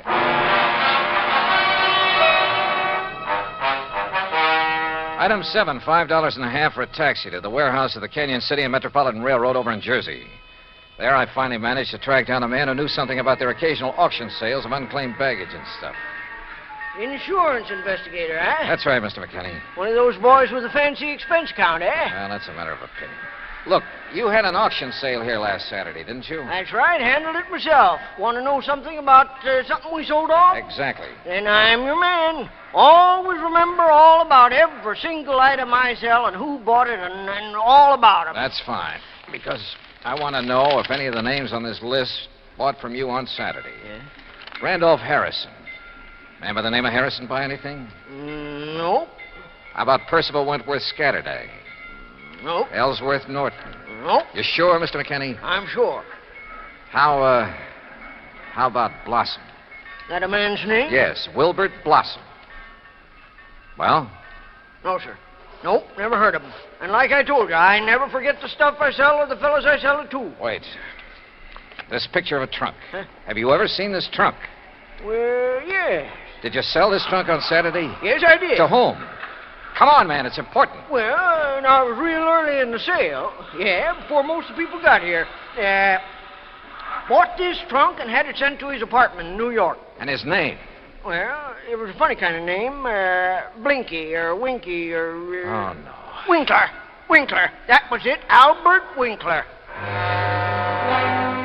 Item 8, $2, 2 drinks for myself at the nearest bar. But they didn't help to kill my feeling of utter frustration. Item 9, $5.50 taxi back to 18th Precinct headquarters in New York for want of a better place to go. Oh, it's about time you got here, Johnny. Oh? We matched up the prints we found after Blossom was attacked. You know who made them? Yeah, here's his card. Carlo Bernasconi. Any reckon? Couple of a dozen arrests, only one conviction. Anything to do with jewelry? Better. Accessory to a hijack operation a couple of years ago. He drove the truck. Hey. Sure. Got a mugshot of him? We got him. Downstairs. Come on, I'll take you down. Randy, what's he look like?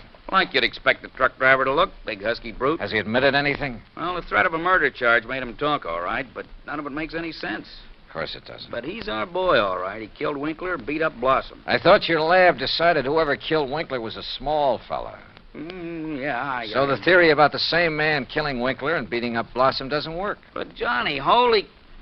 Come on down. Let's talk to this Bernasconi. After I make a phone call. Huh? Who to? Yeah? Get me a man named McKinney, Canyon City and Metropolitan Railroad warehouse over in Jersey. Make it fast, please. Yes, sir. Hey, you been over there, Johnny? Just before I got here. Did you find out anything? No, but I'm going to now. Like what? Randy, for the first time, this whole thing is beginning to make sense. Here's your party.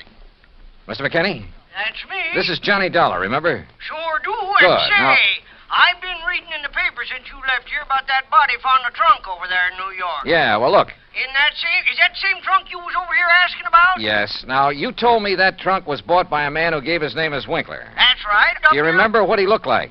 Sure do. Why, I can give it to you as accurate as if it was in the police files.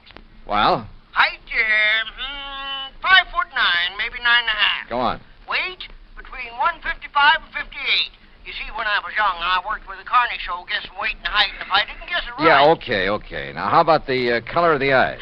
Well, I noticed them because of the way he squinted through them thick, old-fashioned steel glasses. Thanks, Mac. I'm sending you a 10-spot in the next mail. Well, now. Well, Johnny? Come on, Randy. Let's go down and see this Bernasconi. You find something out new? Yeah, and I don't like it. I don't like it.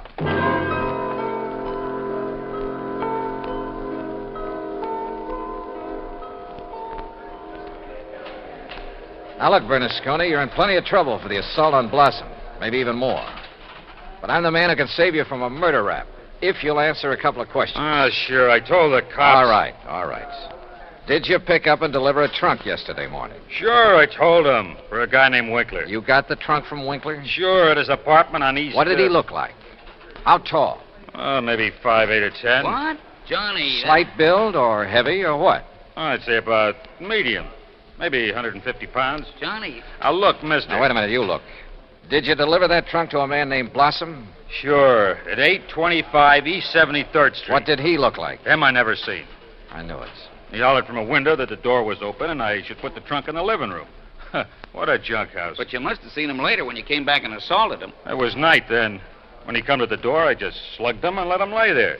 Then I went inside where the lights was on to look for... Well, I looked for the big rock I'd read about in the paper. But then I heard a prowl car coming, so I beat it. Trunk wasn't there anyway. Okay, Bernasconi. See you later, Randy. Now, just a minute. Hey, and what about me? You said it.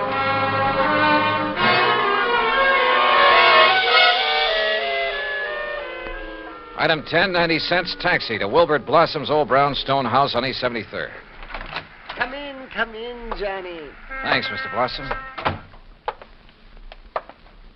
All recovered from your beating? Oh, of course I am. Here, sit down.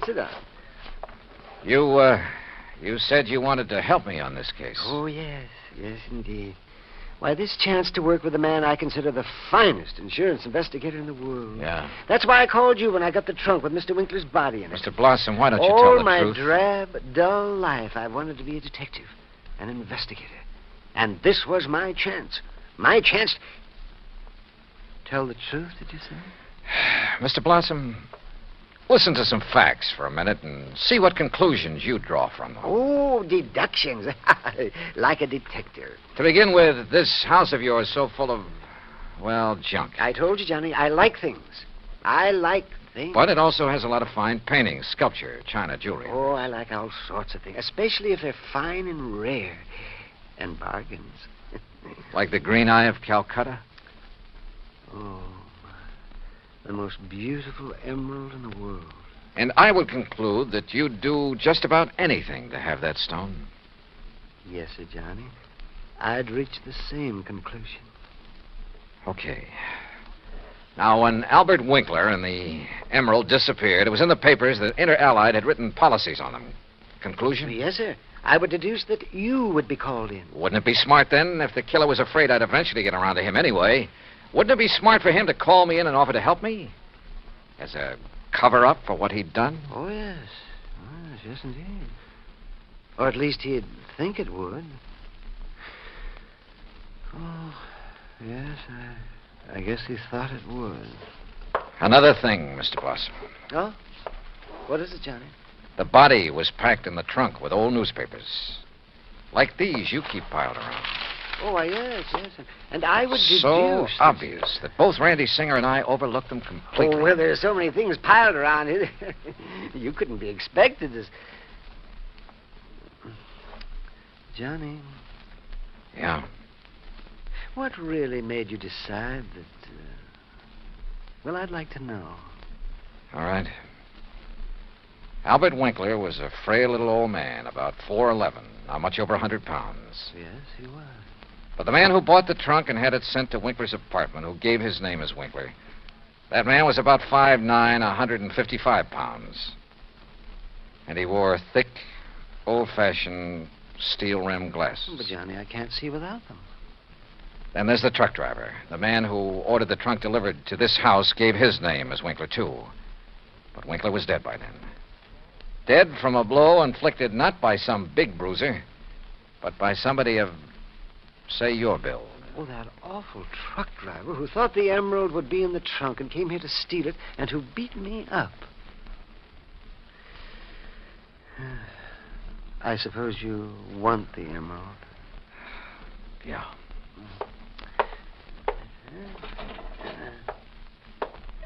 Here, Johnny, I kept it in this old coffee pot that I picked up at an auction sale. Real bargain, too.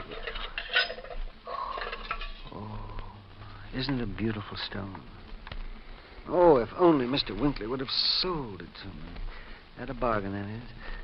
Then none of this would have happened. Well, I guess we better go now, hadn't we? It's such a silly thing. Me trying to act like a detective.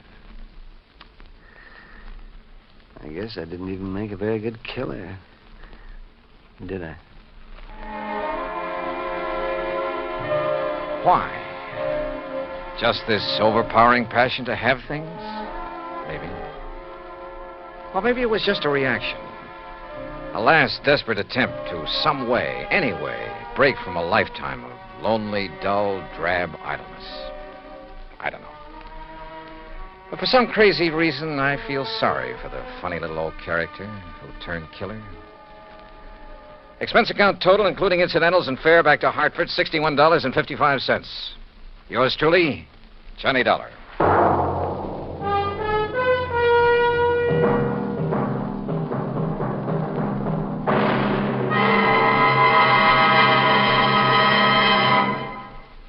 here is our star to tell you about next week's story. Next week, a case so simple, so easy, so obvious, that it proves almost impossible to solve. Join us, won't you?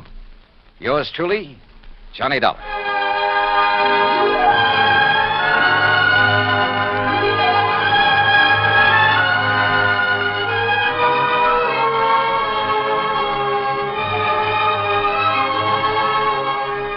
Yours truly, Johnny Dollar, starring Bob Bailey, originates in Hollywood. It is produced and directed by Jack Johnstone, who also wrote tonight's story. Heard in our cast were Howard McNear, Herb Ellis, Herb Bygren, Junius Matthews, Herb Butterfield, Frank Gersel, and Johnny Jacobs. Musical supervision is by Jerry Goldsmith. Be sure to join us next week, same time and station, for another exciting story of yours truly, Johnny Dollar. Dan Cubberly speaking. Johnny Dollar has come to you through the worldwide facilities of the United States Armed Forces Radio and Television Service.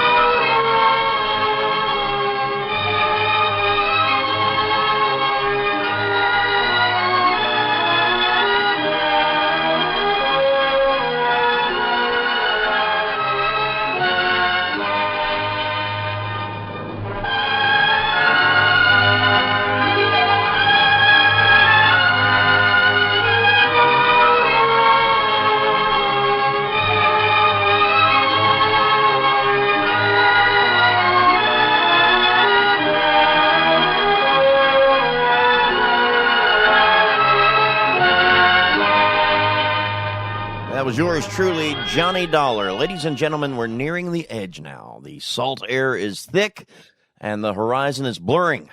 This is where we stop fighting the tide and start drifting with it.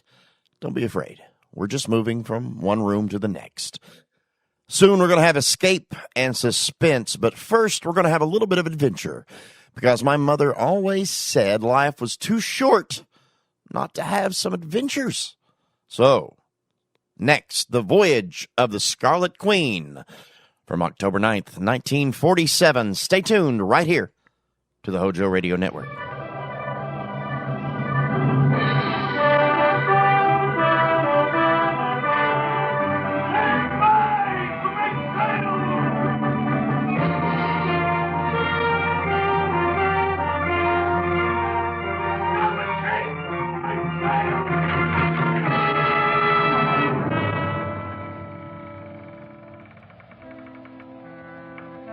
Log entry, the Ketch Scarlet Queen, Philip Carney, master. Position, 5 degrees, 5 minutes south, 120 degrees, 3 minutes east. Wind light, sky overcast. Remarks, cleared port of Macassar, Celebes Island, after troubled voyage up coast. Reason for trouble, tattooed beaver and baby food for pare-pare.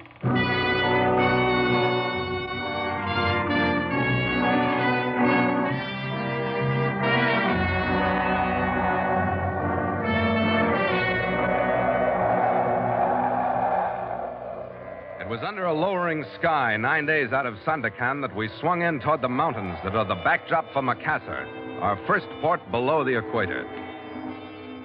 The Scarlet Queen threaded her way through the usual clutter of Oriental harbor traffic. Rusted inter-island steamers in from Surabaya, Batavia, Amboina, Papua, native craft from Celebes ports. It started to rain when we were halfway across the harbor. By the time we'd reached our berth at the Netherlands Asia Company's docks, our decks were awash with it, and it fell with equatorial consistency for 2 days.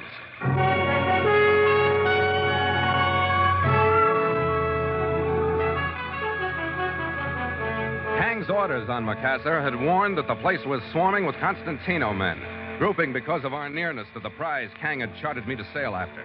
The orders were that unless we were contacted the first day, we were to leave and return every 24 hours. The first day passed without contact. So on the second, my chief mate Gallagher and I nosed into the city looking for a short cargo haul or something to make a trip out profitable. We didn't find it.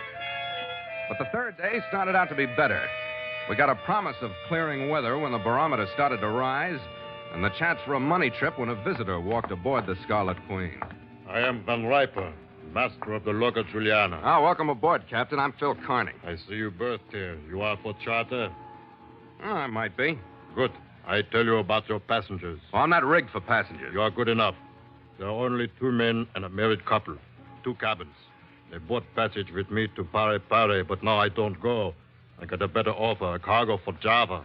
And you already signed for their passage? That is right. They are in a hurry to get there. 1 day up, 1 day back.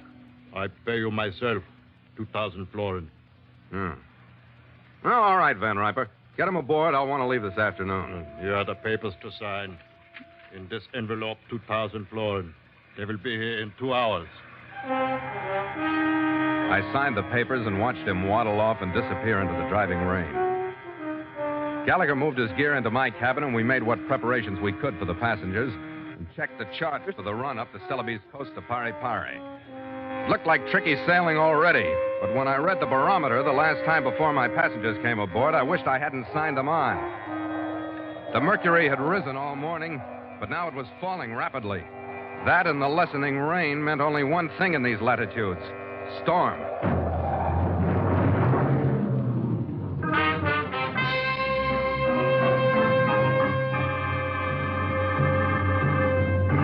And so Mutual continues The Voyage of the Scarlet Queen, written by Gil Dowd and Bob Tallman, and starring Elliot Lewis.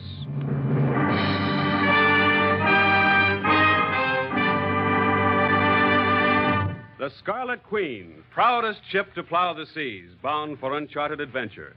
Every week, a complete entry in the log, and every week, a league further into the strange Voyage of the Scarlet Queen.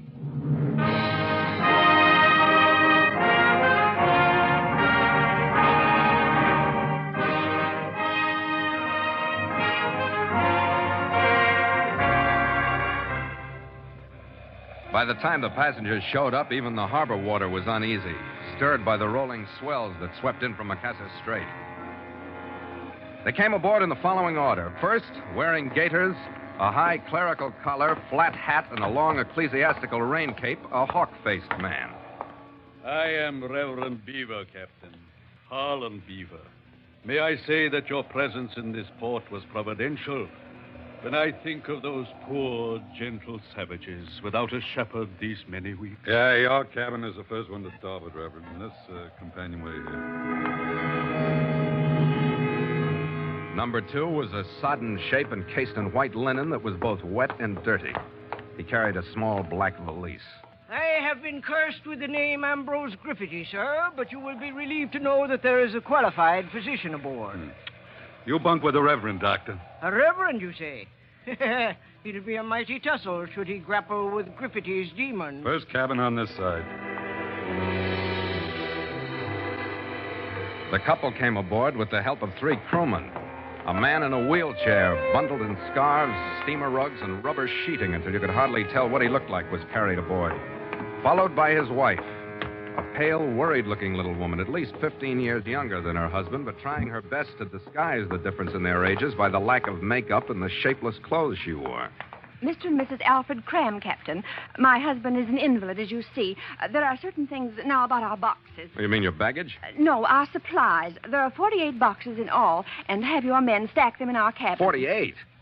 Look, I'm sorry, Mrs. Cram. I contracted to take 4 passengers. Oh, my dear I Captain. can't take a cargo unless it goes through official channels. Well, if you want to delay your sailing, you are, of course, at liberty to have the supplies inspected. But I assure you the boxes contain nothing but special foods, strained baby foods, which are necessary to my husband's very existence. Oh, Captain Carney, if you only knew how hard it's been to attain even this small supply. The delays, the red tape, and my poor Okay, husband... Mrs. Cram. Gallagher, rig the cargo gear and get it aboard. 48 crates in the cabin, Skipper? Well, get what you can in and stow the rest in number 1 hold. Oh, thank you, Captain, thank you. Yeah, well, Uh-oh. There she comes, Red. Get it aboard and make it secure. Pull her. Lend the chief a hand. Crowder, Gordon, over here. We're rigging storm sails.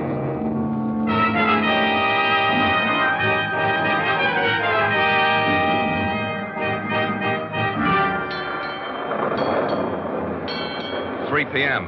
Ship took on heavy roll on entering Macassar Strait. Sea cresting with heavy cross swell. Sky lowering with scudding clouds. Wind moderate southeast gale. Velocity 30 knots. Restricted passengers to quarters. Double reefed mainsail and mizzen.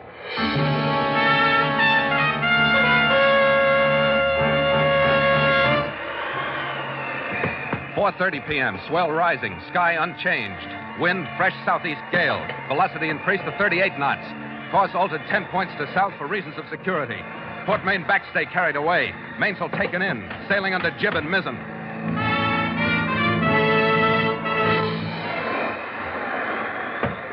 8 p.m. Weather conditions unchanged. Ordered ship brought to for night and sails taken in. Keeping bow into storm with motor. Oil lanterns rigged throughout ship due to flooding of generator and failure of electrical power.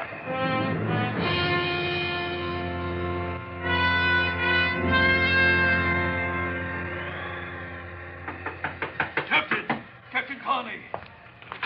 What's happened to the lights? Generator's been damaged, Reverend. The oil lights will carry us.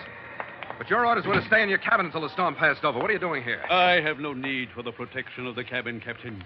But for the sake of my native flock in Pari Pari, I must demand from you our position and the direction in which we are traveling. Our position is just off the Spermondes, and our direction is roughly north by west. Our fate is in your hands, Captain. So saying, I accuse you of the basest untruth. You reversed the direction of the ship, and in cowardice, you are retreating toward Macassar. Reverend Beaver, if I could put about to Macassar, I would, but I can't.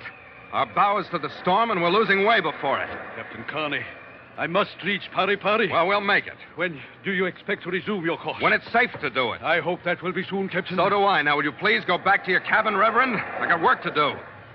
As you command, Captain. As he left, his hawk-like face was set in an expression that still could have been fear or anger or both. I started for the engine room to see what could be done about the generator. But before I got halfway across the cabin, I was faced by another example of the dwindling passenger discipline in the form of another visitor. This one was at least more pleasant, and he was still carrying his little black bag. I see you've been blessed with a visit from my bunkmate. And a strange one he is, wandering about the ship the way he does. What about you, Griffity? What are you doing out of your cabin? I've come to share with you a startling bit of information. Oh? What is it? Griffity has been about some, Captain dear, but for the life of me, never can I remember seeing a hale and hearty man huddled into a wheelchair before tonight. What do you mean? Whilst making my rounds among the passengers, bringing them what help I could in the way of soothing words and medicaments, I quietly opened the door to the cabin of Mr. and Mrs. Alfred Cram. The gentleman was there alone, Captain, busying himself pacing the floor fore and aft. Now, what do you think of that? Yeah. Closing the door without giving him a sight of me, I left, returning after a proper time and using my knuckles on the door. Come in, he says, and there he was in his wheelchair. Is there any help I can give you, says I. Get out, says he. Nobody prescribes for me but my personal physician. And where might he be, I asked him. Get out, says he, stiffening in anger. So I left him, and there's the story, Captain. Yeah. What do you make of it? Nothing, Doc. It's none of my business. I got trouble enough of my own. I suppose you're right. Yet it strikes me as queer that a man would waste his time in a wheelchair when he can walk about. But you'll have to admit, Captain dear, it is a strange list of passengers you've got. That it is, Griffity. That it is.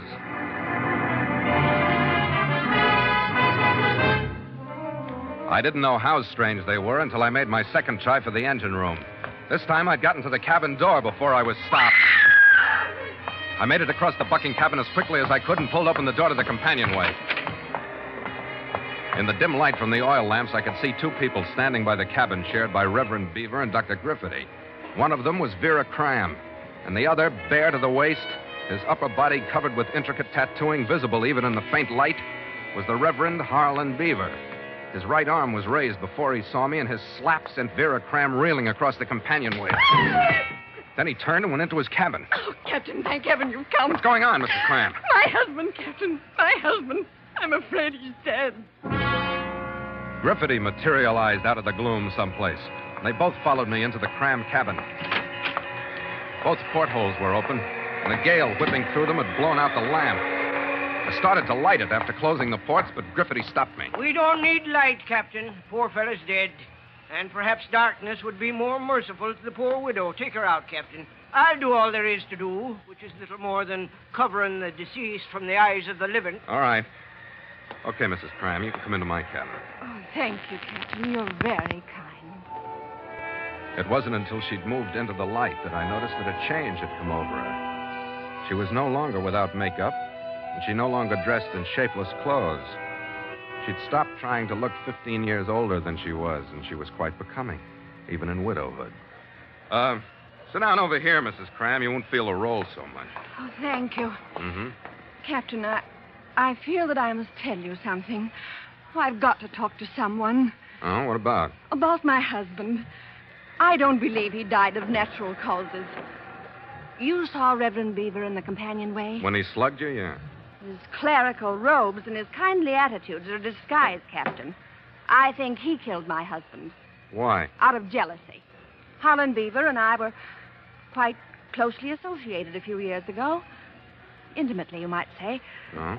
But he got into serious trouble with the Dutch officials, and he was sent to prison. Mm-hmm. I promised to wait for him, but while he was gone, I learned to hate him for what he'd done to me. I married Alfred. Harlan found me and wanted me back. He threatened many times to kill Alfred, and I'm convinced that he finally did. Yeah? What's the idea of that clerical disguise, anyway? Just to cover up his tattoo work? I'm risking my life in telling you this, Captain. Harlan never finished his prison term. He escaped. Oh, yeah. Captain Carney, could I please stay here under your protection? I'm afraid. Well, if it'll make you feel any better, Mrs. Cram, sure. You're welcome to the cabin.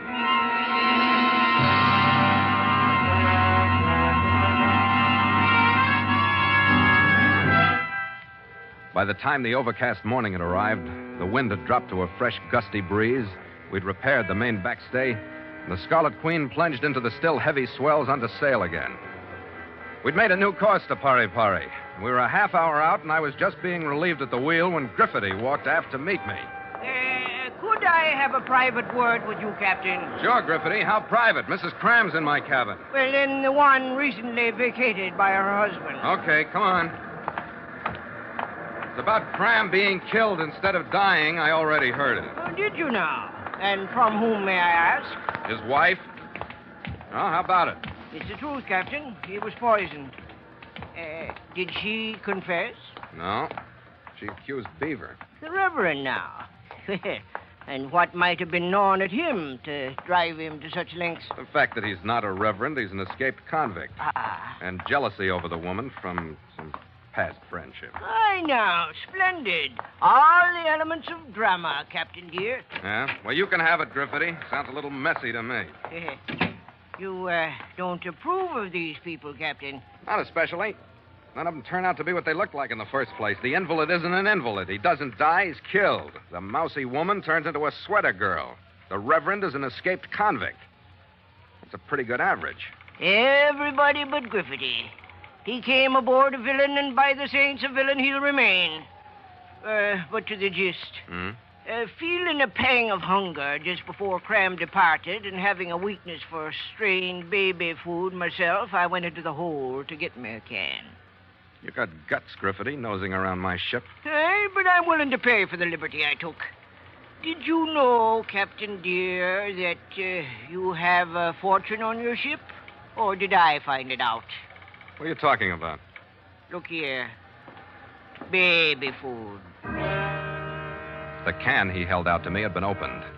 The label called it strained vegetables. But the can was filled with salt-like white crystals. It wasn't hard to figure what it was or why Cram had been putting on the Invalid Act. Narcotics, Captain. A ton of the stuff, I should say. Now listen, Captain dear. You've an eye for profit, or you wouldn't be sailing these waters, carrying passengers and the like. The two of us have a fortune stacked up about us here in the cabin, and more in the hold. It's ours for the taking. Yeah? Thousands of florins, dollars if you like. Do you have the heart for it? Well, that depends on our chances, Griffiths. Who's to say no? Vera Cram? Yeah, she'll not say a word. Not with the specter of murder hanging over her own head. She'd have a time convincing anybody she didn't poison them for a full share of their supplies. Hmm. Do you think she did? No, because I did. But nobody'll prove it, Captain dear. Even if they try, which I doubt. You did? A few drops of poison in the oil of the lamp, Captain, after cutting the wires of the generator so we'd have the lamps. Death by absorption of the stuff. A trick developed by the Borgias, God love 'em, who used the wick of the candle for the same purpose. A handy thing to know, isn't it? Perfect conditions. Small cabin, no ventilation, with the ports closed against the storm. And, Captain dear, no evidence. The lantern I chucked over the side. What do you think of that? That's very neat, Griffin. I liked you better before I heard it, but it's very neat. You will join me in the venture? What's the deal? I simply face her with the truth.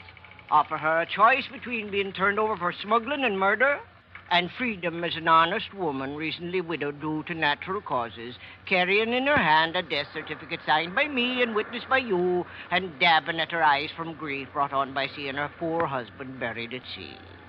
What do you think of that? I'll think it over. The thinking's done. What do you mean, man? Well, we've only seen one can of baby food, Griffity. You stay here and check some of these. I'm going into the hold and look at some of the ones down there. Okay? Well, you gave me a start, man. I thought you'd lost your heart. Yeah. Not me, Griffity. Captain! Captain! What have you done? After I locked his door, I did the same with those leading to the other principals. If there was anything I didn't want to get mixed up with, it was the Netherlands Indies Customs. They're tough at best and even tougher on non-nationals. I was going to turn over the whole shipload to the first official who'd take them. But I should have thrown them overboard and saved myself the trouble. Our hook hadn't been on the bottom of shallow anchorage off Pari Pari 5 minutes before the pudgy little local regent had climbed out of his dinghy and stomped into the cabin. The arrival didn't surprise me, but what he had to say did. Captain Kearney, I have the pleasure to report that you are to be detained for the arrival of customs officers from Macassar. Oh, I thought I'd give you the news, Regent. I got them all locked up for you, and the contraband is just as it came aboard. You will receive no leniency for your late show of cooperation. Leniency? Why should I need leniency? Yeah, you asked me that, Captain. Yeah, I asked you that. I didn't know what I had aboard until a little over an hour ago. You waste your time. That true story came from Macassar last night. What true story? That you loaded the cargo, Captain. It wasn't cargo, and I didn't know what it was. The passengers were transferred from another ship. Papers, baggage, supplies, and all. Yeah, you tell me that. But I tell you, Captain Van Riper went to the customs... Captain Van Riper? Yeah. What does he know about it? He says the cargo was not on his ship. That he saw you and the Cram woman talking and that you took money from her. Ah, well, then it's a frame. A what? I don't know what you call it out here. It means Van Riper's lying. Why should he lie? To get me into trouble with customs. Hey, what company does he sail under, do you know? It says on the message. It is here. Do you read that? I don't have to. Constantino, isn't it? That is the name. Yeah, I thought so. Gallagher!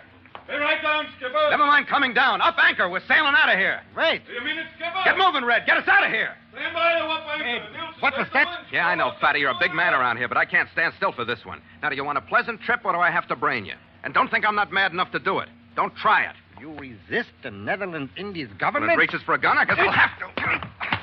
Now, I warned you, Fatty. I'll warn you again. You be a good boy, or I'll lash you to a mast. You hear from this... I've heard enough already. Now, come on, get up on your feet and follow me around. Don't talk, just listen. You know, if you behave, you'll make yourself a name on this island. Come on.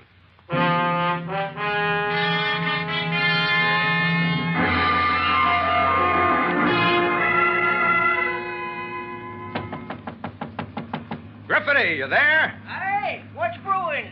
We're heading out to sea again. I got good news for you, Griffity. Yeah, I got a Dutch official who wants to come in with us. Protection. You don't say now. Aye, what a fortune will do to the official mind. Here he is. Yeah. Yeah. He's worried about one thing. He thinks too many people know the stuff's aboard. Oh. He doesn't quite believe that you and the woman and I are the only ones, and that even I didn't know until an hour or so ago. Aye, that's right. There's not a thing to fear, man dear. It was a good scheme from the beginning, and it's proven now. Yeah, since you killed Cram. Well, that is a subject without appeal when I'm faced with a uniform. Thanks, Griffithie. We'll get together later and map our course.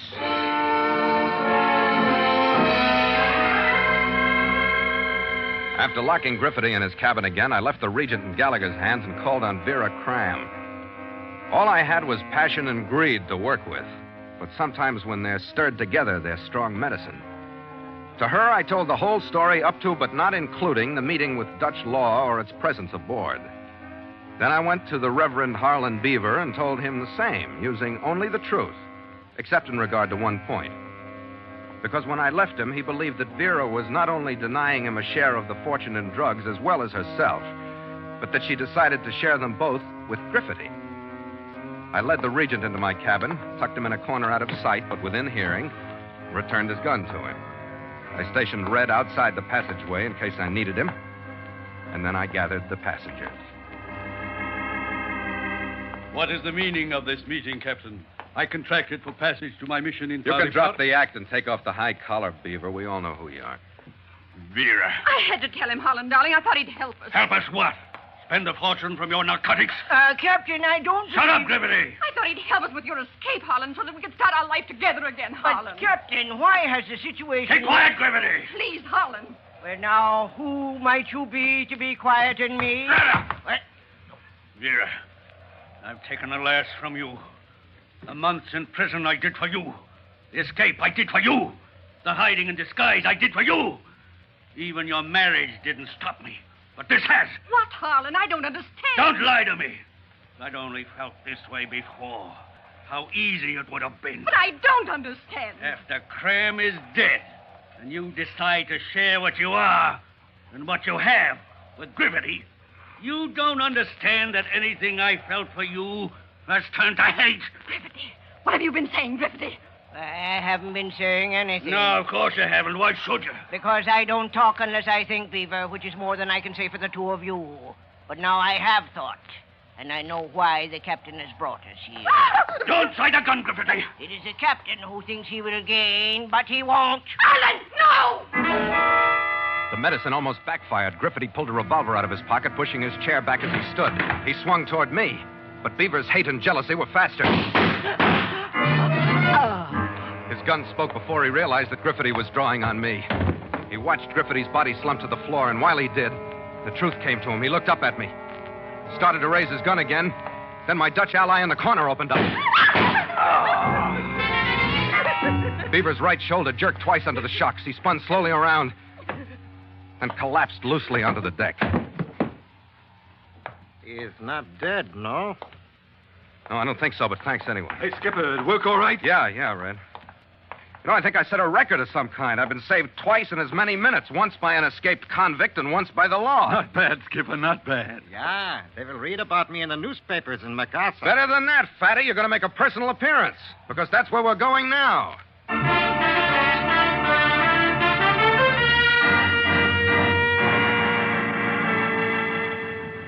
By 9 the following morning, we'd made the return trip to Macassar, left our cargo, including passengers dead and alive, in the fat hands of the Regent, received our sailing orders, and headed out once more into a brightening sky over the strait. We left the harbor under power, but when we threaded through the traffic and found deep, clear water, we settled back on the wind. Stand by to make sail!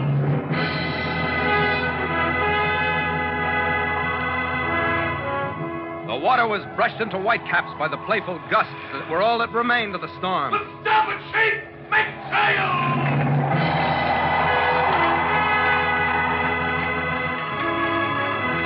The mainsail drew up to its height. The boom swung heavenly out. The deck beneath me shuddered a little under the first rush of sail power. To the jib sheets, men!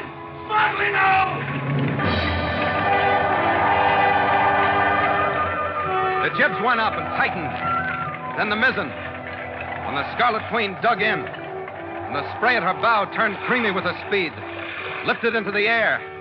Blew to starboard like spindrift. A better departure than the last one, Skipper. Yeah, somewhat, mate. We ought to set up a rule. No more passengers. They just mess up the ship. Oh, they aren't all bad, Red. Oh, I don't know. Some of my best friends have been passengers. Well, how about smugglers? Well, all right, I'll go along with you there. We accept no more smugglers. Yeah, well, it's a relief to hear that. I know I'll sleep easier. You sound like you don't believe me, Red. Sure, I believe you, but I just don't trust smugglers. Well, that's a good, honest American remark, Red. I'm proud of you. I'm proud of you, too. Drink, Skipper? Yeah, if you're sure it isn't contraband. After you, mate. After you.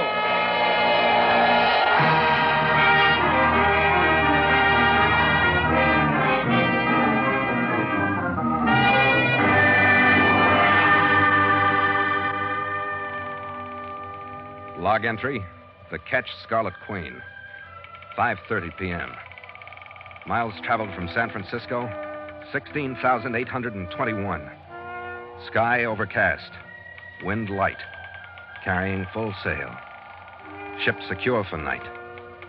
Signed, Philip Carney, Master.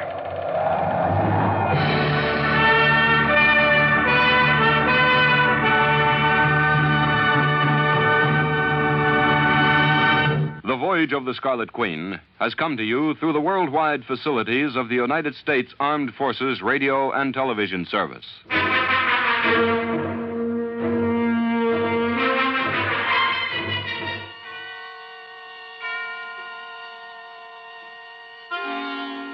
Suspense.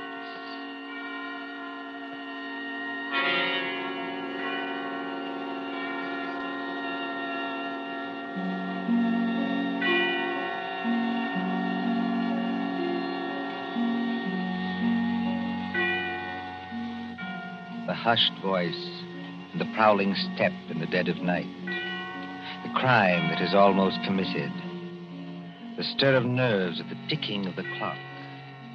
The rescue that might be too late, or the murderer who might get away. Mystery and intrigue and dangerous adventure. We invite you to enjoy stories that keep you in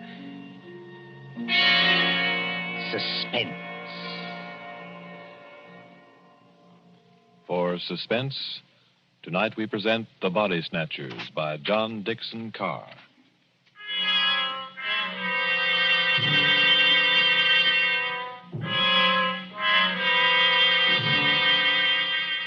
Beware of the body snatcher who prowls after dark. Beware of the graves he robs. Beware of the murders he commits to provide new corpses for the doctors. Up to the year 1832, the body snatchers terrorized England. According to the law, only 4 bodies a year could legally be supplied to the surgeons for anatomical study. And even these were a monopoly granted to the Barbers and Surgeons Company of London. But the study of surgery had to go on. In hundreds of medical schools all over England, perfectly reputable doctors were compelled to buy bodies and ask no questions. In 1828, burst the scandal of Burke and Hare, who found grave robbing too slow and murdered 16 persons in order to supply Dr. Knox of Edinburgh. And so, out of basic good purpose, sprang the evil of the body snatcher.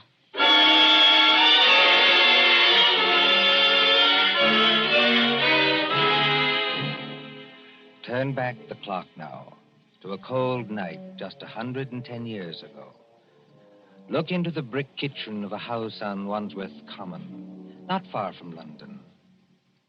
There, in the light of a tallow dip, sits old Mother Slade in her draggled bonnet. What's a keeping 'em? 2 hours. 2 mortal hours by the Dutch clock. And they're not here yet. Mother Slade? The graveyard not half a mile off. And once I thought I heard church bells ring. And once... Mother Slade, did you call? No, my girl, I did not call. But I thought I And heard... what are you doing up at this hour, my girl? I was only locking up, Mother Slade. Ain't it enough to have taken you over from a good-for-nothing mother not worth the gunpowder to blow her up? Please, Mother Slade. And given you a good home and brought you up practically like a lady with only the housework to do? I'm sorry, Mother Slade. Only I wish you wouldn't talk like that about me own mother. And what do, Peggy Lester? You stop up until this hour, You mislay me snuff box 20 times a day. I was only going to say, I thought I heard a horse and cart in the lane. In our lane? Yes, Mother Slade. There it is now. Yes. Easy, my dears. Drive easy with the merchandise. The doctors don't like it if you bump the merchandise. Merchandise, Mother Slade? What's that? I'll tell you what it is, my girl. I didn't mean anything, Mother Slade. It's your Uncle Matt and your cousin Rob are coming home from their business. That's what it is. You hear that, Piggy Lister?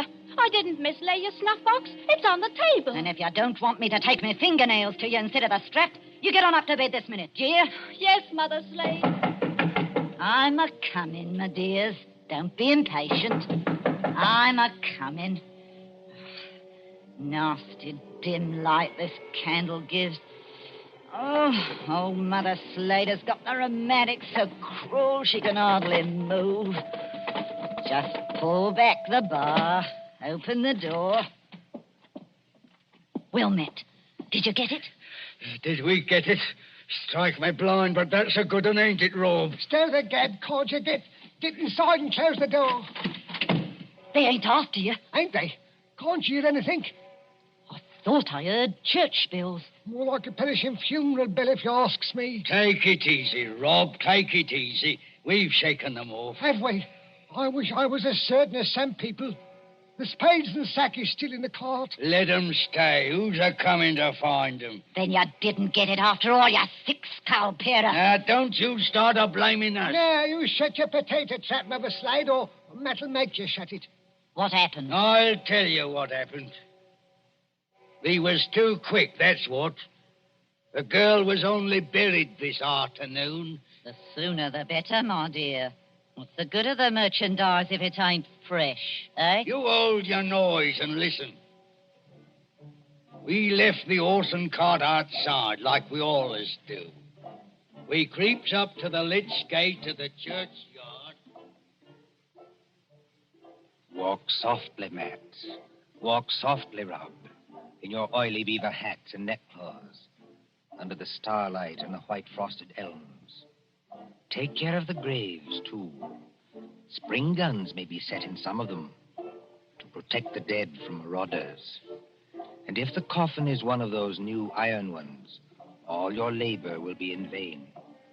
Open the gates softly. Don't make such a bloody row with them shovels. I can't help it. I'm loaded down with all this stuff. Oh, and who'll do all the work when we do get there? I will. Matt. Aye? Listen. I can't hear nothing except your teeth are chattering. Matt, there's other people besides us in this here churchyard. Aye, 200 or 300 deaders. But they won't bother us. I means living people. Don't talk soft. Somebody's got a dark lantern. I seen it flash past the gravestones. Oh? Where? Can't you see it now? It's a-coming straight toward us. Yes, I see him. Come on. They've seen us, Matt.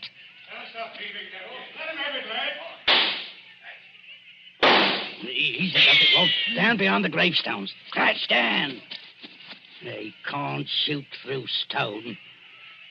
Matt, it says here, sacred to the memory It's of... the girl's relatives. They've been watching her grave. All the great boys. They want to get up now. They'll have to climb the wall. Oh, Struth. If only I had me Barkers. First time in 2 years I've gone without a brace of pistols, and this happens. But you ain't got your barkers, Matt Patterson. I got what's just as good. Give me a shovel. What are you going to do? Charge 'em. This here shovel's got a nice edge. Oh, you daft. They'll have to take time out to reload, won't they? Hear that? Somebody started the bell. That'll bring down every peeler within a mile. If you want a tithing ticket and a neck in a rope, stop where you are. But if you don't want to get scragged before your time, follow me. That's all there is to it, Mother Slade. We went out by the gate, and blow me if they could stop us. You perishing numbskulls. Did they recognize you? No.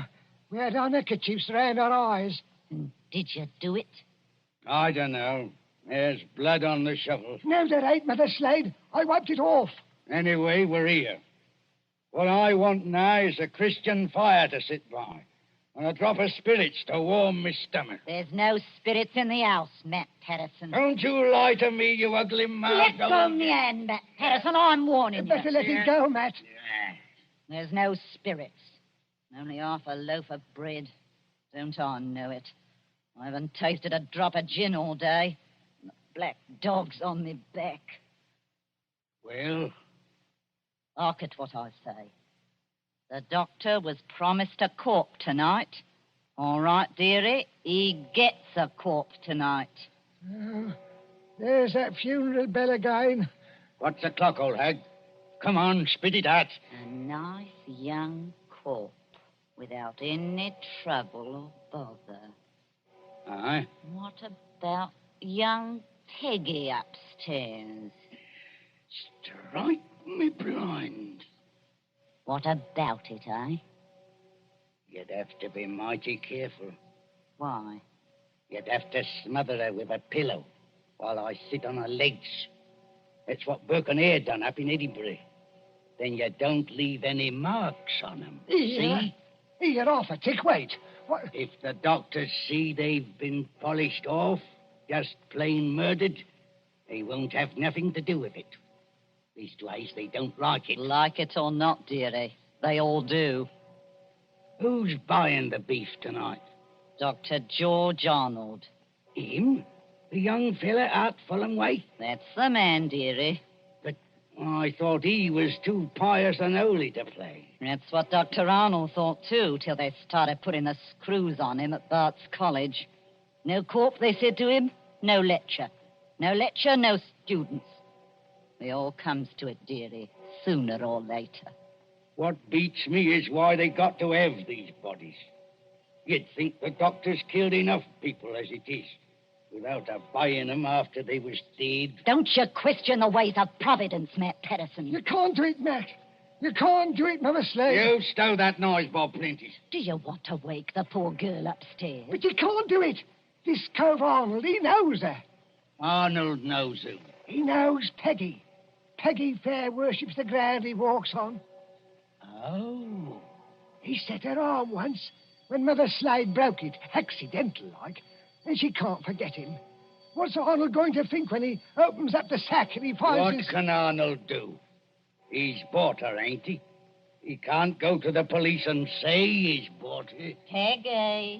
Peggy Lester. Don't do it, Mother Slade. Don't do it. And how do you two thickheads know what Mother Slade is going to do? You're going to kill her, ain't you? Peggy Lester. I thought I heard her moving about upstairs. You did, Mr. Milk and Water.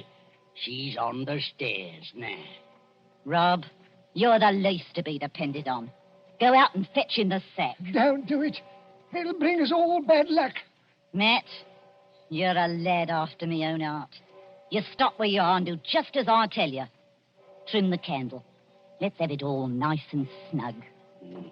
What'll she bring, do you think? 15 guineas. Maybe 20. Maybe more. 20 guineas? Strike me blind. But this is a way of doing business that I like. Shh. Listen. Did you call me Mother Slade? That's right, my ducky. That's right, my little pet. Put your wrapper round you and your slippers to keep your feet warm and come right down here to Mother Slade. I'm coming, Mother Slade. I'm coming.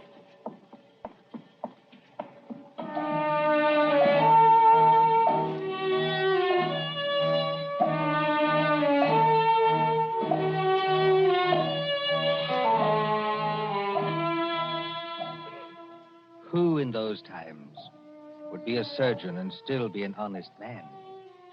At that drugged hour of the night, look into the sitting room of a spacious house. Many candles are still alight there, though they have burned down nearly to their silver sockets. There is Chinese paper on the walls and a turkey carpet underfoot. In front of the fire, now almost out, sits Dr. George Arnold with his bottle green coat and heavy hair.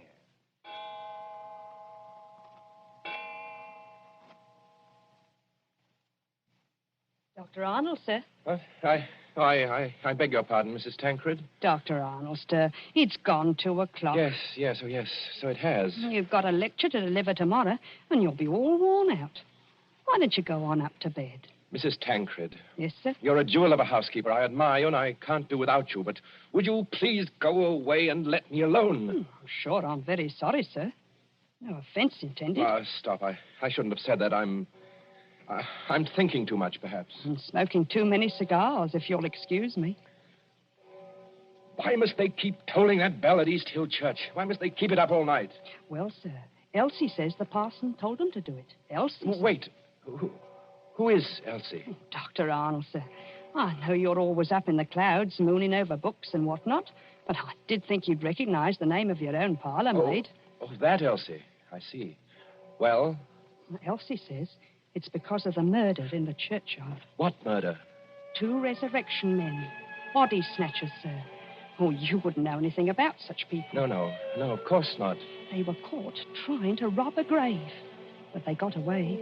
One of them was a horrible big fella. Split Willie Kendrick's head open with the edge of a shovel. Is anything wrong, sir? No, not exactly. Well, I thought for a second, seeing how you looked. Did they get the body? Yes, sir. It was Willie Kendrick. His head was split open with a shovel. No, I mean, did these resurrection men get what they were after? No, sir. Thank God. Oh, you may well say that, Doctor. Well, I wasn't exactly speaking in the religious sense, but never mind. Well, Elsie says there are what she calls peelers all over the place. Peelers? Yes, these new policemen. After Sir Robert Peel. And somebody from the new detective police that they're using instead of the Bow Street runners. Well, Mrs. Tancred, I'm going to smoke one more cigar, and then I'm going to bed. Very good, sir. You see, sometimes you give orders, then it's too late to recall them. Whatever the medical practice is, you can't look your conscience in the face afterwards. Then, I can't tell you how or why, a miracle comes along and saves you, and you're free, What was that? Sounds like a horse and cart in the drive, sir. Mrs. Tancred. Yes, Doctor? Will you please go upstairs? Now, make haste. Well, if it's visitors, sir, or even a patient... Mrs. Tancred, you heard my instructions. Obey them. Sir, there's the front door Yes, bell. I heard it. For the last time, go away. I will admit whatever visitors we have. Yes, sir.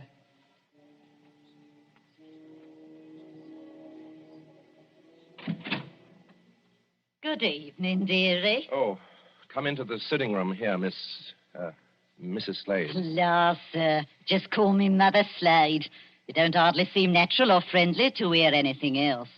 It's a pleasure to curtsy to you, Doctor. Coo. What a lovely room. I suppose... Your candles is going out, though. One by one. Poof.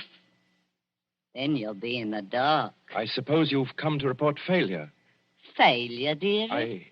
I understand you didn't get what you went after. Bless you, dearie. We got something just as good. Finest piece of merchandise you ever saw. You haven't got it here. Bless you, dearie. Mother Slade always keeps her word. Bring the merchandise in, my dears, so the doctor can see it. Quiet, please. Oh, of course, dearie, I forgot. The big fellow with the black eyebrows is Uncle Matt. The little fellow with the watery eyes is Cousin Rob. And between them, in that sack, they're carrying... Well, who is it in the sack? 19-year-old girl, dearie. Finest anatomical specimen you ever saw. Merciful Where do you want this here thing dumped, Governor? Easy now, Matt. Why did you bring it here? That's where you told us to bring it, dearie. I mean, why did you bring it to the front door? Why not to the surgery? Only place in the house where there was lights, Governor. Hurry up now. Where do you want it? Well, take it... Yes, dearie? Take it over and put it in the cupboard there, where I'm pointing. This cupboard here, sir? Yes, then close the cupboard door. Shame on you two. Tracking your muddy boots over the doctor's lovely turkey carpet. Easy, my dears, easy now. All right, Robin. Don't bruise the merchandise. Whatever you do, don't bruise the merchandise. Right, me blind. What's the odds? She can't feel it now. Here's your body, Mr. Sawbones. Now, let's see your money. Well, just one moment before I give it to you.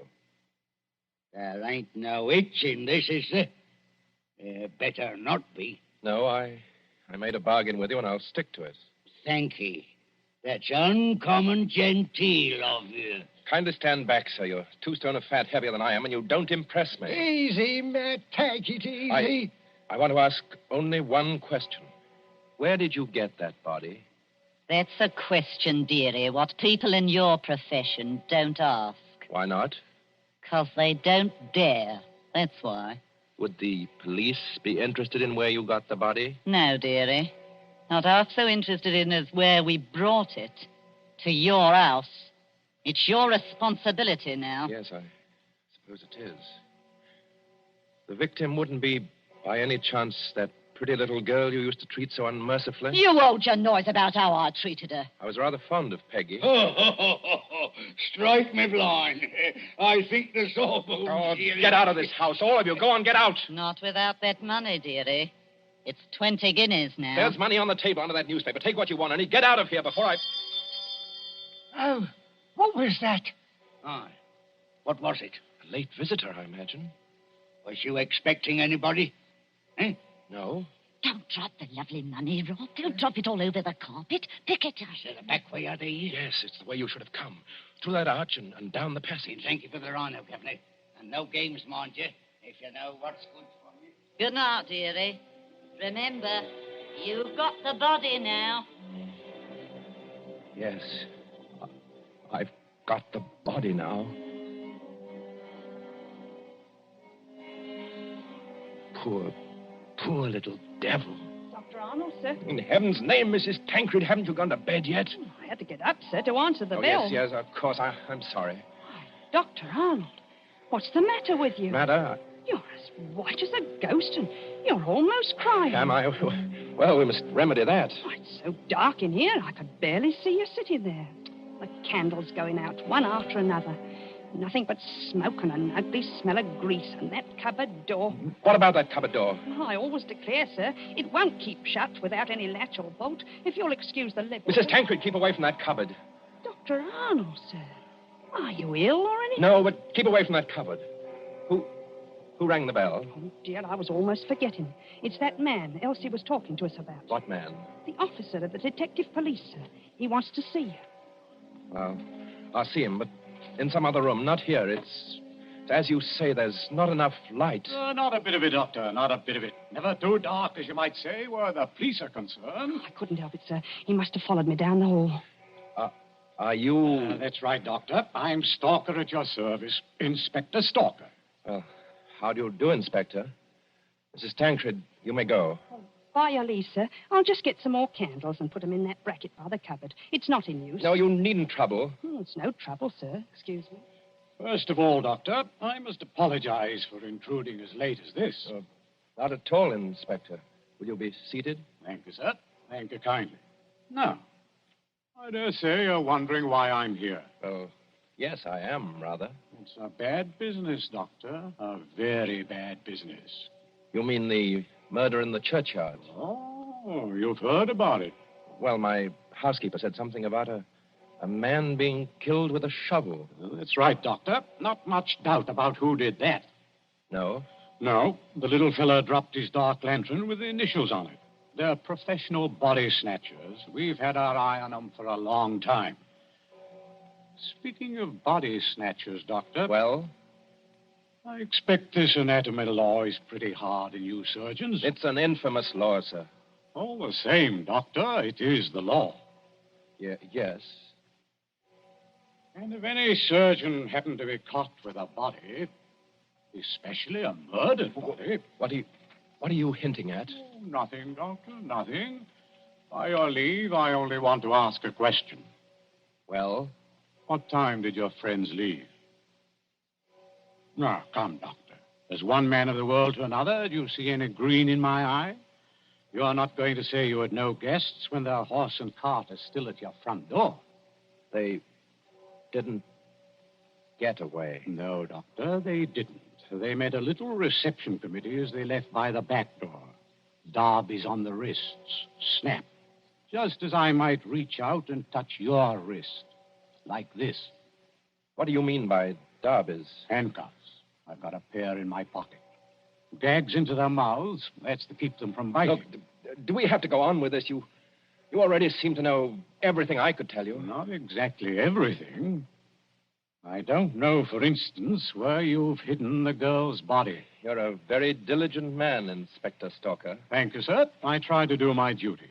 You said a girl? These gin-muddled degenerates have been watched every second since they left East Hill Churchyard. They hadn't a body then, but they brought one here. And there's only one other person who lives in the same house with them. Dr. Arnold, sir.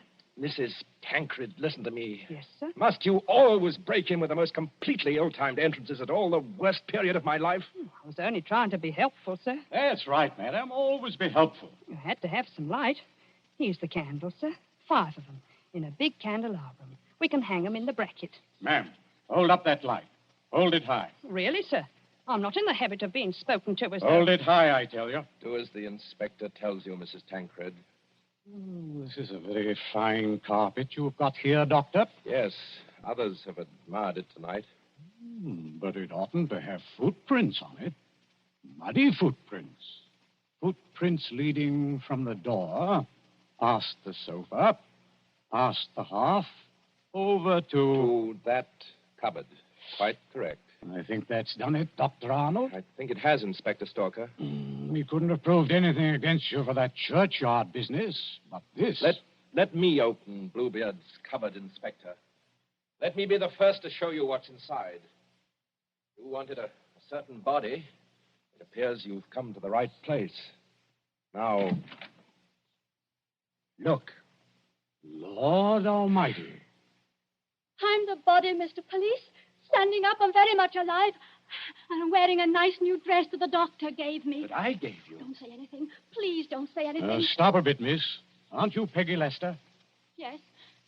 Just because the doctor has to be so terribly respectable and a girl who's fond of him has to come here in secret. Wait a minute, everybody. Peggy Lester, you're lying. I am not lying. So that's it. Why didn't I guess it? It's the oldest body snatcher's trick in the world. Is it? Of course, the old pinch penny like Mother Slade couldn't sacrifice a good household grudge. Of course they brought the body here, instead of taking it to the surgery, where it might get locked up. Could you be persuaded, Inspector, to tell us just what you're talking about? The body snatcher, sir. Well, what about them? They take a living accomplice and put him into a sack and sell him to a green doctor as a dead man. Yes, but see here, They get the best price they can. Then in the middle of the night, that accomplice gets up and robs the doctor's house. And the doctor can't tell us because he's bought illegal goods. I never intended to go through with it. No, young woman? I tell you, I wasn't going to rob the house. They made me do this. I was going to tell Dr. Arnold. When I found out where they were taking me, I pretended to go through with it so I could warn the doctor. They can hurt so much, you'll agree to almost anything. Oh, that sounds like the truth, but it puts me in a funny position and no mistake. Well, your 3 murderers, Inspector, seem to be leaving. Yes, they're leaving right enough. Trussed up like fowls and under guard. Does anybody go with them? Well, how can anybody go with them? I'm willing to believe this girl acted under threats. She's committed no crime. And I don't for the life of me see how we can touch you. Can't touch me? No, sir. And confound you for making me lose a night's sleep. There's no body. You didn't even buy a body. Will you tell me, Doctor, just what crime you've committed?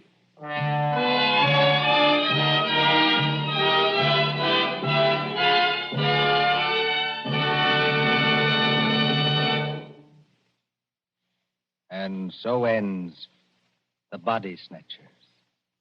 A story of London at midnight, 100 years ago. And tonight's story of suspense.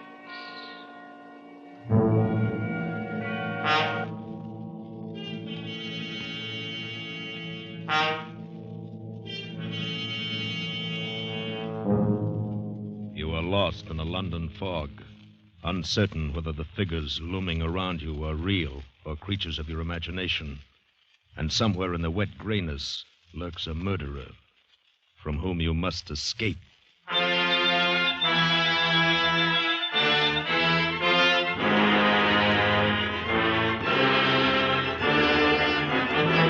Escape, produced and directed by William N. Robeson, and carefully contrived to free you from the four walls of today for a half hour of high adventure.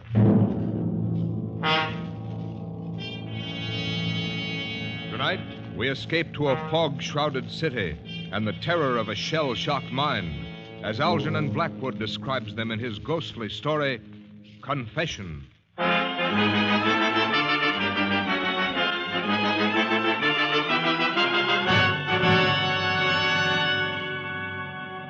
There was no doubt about it. The woman was dead. Her cheek was cold to my touch. The head of the long, sharp hat pin protruded from her breast above the heart. She was dead, murdered. And I stood there by the bed, my brain whirling crazily.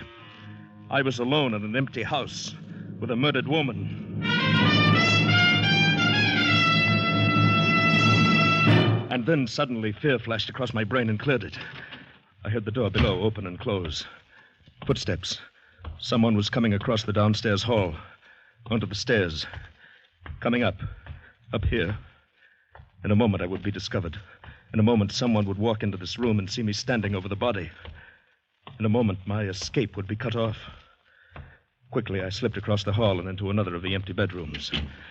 I leaned against the closed door, breathing heavily, listening to those steps come closer. Would he look into any of the other bedrooms first? Would I be discovered here? He passed my door and went into the room, straight in, closed the door behind him. Then he knew where to come. I waited a moment, waited for some sound, some gasp of discovery. There was none. Then he knew what to expect. I must escape quickly before he came out of that room. I started down the stairs, carefully, to avoid any sound.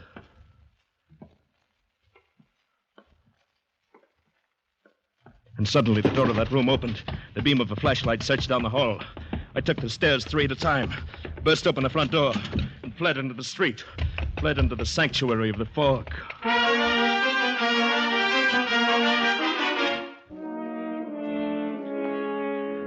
How long and how far I ran, I do not know. I could see nothing, feel nothing but the clammy dampness of the fog. I don't know whether he was still following me or not. I ran out of sheer terror, up one street, down another, with no idea of where I was or where I was going. Perhaps I was running in circles. Perhaps I would run right back to the house. Well, I stopped. I leaned heavily against the wall. My hands were shaking as I raised them to my perspiring face. I held them there to steady them, ran them through my wet hair. My hat. I didn't have it. I'd left my hat back there in that room, on the bed beside that dead woman. And it had my initials in it.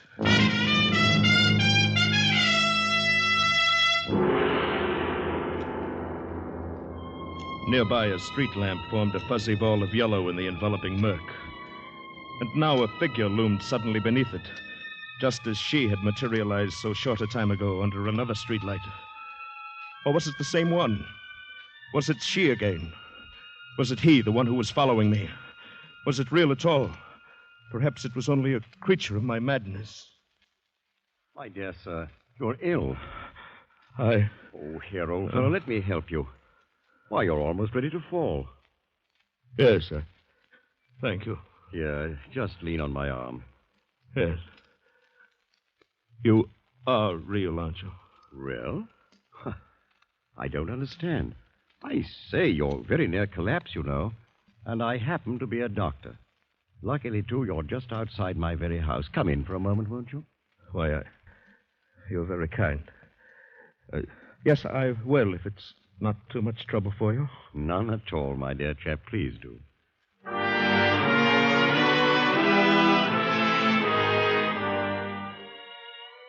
Within 5 minutes, I was seated in a comfortable chair before a toasting fire, sipping a hot cup of tea. I could feel my nerves relaxing, but the traces of my illness must have been clear on my face, because my host observed. Your trouble is shell shock, isn't it? Why, yes, how did you know? I've been in the service, and I'm a doctor. Of course. I only meant I'm supposed to be recovered, or almost. But I got lost in the fog, felt ill suddenly. Terrified, you know. I know. You should never have been out on a night like this. If you've got far to go, you'd better let me put you up. You're very kind indeed, but I don't want to be any trouble. Oh, no trouble at all. I'd like to be of help. It's the least we veterans can do for each other. Oh, the blasted war. Thank goodness it's over. You're not English, are you? No, Canadian. I haven't been demobilized yet. I'm still in the Army hospital at Regent's Park under the care of Dr. Henry. Ah, yes. Very good man. I'd say he's done well by you. Up till tonight, I mean. Yes. Of course, we had no idea there would be a fog. I still get in a panic when I feel all alone. Well, that's usual, but then there was something more than that tonight, wasn't there? What do you mean? Simply that you've had rather a severe shock quite recently, haven't you? How did you know that? My dear chap, I'm a doctor. My business to know. You were in much too agitated a state when I found you for me to suppose it could have been done simply by the fog. And if I may hazard another guess, I should say it would be a relief to you and wise as well if you could unburden yourself to someone who would understand. Am I not right? Someone who would understand. That's just it. I doubt if there is anyone like that. It's so incredible. Oh, the more incredible, the greater your need to tell it. Repression in cases like yours can be dangerous, as you must know. You think you've hidden it, but it bides its time and it comes up later causing a lot of trouble. Confession, you know. Confession is good for the soul. Yes, I suppose you are right. But it is so wildly unbelievable. Since we're strangers, my belief or disbelief can make no difference. And I think I can promise you in advance that I shall believe all you have to say. Well, but I've got to tell somebody about it soon anyway. Cigarette to help with telling? Thank you.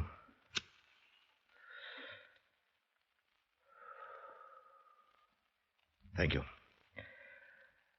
Well, I'd better start back at the very beginning of the adventure, then. It started today at the sanitarium. I've been there for some months, and today, when Dr. Henry called to check on me, I knew... Well, young man, you're as fit as a prize heifer and twice as frisky. The diet here must agree with you. I have no complaints, Doctor, but if I'm well again, then I'd like to get back into circulation. Will you listen to him, nurse, rushing things as usual? You'd think he didn't like us here. Oh, the way he bothers us to let him go into town, I'm sure of it, Doctor.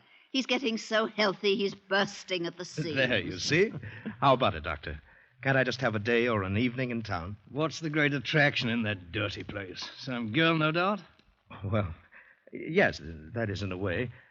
I met her in France. She's a Red Cross girl. She's invited me to stop in for tea if I'm up in London, and, well, it's just that I'd feel human again, seeing a girl having tea, a cigarette, chatting. That's all. Young man, I not only approve of your day in town, I'm prescribing it. It'll do you good. You've got to start getting used to society again anyway. And you think I can manage it alone? Why not? You get around the neighborhood by yourself well enough, don't you? There's nothing so very different about London. Certainly nothing to be afraid of. No, of course not. Call the young lady and find out the directions, where to get off the underground, what turns to take, and so on. Go in the daytime, return before dark. No danger of getting lost. Should be simple. Nothing to it. Do you good. Then this means I'm getting better. I'll be able to go home soon? There you go. Rushing things again. But yes, I think perhaps we're on the last leg. Oh, that'll be all, nurse. Yes, Dr. Henry. Now, tell me, young man, what about your friends? No, Doctor. I think they've deserted me. I don't see them anymore. No more ghosts. No more dead comrades stopping in for a chat. Good. For how long now? Oh, several weeks at least. I can hardly remember when I last saw one. Thought you saw? Yes, thought. Of course, in the dark room at night, sometimes the shadows... That's not quite the same thing. Lots of well people fancy they see the shadows move at night, especially after they've been reading some penny dreadful. Yes, I suppose so. At any rate, you can distinguish between the real people and the unreal now, and that's a big step, considering how you were a few months ago. Well, it's only when I feel completely alone, cut off at the old panic begins a little, but not as much as before. Many people don't like to feel alone and cut off, but they can fight down that panicky feeling, nip it in the bud. So will you in time. But I must warn you, a severe shock could undo all our work. By all means, avoid shock.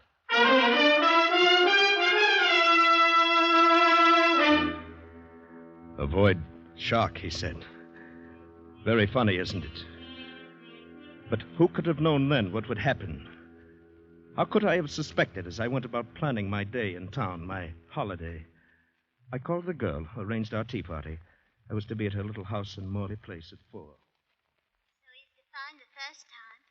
With your Canadian backwoods instinct, she'll probably manage it better than any Londoner. Yes, I'm sure I will. It's near South Kensington Station, then. Exactly. You change at Piccadilly Circus. Yes. Without leaving the underground station. And come to South Ken.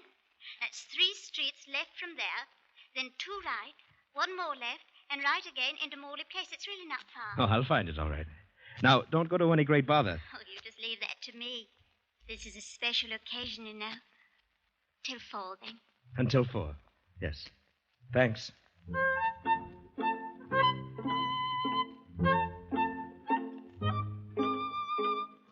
And so it all started out as a cheerful adventure. And everything went well into the city.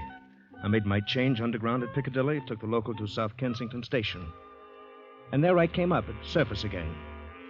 And when I walked out, I stepped into a solid, opaque blanket of white fog.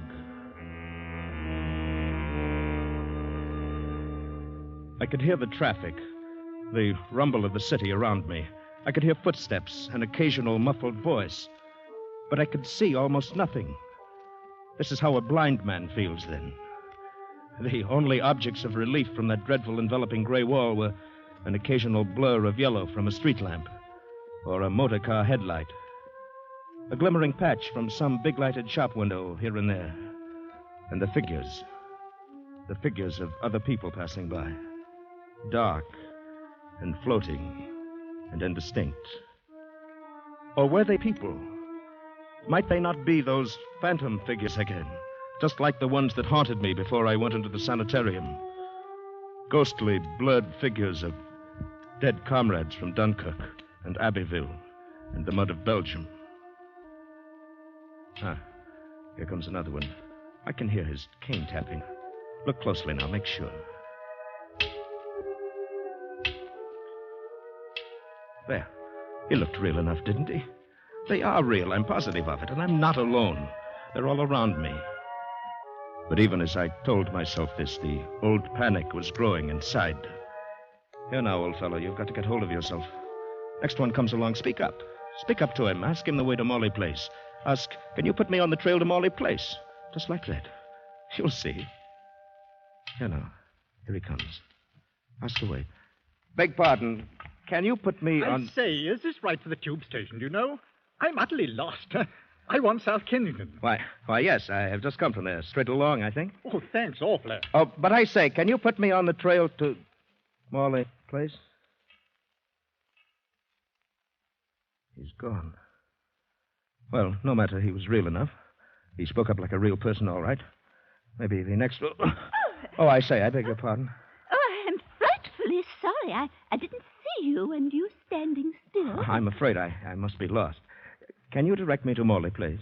Oh, dear, I think you've missed your turning. You'll have to double back a street and maybe 2 and take the first turn to the right and go 1 street and then double back 2 and then left again, then you'll come. I say, thanks. That was first right and then...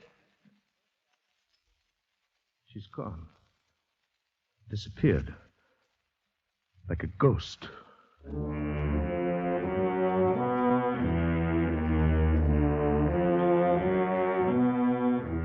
The panic was rising in me. They were real people, yes, but they appeared and disappeared so disconcertingly quickly. And when I turned off down the main street, there were fewer of them. I turned again and again. But I couldn't remember the directions. Suddenly, I knew I was lost. And now I was in some little backwater where passers-by were rare. where no one came, where I was alone.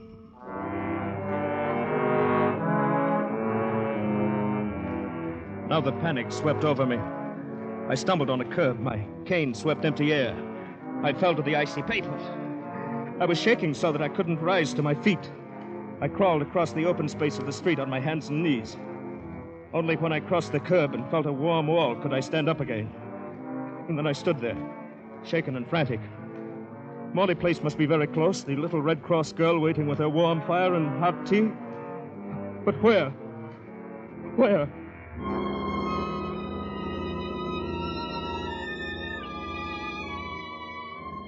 Suddenly, in the yellow blur of the nearest street lamp, a faint darkening of the fog caught my eye. It was not a figure this time, only the shadow of the pole grotesquely magnified. No, it moved. It came toward me. It was a figure, a woman. It came right up to me. Fear gripped me, and then I remembered the doctor's advice. Don't ignore them. Treat them as real. Speak to them and go with them. You will soon prove their unreality then, and they will leave you. And so I gripped the wall behind me and spoke to her. Lost your way like myself, haven't you, ma'am? Do you know where we are at all? Morley Place I'm looking for. Where am I? Well, I say you're more frightened than I am. May I help you? I'm lost. I've lost myself. I can't find my way back. Same here. I'm terrified of being alone, too. I've had shell shock, you know. Let's go together. We'll find our way together, eh? Who are you? Name's O'Reilly, Canadian. I'm going to have tea with a friend in Morley Place. What's your address? Do you know the name of the street here? I came out suddenly, unexpectedly. I can't find my way home again. Just when I was expecting him to. I say steady, ma'am. He may be there now, waiting for me this very moment, and I can't get back. Have you any idea of the direction, ma'am? Any at all? We'll go together. Listen. I hear him calling. I remember. Wait, ma'am. Wait. Don't leave me here alone. I'm going with you. Wait. She was running fast through the fog. It was all I could do to keep up with her. But I felt I must not lose her or my own nerves would go to pieces. How she found her way in the fog, running so quickly, I didn't know, but I kept close on my heels, running hard. I could smell a faint perfume in the air, trailing behind her. A faintly familiar odor, but not pleasant. And then suddenly she stopped and turned into the gate, so suddenly that I almost bumped into her. Oh, is this in? You found it then. May I come in with you for a moment? Perhaps you'll let me telephone my doctor. Doctor? Yes, Dr. Henry at the Army Hospital. I'm in his care, you know. My home is somewhere here. I'm near it. I must get back in time. For him. I must. He's coming to me. I say, ma'am. But she turned and walked toward the house. For a moment I hesitated. This woman was acting very strangely. But no matter, she was at least real, and I needed help. Quickly, I followed her up the steps across the porch. The door was ajar. She slipped through, and I followed into the dark house. It was so dark inside, I couldn't see anything at first. I stopped, groping. But she went on quickly, easily, as if she knew the way. She was ignoring me completely. I heard her steps cross the hall, go up the stairs quickly. I waited and listened. She walked along the hall upstairs.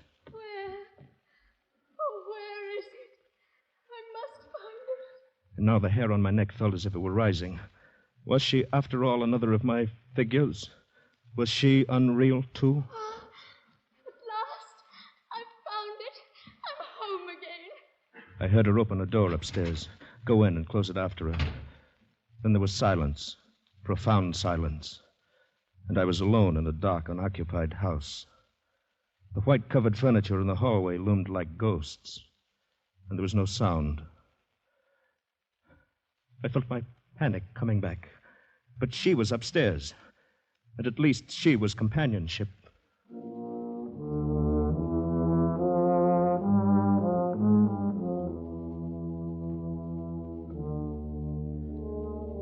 I groped my way up the stairs. Along the upstairs hall. There was no sign of life. Where are you? I want to help you. Which room are you in? There was no answer. But as I put my hand on a table to steady myself, I felt something. It was a candle stump. With a gasp of relief, I took it up and lighted it. Now I could see a little. One by one, I tried the bedrooms. They were dusty and unused. The furniture covered, the mattresses rolled up on the beds. They were all alike. Until I opened the last door. Instantly, I knew this was it. I smelled the perfume. Only now I recognized it, understood why it was unpleasant to me. It was the smell of a hospital, of chloroform. And there was the woman, her dark fur coat wrapped around her, her jewels just showing at the neck. And she was stretched out on the bed, motionless. Instantly, I knew she was dead. In the next instant, I thought I would go mad. The blood on her face was congealing. Her skin was cold. I knew then that she'd been dead for an hour at least, and that what I saw in the street was not real. This was the shock that Dr. Henry had warned me to avoid. And what happened then? Well, I heard the door open up downstairs. Someone came in. The one she'd been expecting, no doubt. And suddenly I realized the danger of my being found there beside a woman who had obviously been murdered. Well, I slipped into another bedroom, and when he went into that room with her, I slipped out and crept downstairs. I stumbled and he heard me, and I came out. I ran down and out into the fog, into the street and away. How long I ran or where, I don't know. When I was exhausted, I stopped. And then you came and found me. Well, what do you think? A tall tale, isn't it? Yes. Strange, but not incredible. I see no reason to disbelieve anything you've told me. Things equally remarkable, equally incredible, happen every day in a big city. I know from personal experience. Oh, I could give you many instances. But the woman, I saw her, and yet she was already dead. Such things are hard to explain, perhaps cannot be explained, except, of course, your mind in its present state may still play tricks on you. Perhaps you saw a woman in the fog and followed her. You may have missed her and only thought you saw her go into that house. But what about the dead woman? She was real enough. Perhaps, perhaps not. She, too, may have been just fantasy. You may never have left the street. No, I'm sure of that, at least. I must believe it. She was real, and the man who came up the stairs was real. If I didn't believe that, I think I should go mad. Yes, perhaps that is important. Then, let me see. Have you any proof of what you saw? Something, perhaps, that you carried away with you? None. But wait. I left something there. My hat. I left it on the bed beside her body. My initials were in it. Ah? And so, if it was all real, I shall be getting a visit from the police one day soon. Perhaps. And then I'll know. And I'll be charged with murder. I don't think so. You think the police would believe this fantastic story? As I told you, many strange things happen in a city like this. For instance, I knew of a similar case many years ago. Strangely similar case. Almost a coincidence. Would you like to hear it? Yes, I suppose so. It happened during the last war. A colleague of mine, a surgeon now dead, married a charming girl, young and beautiful.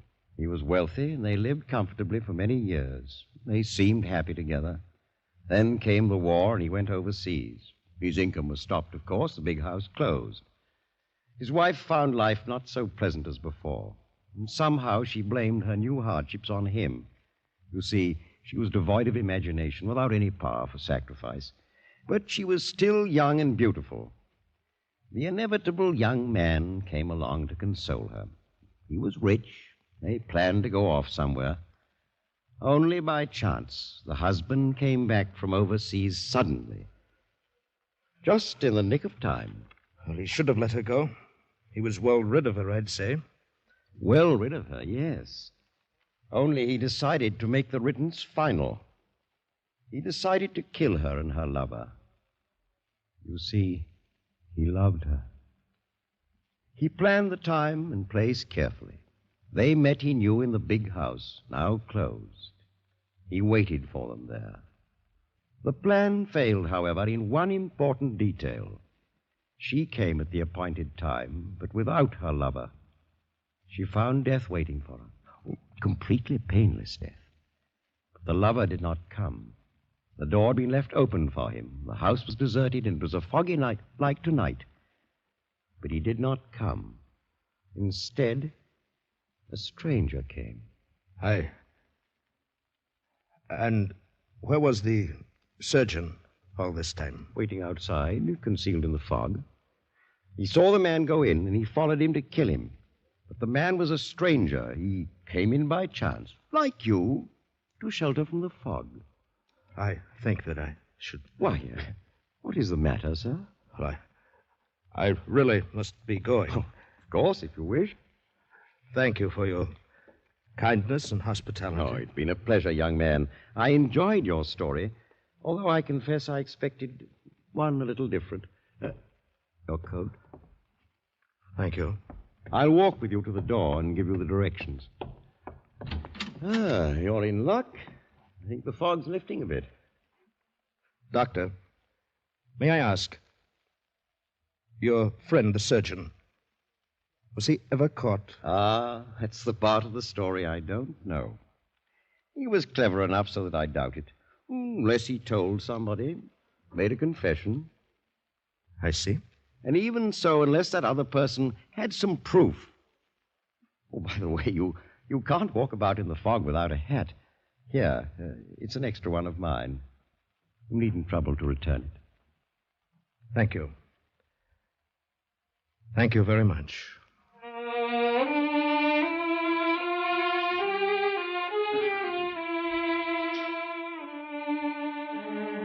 I went out of his consulting room with the hat on my head. In 10 minutes, I was at the tube station. It was only there that I permitted myself to take off the hat and look at it. It was my own. The hat I had left on the bed beside the dead woman.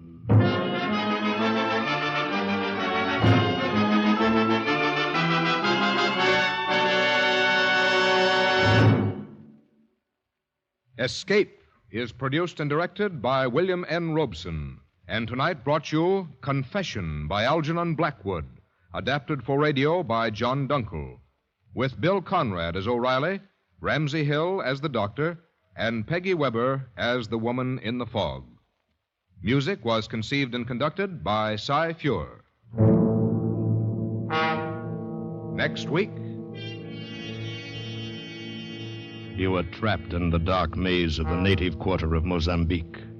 A dead man at your feet, the police closing in around you. And beside you is a girl with whom you must escape.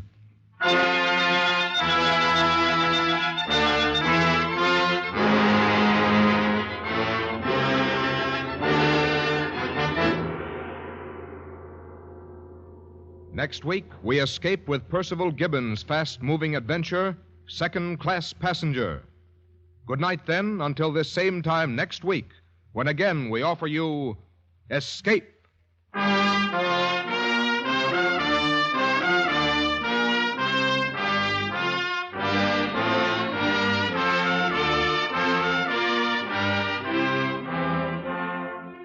This is CBS, the Columbia Broadcasting System.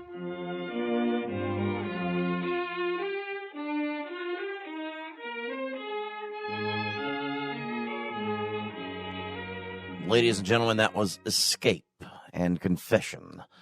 Some of my favorite radio shows out there, Suspense and Escape. My mother never really understood why I liked all those old shows, but she understood that I liked them. And she always supported me in this journey. And, well, here we are. And the dial is stuck. The tubes are cooling.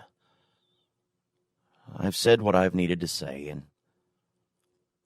I hope the wind and the wire carries it to the right ears. Mama, if you can hear this, the house is quiet. The stars are out. I miss you. I love you. I'll see you in the static, Mama. Next, we have Family Theater with Goodbye, Goodbye, Goodbye from 1947. Thank you all for listening. Have a wonderful night. The Mutual Broadcasting System, in cooperation with Family Theater Incorporated, presents Goodbye, Goodbye, Goodbye, starring Ozzie Nelson and Harriet Hilliard. Regis Toomey is your host.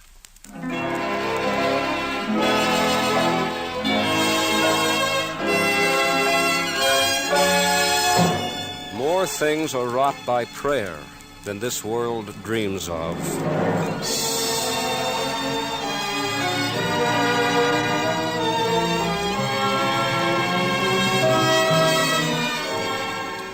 I think you know now the idea behind Family Theater.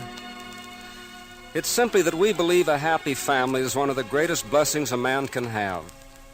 A happy family does things together, works, has fun, and prays together. Yes, prays together. For we also believe that just as nothing can take the place of the family, nothing can take the place of family prayer. For family prayer can help bring a family close, can help keep that family together. Get your family together tonight, even if it's for only one simple prayer. Pray every night, for a family that prays together stays together.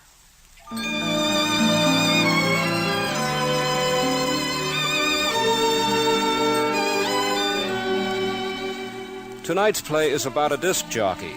You know, a guy who makes a career out of giving phonograph records the needle. Listening to one of these disc jockeys late at night, you'd think he has a fascinating, glamorous life, but he really hasn't. I'd say it's rather lonesome and drab, getting out of the creaky freight elevator at midnight, walking across the roof of the department store to the dingy penthouse that holds the broadcasting studio, going in to start working when most people have already gone to sleep. Hey, Russ. Oh, hello, Mel. Oh, look at the time. I thought you were going to skip your last broadcast. Say, what have you got there? Oh, there's some records I'm going to play. What's the matter with the 15,000 we have in the racks? Oh, I didn't want to go digging them up. I had these handy at home. Oh. Things any better there? No. You still going away, eh? Mm-hmm. Night. Gee, I hate to see you kids break up like this. Uh-oh, time for you to go on. Look, I'm ducking over to the coffee pot. You want me to bring you anything? No, not a thing, thanks. Okay, I'll be back to sign you off.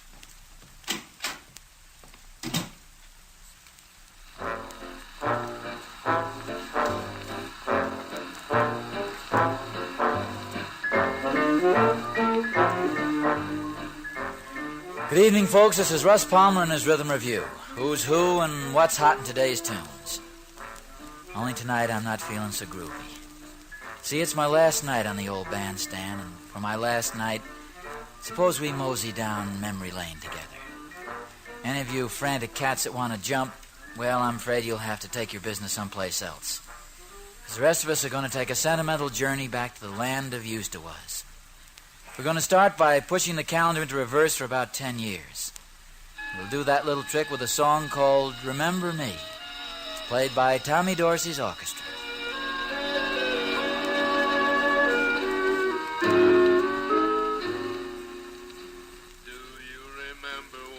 I remember the night Tommy introduced this song. He was playing at Moonlight Gardens right outside of town here. I was hanging around the bandstand. Hey, do you think they're coming, Russ? Will you please relax? They'll be along any minute. But they're 15 minutes late already. Chuck, being late is the way women test you. If you fume and fret about it, and they know they got you in the hollow of their hand. If you show them you don't care how long they take, the shoe's on the other foot. Boy, you got it all figured out, haven't you? Of course. Look at the way I arrange things tonight.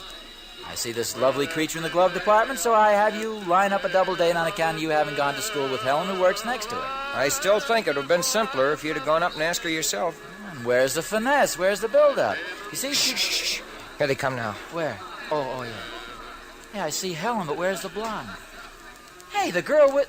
For Pete's sake, she's brought the wrong girl. Huh? I meant the girl on the other side. Chuck, you gotta help me out of this. How? Well, look, you ditch Helen as soon as you can and come back and cut in on me. Hello, Helen. Hello, Russ. Hello, Chuck. Hi. Boys, this is Mabel Terry. Mabel, Chuck Harder, and Russ Palmer. Well, Helen, how about getting out on the floor for a little hoofing, eh? Oh, sure. That's what I came out here for. Care to dance, Miss Terry? Yes, thanks. You weren't expecting me, were you? What? I tried to tell Helen, but she wouldn't believe me. Tell her what? That you wanted a date with Pauline. Who's Pauline? The blonde girl who works with us. Oh, her. But Helen thought you meant me. Because Pauline's married. Oh, she is? Oh, well, I didn't mean... oh, no.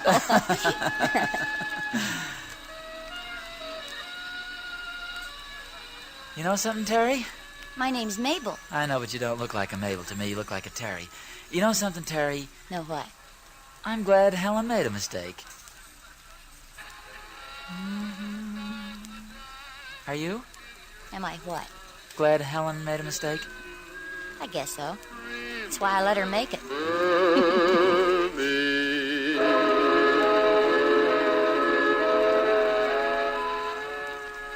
Remember me. Strange the way an old song can unlock a door in your mind, bring out memories and make them seem vivid and real. Well, here comes another memory all wrapped up in another old song. Cole Porter's You Go to My Head. Back along about 1939, they were playing it wherever you went.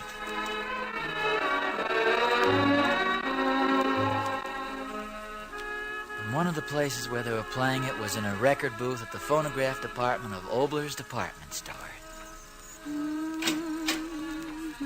Russ. Oh, Terry, I missed you so. Oh, look how silly I am. I left your house about 12 last night, and here it is 10 in the morning, and I'm acting like it's been a month. We've got it pretty bad, haven't we? Oh, terrible. Look at us. You're supposed to be running the glove counter, and I ought to be putting in the new record stock, and here we sneak into a booth, pretend to be listening to a record. I wouldn't mind it so much, but we both know how goofy we're acting. Yeah, we know it, but we don't seem to be able to do anything about it. I sit down and reason things out and swear I'm not going to see you again. Oh, I do the same thing. I say to myself, Terry can do so much better than me. She can get a rich husband, move around society, take trips to Europe. And I tell myself, Russ should keep his mind on his career. He can shoot right up, be head of the music department, and from there... Instead of that, what are we doing? Drifting along in a pink cloud, looking at each other like a couple of calves. Calves. Goodness knows, I've been fighting it hard enough. Marriage is not for you, Russ, I say. You've been a bachelor this long, you're doing all right. He who travels alone travels fastest. That's something right. like that. And anyhow, I'm too young to get married yet. I want to live a little first before I tie myself down. We haven't got a dime saved up. Or any furniture, or even the linens. And your folks don't want you... Darling. Baby. What? These things don't matter, do they? No. We've just got to have each other, don't we? Yes, we do. It's stronger than all the reason and logic in the world, isn't it? Oh, Russell. Terry, careful, baby. Here comes old man Snedeker. Snedeker? Yeah, the floor manager. Wouldn't do for him to see me kissing you. Why not? He'd insist on me giving all the lady customers the same service. I wish he'd go away, the old sourpuss. Oh, he's headed right this way. Try to look like a customer, darling. Make believe you're going to buy this record. All right. How's this? Oh, that's fine, madam. You've got him fooled, madam. He's smiling, madam. And just remember, madam, that while I stand here with my hands at my side, madam, I'm really holding you in my arms, madam. Crushing you, madam. Loving you.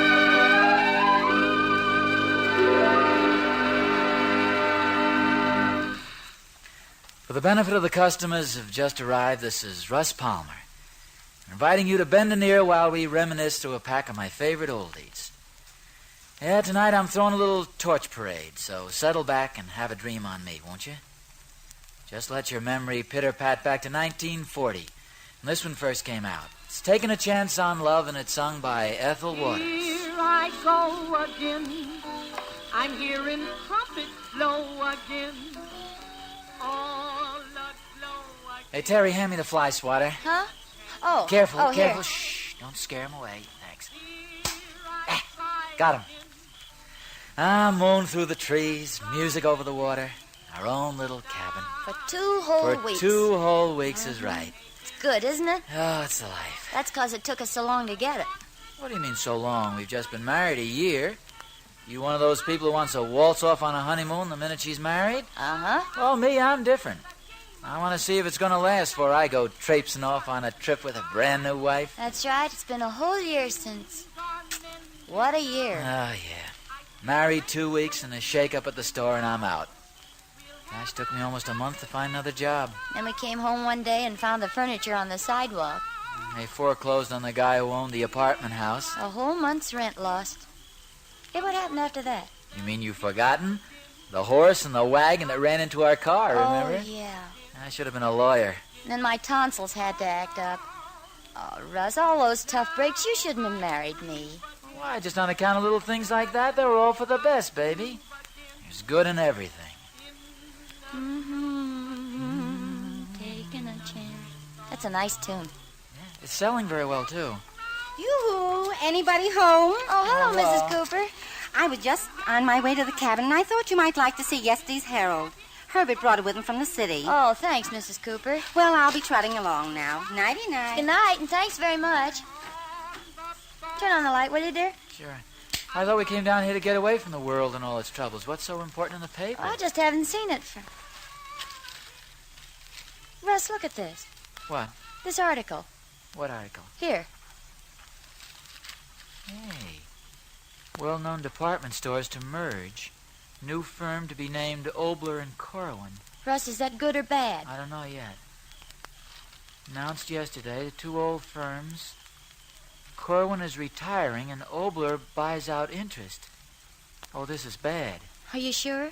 Well, it stands to reason the firm that bounced me is taking over the store I'm with now. If they merge the 2 stairs, I'll be among the first to go. Oh, Russ, just when we were enjoying ourselves. Yes, well, we're still going to enjoy ourselves. We're going to forget we ever read the paper. Sure. We're going to put the whole thing out of our minds for the rest of the vacation, you understand? All right, dear. Time enough to find out what the score is when we get back, okay? Of course, Russ, only... Well, if the worst comes to the worst, I can go out and get a job again. You? Darling, what would you do? Model maternity clothes? Oh, Russ. For a minute, I forgot.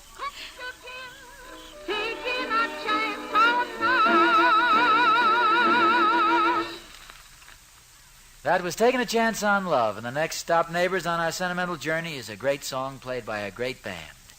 The late Glenn Miller's Chattanooga Choo-Choo. How do you like that, little pal? You want some more? Okay, suppose we try the Lindy Hop. What are you doing with that baby? I'm teaching the kid how to jitterbug. What else? Jitterbug. Less than an hour after his feeding, you'll upset his stomach. Put him back in his crib. Oh, I won't hurt him. Say, what are you doing out of bed? You know what the doctor said. I'm all right. And turn the music down. Babies have sensitive ears. You kidding? He likes it. Look at him. See the way he's kicking his legs? Well, that's on account of the way you're holding him, silly. Well, I guess I'll have to. There. Now, you see what you've done? Turn it on again, will you, dear? Oh, now that hasn't anything to do with it. Oh, well.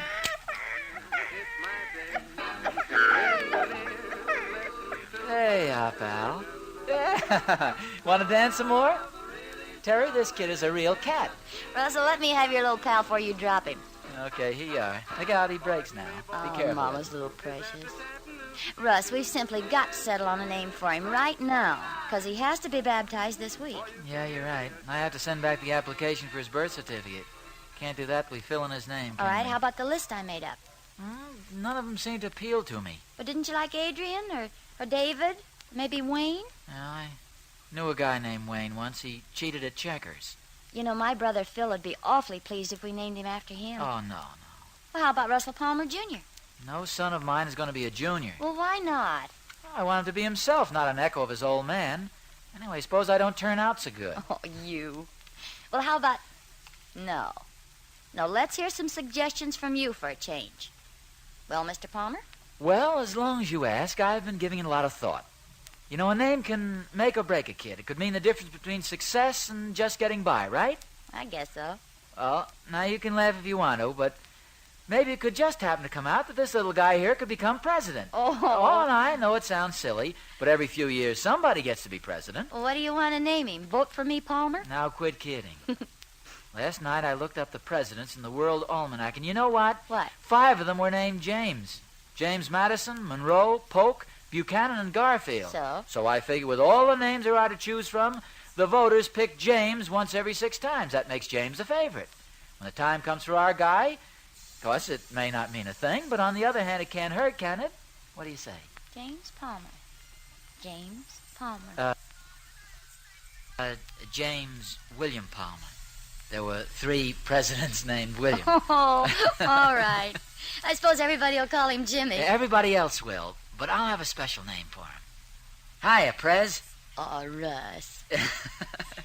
Well, I better hurry up and get this filled out before your mommy changes her mind, kiddo.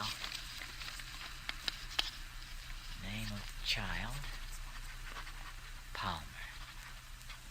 James William. Now we're all set. Oh, yeah, the date. What's today's date, Terry? It's the 7th. Thank you. December 7th, 1941. You just heard Glenn Miller's recording of Chattanooga Choo Choo. This is your platter spinner, Russ Palmer, and tonight for my swan song, I'm doing a switch. I'm playing all of my old favorites. Next on the list is a tune that was a big favorite with the boys during the war because it said a lot we wanted to say and said it a lot better. Phil Moore and his 4 playing Shoo Shoo Baby.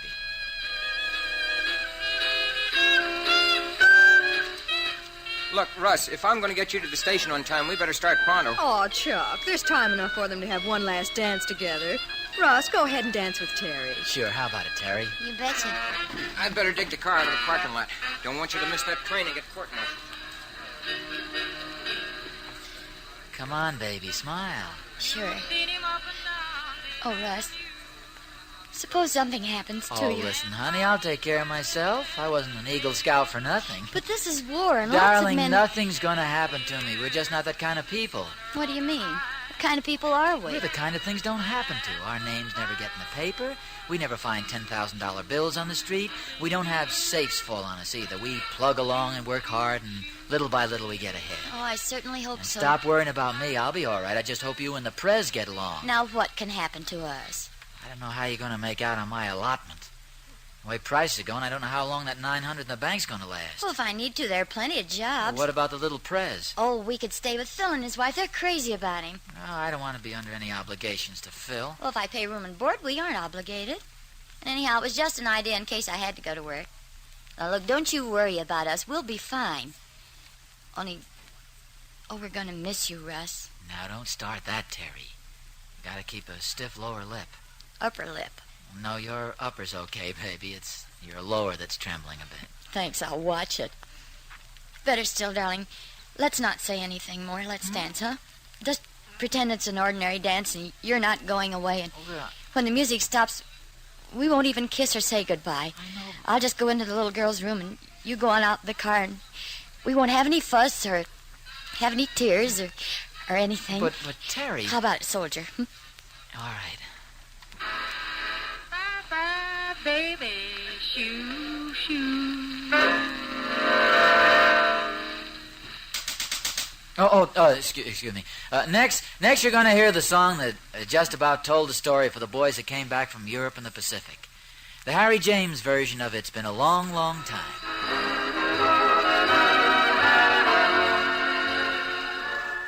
Attention, please.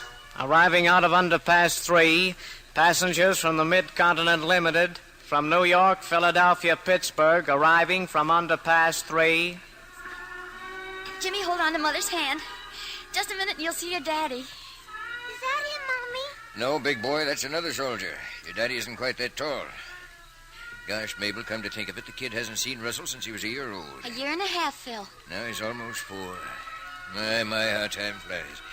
I was saying to Marcella just yesterday. Phil, there he is. Really... Russ! Up. Russ, Here, over Jimmy. here! Up you go. Oh, sorry, excuse me. See that, man? Oh, Terry. That's him, son. Terry. Hello, darling. Is that my daddy kissing my mommy? Who's this? It can't be. Yes. Terry, aren't you going to introduce me? Well, of course. Dear, this is your father. Hello, little Prez. I'm not Prez. I'm Jimmy. I know you're Jimmy to everybody else, but I've got a special name for you, little fella. I call you Prez, see? Does it stand for anything special, hello Russ? there, Phil. Excuse me. I was so excited seeing Terry and the boy. Of course. Saying I want to thank you and Marcel for being so wonderful to him while I was away. Oh, it was a pleasure. Oh, gee, and you look wonderful, darling. Oh, and how about our place? I can't wait to see it. Did you get a nice apartment? Oh, Russ. Well, you have... You don't know what it's like now. And don't think I haven't been looking. Yes, you never saw conditions like they are now. But... But you folks are welcome to stay at our place as long as you want. I don't know what Marcella would do without Jimmy here, eh, big boy? Sure, Mike. Yep, that's what I taught you, isn't it? Well, let's get over to the car. Can I help you with your stuff, Russ? No, thanks. I can manage it. Well, come on, Rough Rider. Up you go. Hey! Giddy up, Uncle Phil. Let's see if we can beat him to the car, eh? Let me carry this one, Russ. No, thanks. I've lugged it all the way from Italy myself. I guess I can carry it the rest of the way home. To Phil's house, that is. Darling, if you only knew how I've tried. Oh, I know it isn't your fault, but... Well, for months now, I've been doing nothing but dream of being back with you and the kid and nobody else. It just isn't right that... No, excuse me, Terry. I guess I've still got the old army habit. You know, griping. Well, now that you're back, Russ, you'll get us an apartment or something real soon. The important thing is that you're here safe and sound. You know, we're luckier than a lot of people. At least we've got a room with Phil and Marcella. Yeah, we've got that. And everything else is going to turn out all right, isn't it, dear? Oh, sure. I certainly hope so.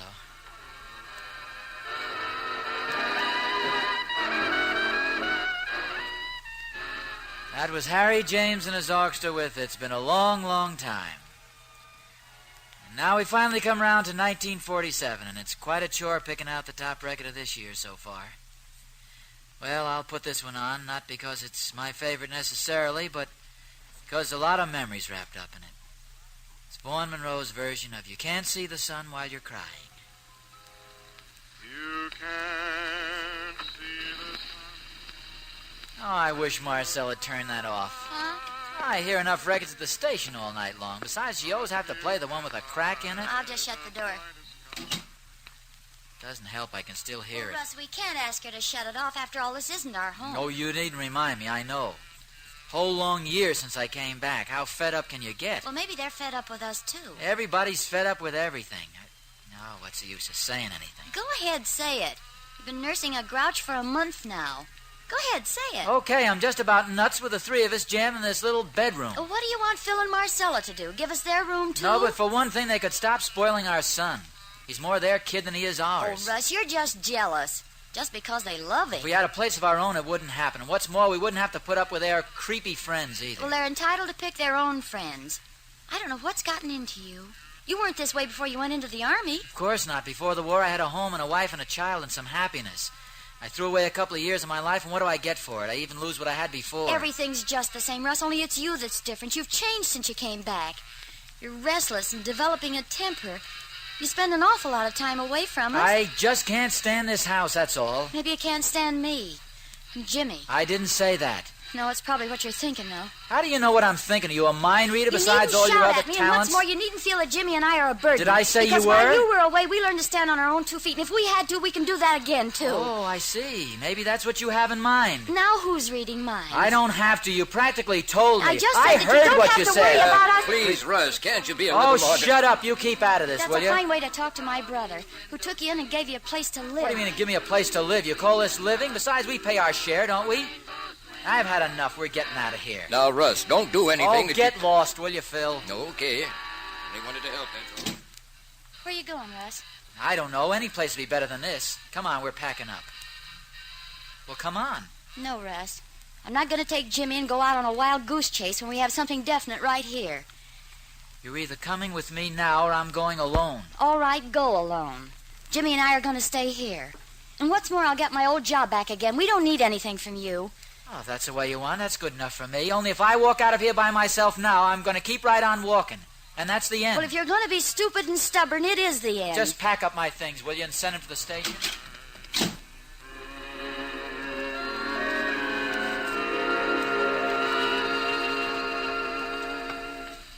Well, there you are.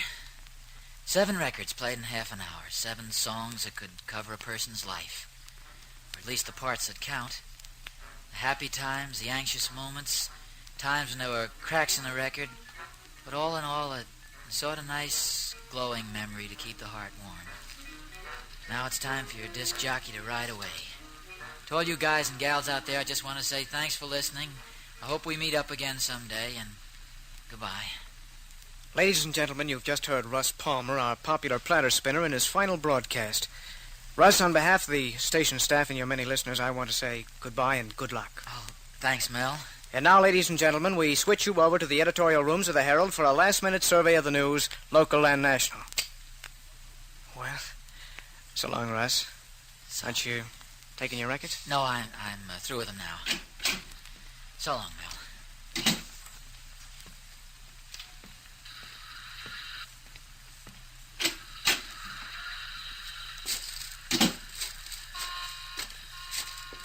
Terry. Russ, I had to come. Oh, darling.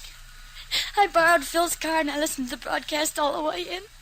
Darling, you're that crying. last record, you can't see the sun when you're crying. Well, I saw everything tonight, Russ. I can't let you go. We need each other. Oh, maybe it does take a few tears before you start seeing right. Maybe it was the thought of losing you and the little president. Losing everything we've worked and prayed for, Terry. I don't know. We'll work things out together, Russ. God'll help us if we ask him. Sure, we'll lick it like we've licked every other tough spot that we've been in. The important thing is the three of us, huh? Yeah. Because we've become a part of each other.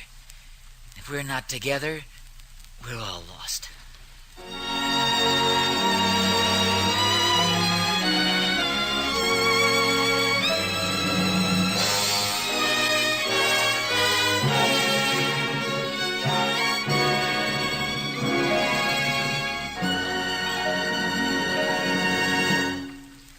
You heard me say at the beginning of this program that more things are wrought by prayer than this world dreams of, and that's very true. We shall never know how many things come about because of prayer. When every power on earth has failed, God can help us. But it's not only one prayer, it's continued prayer that counts. It's the continued lifting of our mind and heart to God. That's being prayerful. When you come right down to it, there's no family so self-sufficient that it can get along without the help of God. And remember, don't pray only when you're up against it, when there are heartaches and sickness and trouble. But pray when things are going your way, too. Thank God for each and every blessing, for the happiness you have as a family, for the love and companionship of your family. For a family that prays together stays together.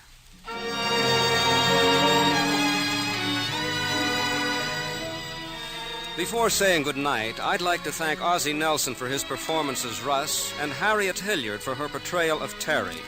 A special word of thanks also to Leonard Louis Levinson for writing tonight's play, and to Max Terr for his music. Mel Williamson and John Ryder produced and directed the program. Others who appeared in our play tonight were Clark Gordon, Pat McGeehan, Colleen Collins, Francis Pascoe, and Henry Blair. Next week, our Family Theater star will be Vincent Price. Your host will be J. Carroll Nash. This is Regis Toomey saying good night, and God bless you.